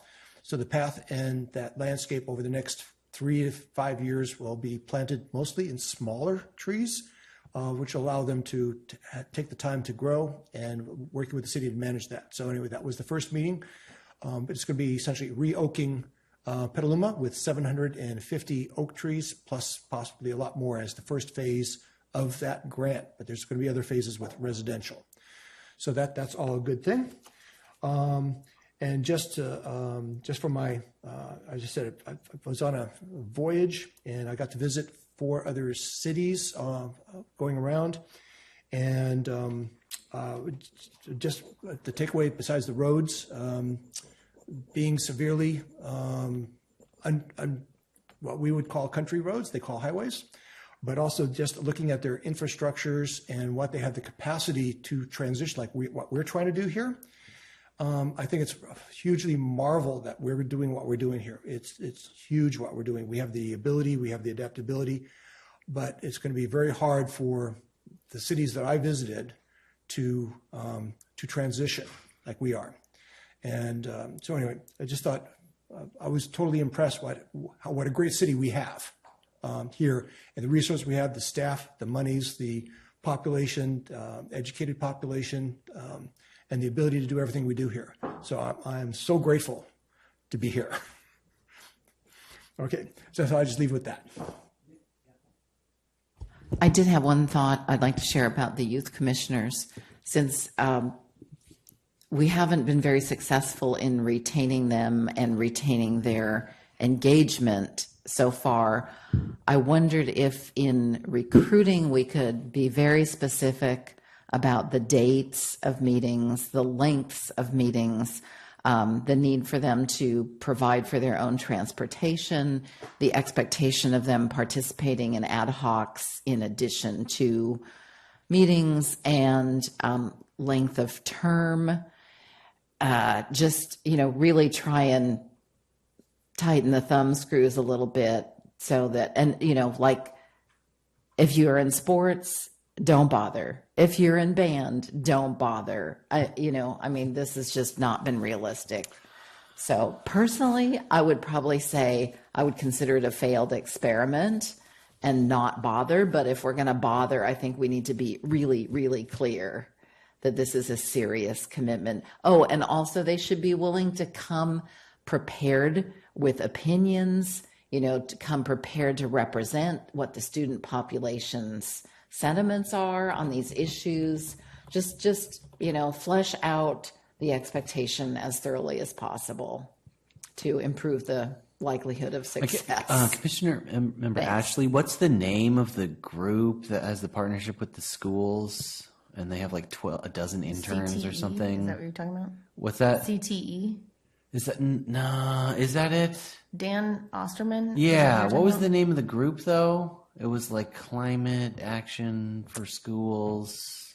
Oh, right. Yeah. Yeah. Climate Action for School. Something like that. Yeah. So anyway, there's like a dozen interns that have raised their hand and are like full on interns at the schools, working with the schools to help the schools do climate action. And so the idea is to recruit from that pool of interns. Are those interns themselves high schoolers? Yeah. Mm-hmm. Yeah. What is the term for the high school? It's youth in the, commissioners? I think it's 2 years or Yeah. the youth commission 'Cause members. maybe we should change it to 1. Yeah, I think 1. Yeah. Could we reduce it to 1 year? We had to amend the bylaws, or it took a council action to add the commission members. So any changes to that's also going to need to go to council. And you know, this isn't on the agenda for discussion, but I just never thought for if that does come up again is potentially including a change to the age requirements that it could be, you know, it could even include college students. I mean, it's not. You know, there's more flexibility there potentially, and just as much investment in the future as somebody that's 2 years younger than him. So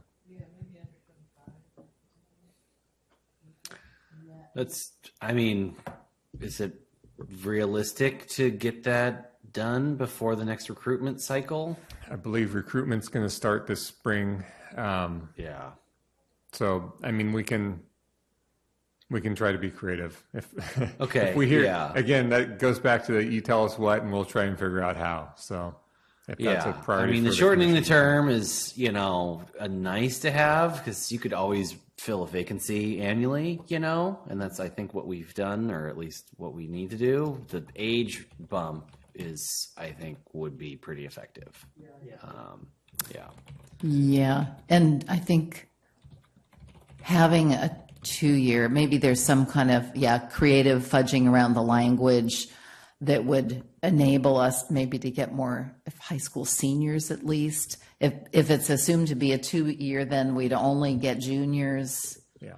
So, yeah. Or seniors that want to stay local to go to college or whatever. But yeah, understood. I think 1 year that's much more realistic. Yeah. Okay, the last item is the staff report, or the staff comment. Yes, I have a lot to report, but I think in the interest of time, I'll try and limit it. So with all these Cornerstone actions we just spent the past 4 hours discussing, there is a lot actually happening right now, and a lot of things that we're very proud about. I know that the chair requested information about the Siserco energy audits, where we're looking at all our different facilities and trying to figure out how we can both, do energy conservation, energy efficiency, renewable energy, fuel switching. That's well underway. I think we're just about to getting the results of the investment grade audit. The preliminary results are looking like a focus on about 8 or 9 measures, which include the building lighting and controls, transformers upgrades, heat pumps, heaters for emergency generators. So there's apparently, emergency generators need a heating source, and some of those larger ones can be converted to heat pumps to provide that heat instead of other methods. Just broadly, HVAC, heating, ventilation, and air conditioning upgrades, including fuel switching from natural gas to heat pumps. Building envelope measures, including window film, building management system upgrades, plug load controls, so individual plugs inside there, having more control over those and trying to eliminate phantom loads and loads that don't need to be going on off hours and such. And water conservation, because there's a nexus between the amount of water used and energy used to both, bring that water there and process it afterwards. So those are the main measures we're looking at, and they would be throughout city facilities. So we're trying to look at measures that we can kind of package together. We're not sure if it's going to be like, okay, here's everything in City Hall, and that's a bid, or if it's like lighting for the whole city, and we'll package that together. We haven't kind of decided on that approach, but that should be coming soon. Is there an opportunity to like bring the results or that to this commission? I was going to say, and also to look at the economics of that, and I think Okay. that would be the opportunity to, if nothing else, daylight it to the commission. And Yeah, I mean, because understand we had a expertise. huge conversation around the like 85% building, and it's like if we here's the city, here's the numbers, and it's like very approachable. Like, Yeah. So I think that would be a reasonable thing. I don't know timing. I don't know if it'll be ready for next month or what, but I will, if it is available next month and I can bring it, then I will. Switching gears from Sizerco, we're also working with a company called Willdan to do water heater replacements. So heat pump water heaters replacing natural gas water heaters all throughout the city. There's something like 20 some odd water heaters that we're going to be replacing through that program. Low cost and or no cost for that to the city. So that's kind of a huge, and that's through a PG&E program. Well, there's a variety of funding sources, but PG&E provided the funding for Willdan, and we were able to piggyback on that procurement, that process to get them to help us. But it's looking pretty good on that. So I think we're moving forward on that. That is going to happen this year. So we're really excited about that. Lots of stuff with EVs. I don't know. My attention span is waning right now. We have EV master plan underway with MV5. As was discussed, we're getting into designs on those facilities to support our full build out of EVs. We continue to purchase EVs where it's practical and where we have the funding for it. One of the more exciting ones lately is the Chevy Blazer EV has gotten its Pursuit Ready certification. So we're going to pilot one of those with the police department and a second one if possible, so that we can get multiple, cycles through the shifts there. We'll see. But at least one, I think we're either have placed that order or going to be very shortly. And we've got a couple other pool EV cars for community development that are going to be replacing one broken vehicle and another fossil fuel gasoline vehicle. So we do that as we can. On the solar realm, the community center and community sports field, if you've been by there lately, you've seen the solar arrays that have gone up there, those canopies above the field in the community center and near the baseball diamonds at the community sports field. I believe that we're just one of the last things in there is trying to get the interconnect scheduled with PG&E. We have to shut down the community center to make that happen, and we thought we had a date and had closed the community center, but PG&E wasn't able to accommodate us. I'm seeing laughing up there, so this doesn't sound like a unique story to us, but it's really ready to interconnect, though. it's very. I think we would have interconnected at the end of last month for community center, and it would have been this week for the community sports field. But it's looking like I think the week of President's Day for the community center is when we're going to interconnect. There'll be some remaining punch list items. I think they tore up some of the turf at the community center, and that's going to be really hard to repair right now during all this muddiness out there. So that might linger a little bit longer. The fences may stay up to prevent people from, further getting into that. But I believe the parking spaces have almost all reopened there, much to the happiness of the farmers market folks that were having to find different parking in an already constrained place. With the swim center and police department, we're hoping those projects can move forward this year. I could give more details, but let me know if you want the story on that. The swim center is, I think, the bigger separate project also with the water boiler and They're not linked, but there are. What we're trying to do is align the swim center with the replastering of the pool, because we're going to have to close down the pool at that point anyhow. And if we don't do it together, then we're going to have to like close down traffic on Johnson Avenue, and it'll add to the cost to that project. If we can align that, and that's looking like it might happen this fall, that'll bring down some of the cost as well. So that. Is the heating for the swim center part of the Scissor Co? That is going to be a separate project. There's another company whose name I'm blanking on right now. We're trying to find a way to do that more economically than the $2 million project that we did with Wildan previously. It does, yeah, it does. Okay.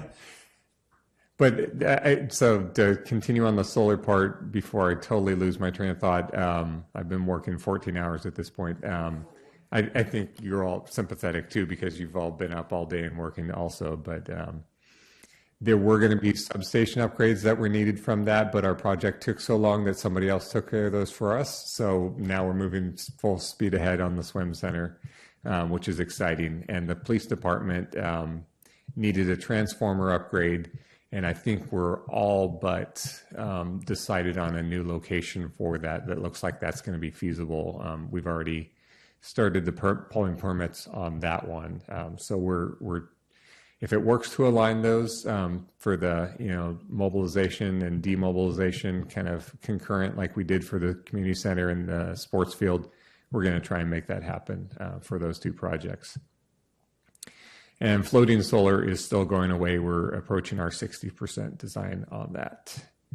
We had to do some redesign due to feedback we got from the Marin Sonoma Mosquito and Vector Control District. And that we needed to amend the agreement, and that's going to be coming to council at the February 26th agenda. And I think that's all my brain has capacity for at this point. This meeting is adjourned at 10:37 p.m. Thank you.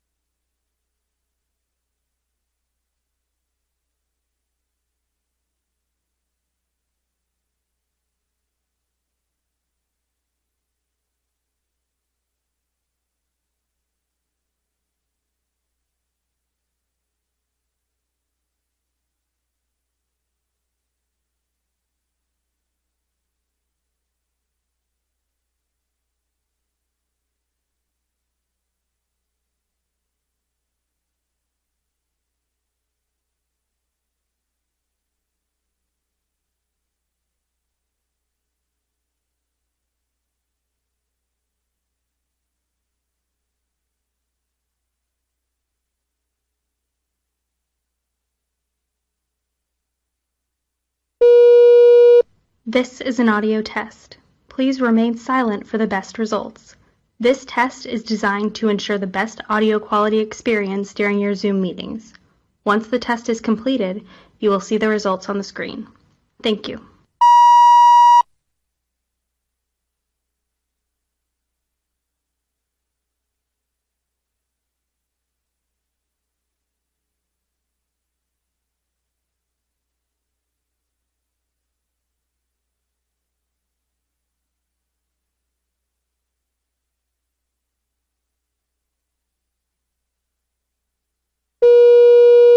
This is an audio test.